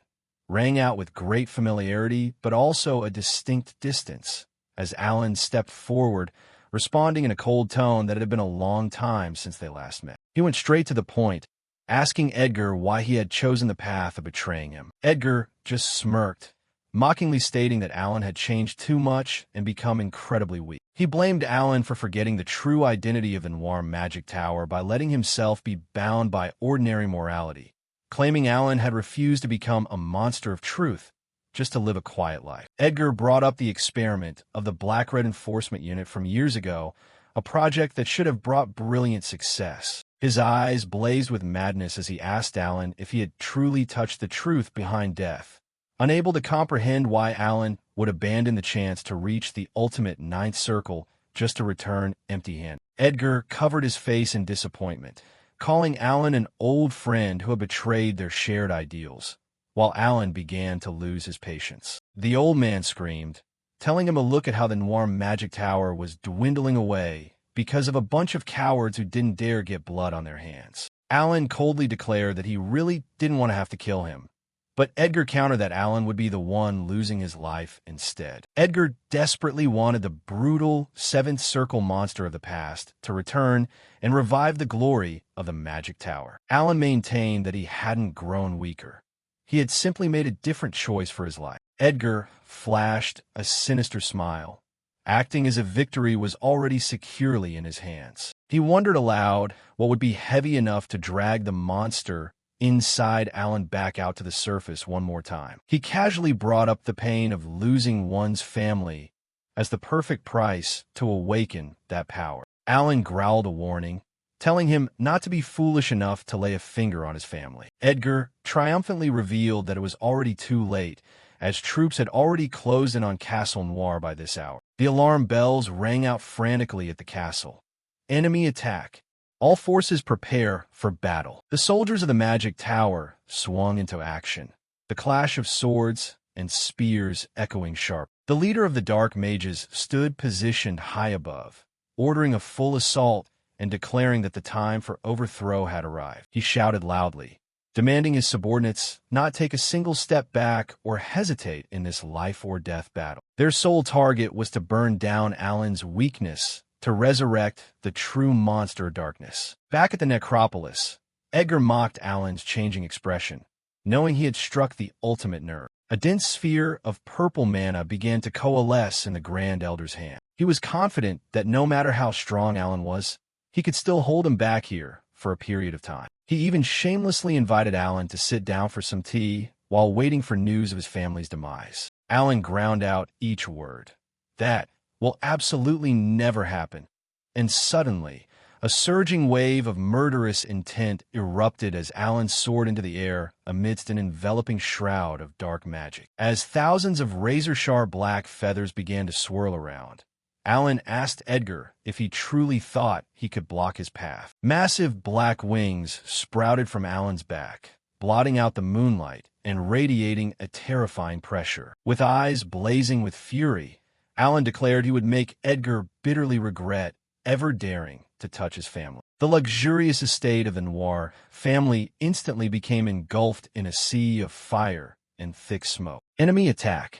Intruders. The panicked screams of the guards echoed through the corridors as they were completely overwhelmed. Lightning-fast slashes tore through the air, cutting down guards in the blink of an eye before they could even realize what was happening. Amidst the rubble, a towering man emerged, the great sword in his hand radiating a terrifying aura. He swung his sword to unleash a powerful blast of pressure, blowing away everything in his path like dry leaves in the wind. The guards realized in horror that the person destroying the place was none other than the light swordsman Helmet. Helmet walked leisurely, stepping over the corpses of the defeated and declaring that no one was allowed to insult the honor of the Night Crow organization. He growled in deep anger, calling the people in the estate a bunch of worthless pests. Suddenly, a dense surge of dark magic exploded, forming a pitch-black vortex that blocked Helmet's path. Out from the black smoke, a warrior clad in dark armor strode out,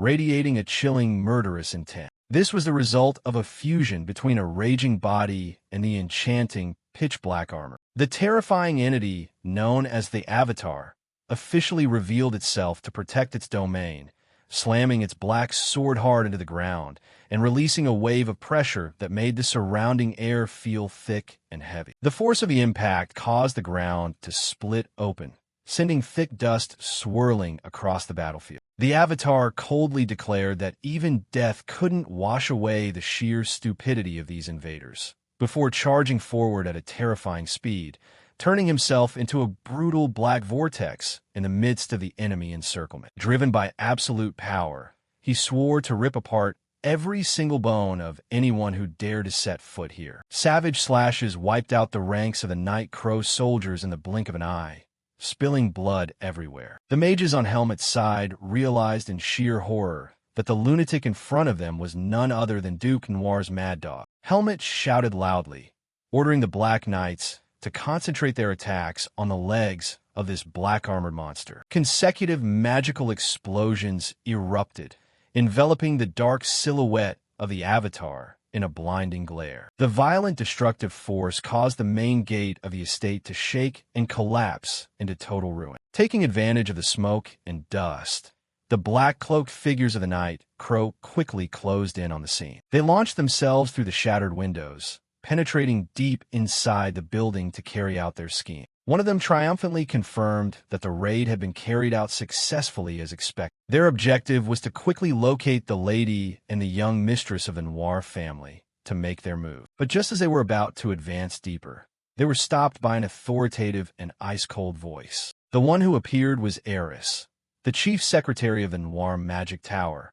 a mage possessing formidable strength. The elder leading the invading faction scoffed, thinking she was too foolish to dare block their path all by herself. He sarcastically asked if she could see that the Noir Magic Tower was now nothing more than a ruined pile of ashes, claiming Eris had forgotten the true nature of Noir just because of the softness of family affection. Eris let out a small, mocking smile, her glowing red eyes exuding a deadly danger. She shot back disdainfully, surprised that a measly level 6 elder would dare to judge the level of the Tower Master. The elder stared blankly, completely failing to understand the meaning behind her confident words. Eris coldly declared that even if a wolf wears sheep's clothing, its heart remains that of a predatory beast. The high-tier destruction magic erupted, and pitch-black feathers began to encircle all the enemies. The Night Crow mages turned pale with horror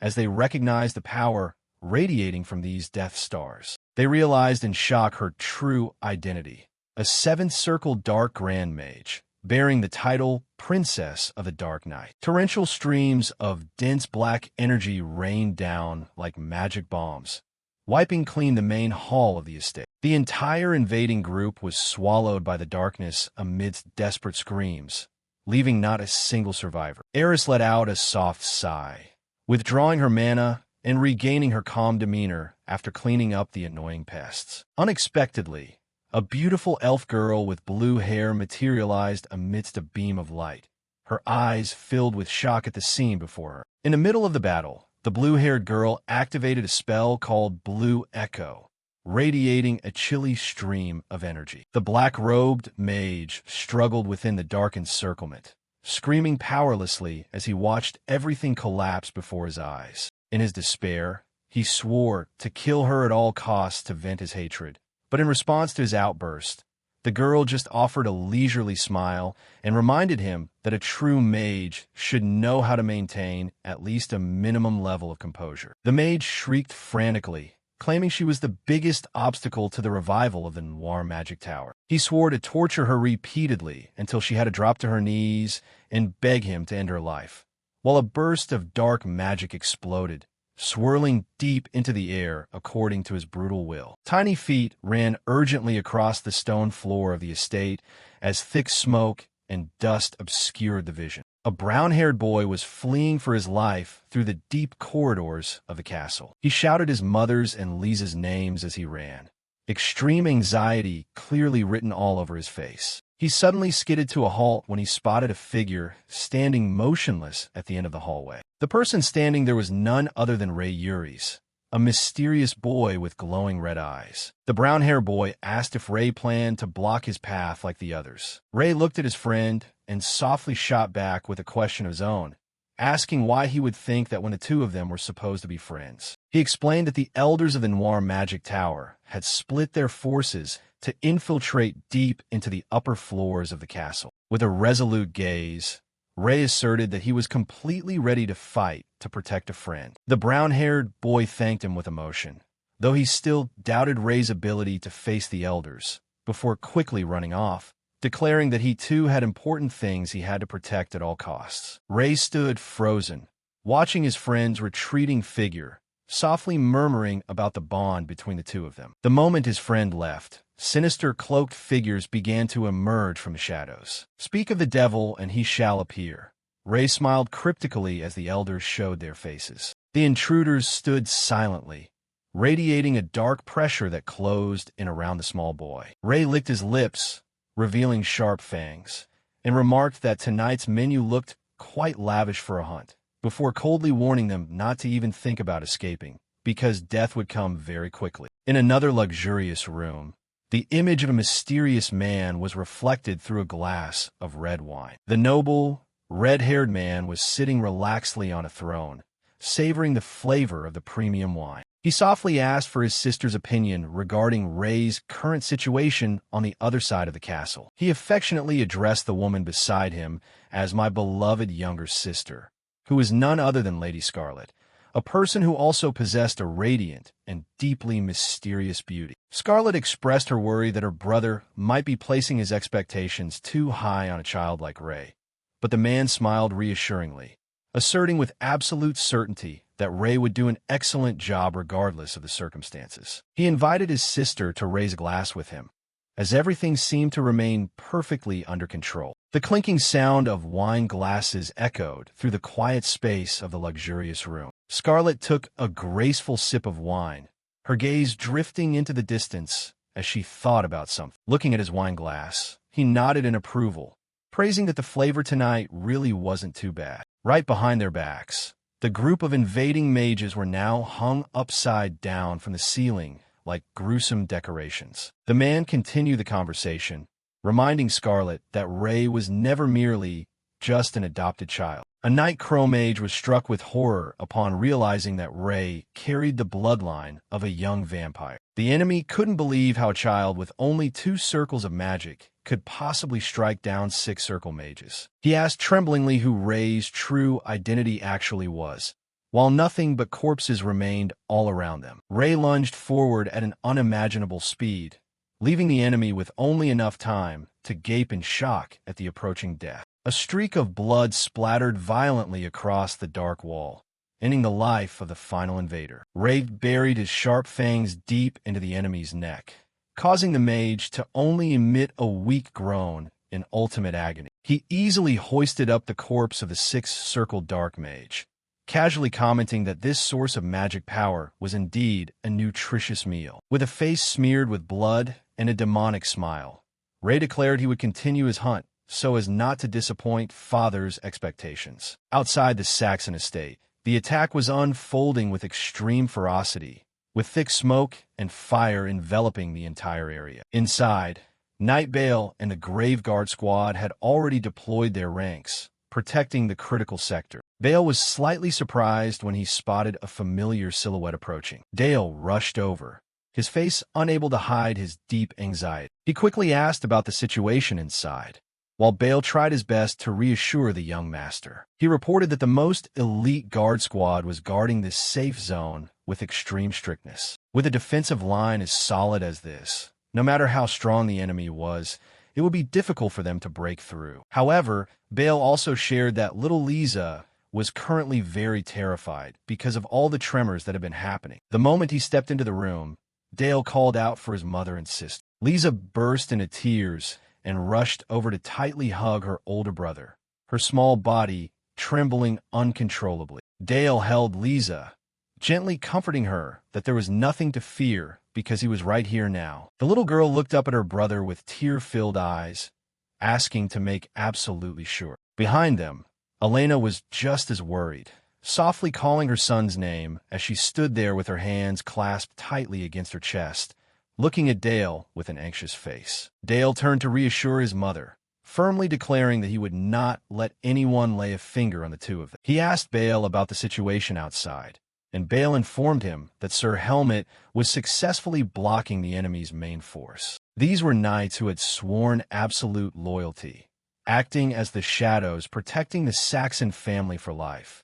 And with the power of these Aura Masters, they had more than enough strength to protect this place from any intrusion. Even so, Dale had no intention of just sitting idly by to be protected, so he let go of his sister, a new determination clear in his eyes, as there was another place he absolutely had to go. He entrusted Elena and Lisa's safety to Bale and turned to walk away. Elena could only stand and watch her sons retreating back as Dale walked away with absolute decisiveness. He promised himself that he would not let any enemy step past this door, his gaze turning ice-cold as a faint smile carried a hint of overwhelming aura. Now was the time for him to take action, and Dale dashed quickly along the dark corridors of the estate. There was only a single thought in his mind. He had to make the invaders pay a heavy price. Smoke and dust filled the hallway, and in the distance, a figure was casually walking forward. That person stepped through the debris, not caring in the slightest about the corpses scattered all over the floor. He wore an elegant formal suit, calmly putting his black gloves back on as he walked. And this was none other than Balak, a divisional commander of the Black-Red Legion and an extremely dangerous sixth-circle dark mage. Hearing the sound of footsteps, Balak stopped and glanced toward Dale. He let out a soft exclamation of surprise, his face displaying a look of amusement. He sarcastically addressed Dale as the little Black Duke upon seeing him appear before him. Balak smirked, gleefully thinking that this hunt was far too easy with the prey delivering itself right to him. As the two stood facing each other in the empty corridor while the air grew thick with pressure. Dale wasn't scared at all, and he pressed Balak, asking if he truly understood his own situation yet. Balak burst out laughing, shooting back with a question asking if the title of heir to the Dark Tower was supposed to be something he should be afraid of. He reached his hand out, declaring that he simply wanted to confirm whether that title belonged to the hunter or the prey. Balak's face clearly showed the twisted, maniacal expression of someone who wielded dark power. Dale's gaze at this moment was as cold as ice, looking right through the soul of the man opposite him. Balak covered his face and chuckled darkly, promising to let Dale experience a true living hell. He activated his magic, causing streams of pitch-black aura to rise around him, preparing to begin his brutal game. A powerful surge of magic exploded, sweeping everything around them into a bizarre space. Dale was violently jolted, his body feeling as though it were being sucked into an illusionary dimension. He forced himself up, his gaze highly alert as he realized he was no longer inside the estate's corridor. Before Dale's eyes was a horrific scene filled with eerie green pillars of energy and wandering ghosts, while further away, Balak stood waiting for him. A heartbreaking shriek rang out from the corpses. "My leg! It's rotting away!" A female voice desperately begged to save the child in her womb, making the scene a literal nightmare, while Balak stood amidst the miserable victims with a relaxed posture as if he were enjoying a piece of art. He casually explained that this was a grand experiment to study the thing called maternal love. He recounted how the men could do nothing as their bodies gradually rotted away due to the magic. But the pregnant women were an entirely different story. To protect their child, they were willing to take a saw and cut off their own legs without any hesitation, their agonizing screams echoing all across the space. Dale stood stunned, witnessing the most brutal atrocities that human minds could possibly conceive. Another scream of ultimate pain rang out, piercing the dreadful silence, as he asked him, "Isn't maternal love truly magnificent?" He and his accomplices had observed day and night just to see how much pain a human could endure, and Valak knelt down beside a corpse, his face showing a clear, morbid fixation. Their ultimate goal was to turn that very sacred affection into a deadly weapon, causing Dale to clench his fists as his fury reached its absolute boiling point. Without a moment's hesitation, Dale activated his shadow cloak, causing a massive surge of darkness to erupt from behind him. Valak burst out laughing, commenting that the little duke's brutality certainly wasn't just a rumor. Dale lunged forward, unleashing powerful strikes from his famous Cloak of Darkness. Valak looked astonished when he saw that Dale could already summon a shadow lurker from that artifact. He admitted that Dale's talent shown during the tower's test was indeed extraordinary, completely living up to his name as the Saxon family genius, while Dale stood in the center of the illusionary plaza, facing the demon hovering above. Valak feigned regret over having to kill a talent like him,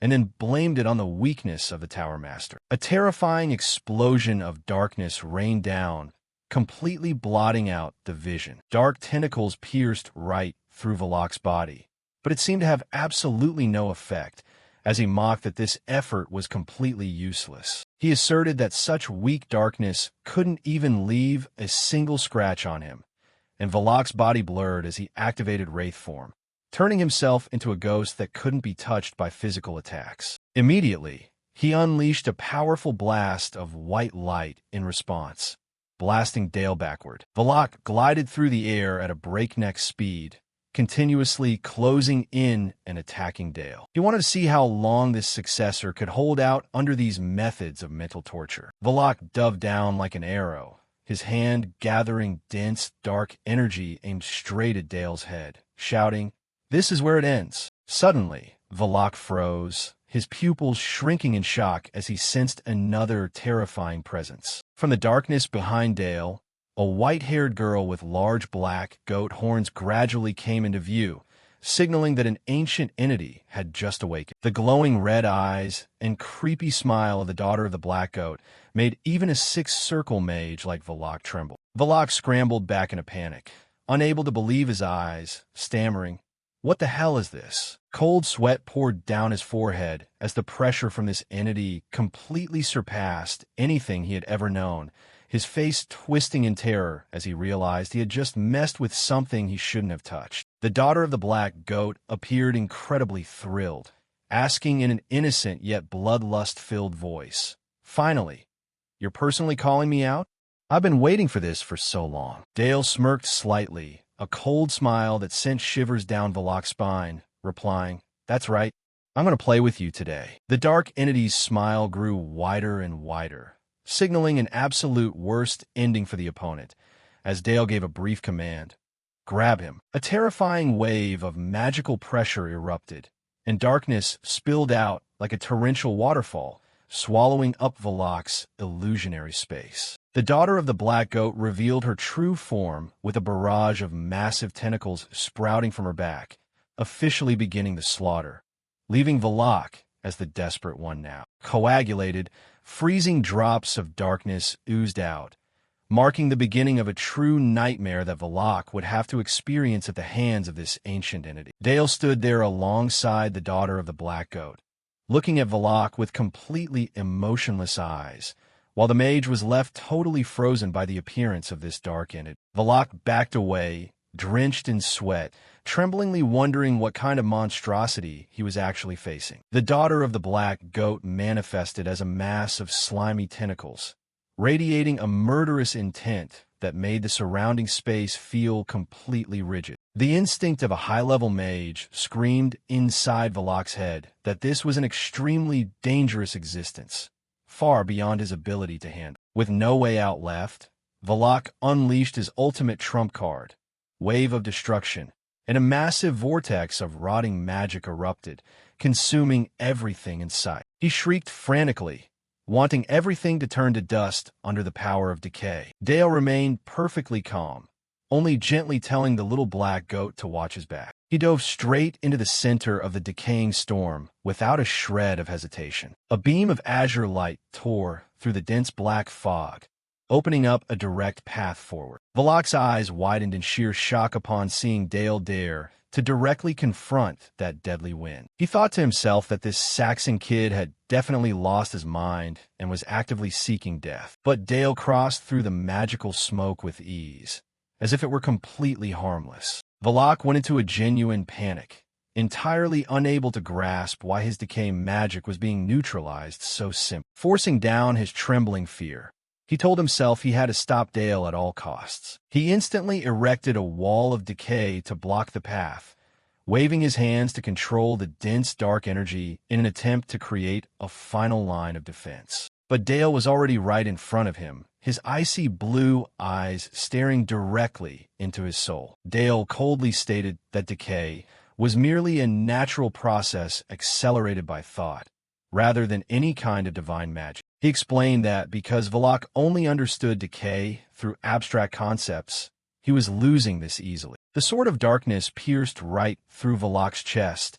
as Dale simply viewed this task as a process of sterilizing bacteria. Valak screamed in agony, collapsing to the floor, while Dale just curled his lip, mocking his overreaction. He casually declared that he didn't even need to use the power of a grimoire to take down someone of his caliber, leaving Valak clutching his wound, his breath shallow while Dale stood towering over him like a judge. The tentacles of the daughter of the black goat began to wrap tightly around Valak's body as he struggled in vain. Dale reminded him of his earlier promise, stating he wouldn't let him die that easily, saying, "I will give you a taste of true hell right here in this world." Valak's face contorted in sheer terror as he began to feel the ultimate dread associated with the Saxon name. A single tear rolled down the bloody face of the sinner as agonizing screams echoed throughout the room. Illusions of hell began to invade his mind, filled with masses of rotting flesh and the pungent stench of blood. Dale stood there, his eyes glowing brightly in the dark,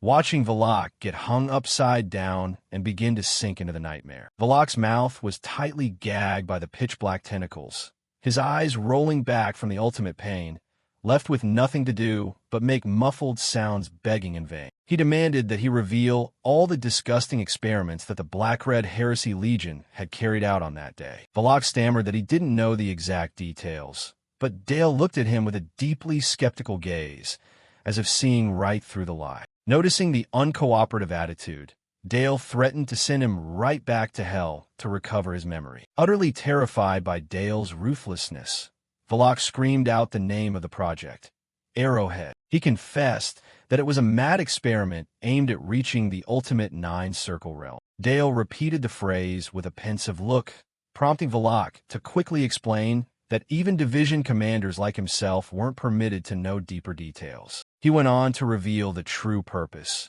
They had to inflict pain on the test subjects to concentrate their negative emotions into one place. That energy derived from pain, called E-energy, would be used to open the gateway leading to the world of truth. Dale fell silent as he thought about his father, wondering how much he actually knew about these horrific things taking place. The daughter of the black goat stepped closer, calling Dale her older brother with a highly excited expression. She smiled mischievously, asking for permission to continue playing with the pathetic mage for a bit longer. Dale casually agreed, and Valak's shrieks rang out once more as the tentacles began to drain his life force completely. A surge of dark energy pierced straight through Valak, causing his body to convulse violently. He gasped for air, looking on in despair as his life and mana gradually dissolved away. Valak groaned as he felt his precious mana being forcibly extracted from his body, while Dale coldly declared that the price for daring to oppose him couldn't be paid with a simple life. He turned and walked away, leaving the little black goat to freely play with the defeated foe until she grew bored. At the exact same time, on the highest floor of the Dark Tower, Violent magical explosions shook the entire space. A strike carrying pitch-black feathers tore through the night sky, bringing the battle to an end. The old mage Edgar was blasted backward, fresh blood pouring from the corner of his mouth after the fatal blow. Alan, with his 6 pairs of powerful black wings hovering high above, looked down at the defeated man with an expressionless face. He coolly asked if the old man's promise to hold him back turned out to amount to only this much. As Edgar lay slumped on the ground, Alan slowly descended and declared that he hadn't given him permission to die yet. The old man looked up at Alan in sheer amazement, unable to comprehend how he had reached this realm, hoarsely mentioning that he had once had the opportunity to visit that world in the past. Edgar suddenly burst into a satisfied laugh, realizing that his mad experiments hadn't been a complete failure after all. He laughed out loud, believing that everything he had sacrificed and carried out had finally yielded meaning. With a face full of ultimate excitement, Edgar declared that he too would soon reach the world where Alan stood. Alan looked at his old friend, his purple eyes showing clear sorrow at the old man's fanaticism. Edgar softly murmured that the ultimate truth is always found within the moment of death. The old man smiled serenely, closing his eyes as his final breath gradually faded away. His last dying words were that he would be waiting for Alan down in the deep abyss of hell. Alan silently spread his wings and took flight, leaving behind a solitary silhouette amidst the rain of pitch-black feathers. Edgar's body completely dissolved into nothingness, leaving behind not a single trace of the once illustrious mage. Alan softly whispered a final farewell to his old friend, concluding a tragic chapter at the Dark Tower.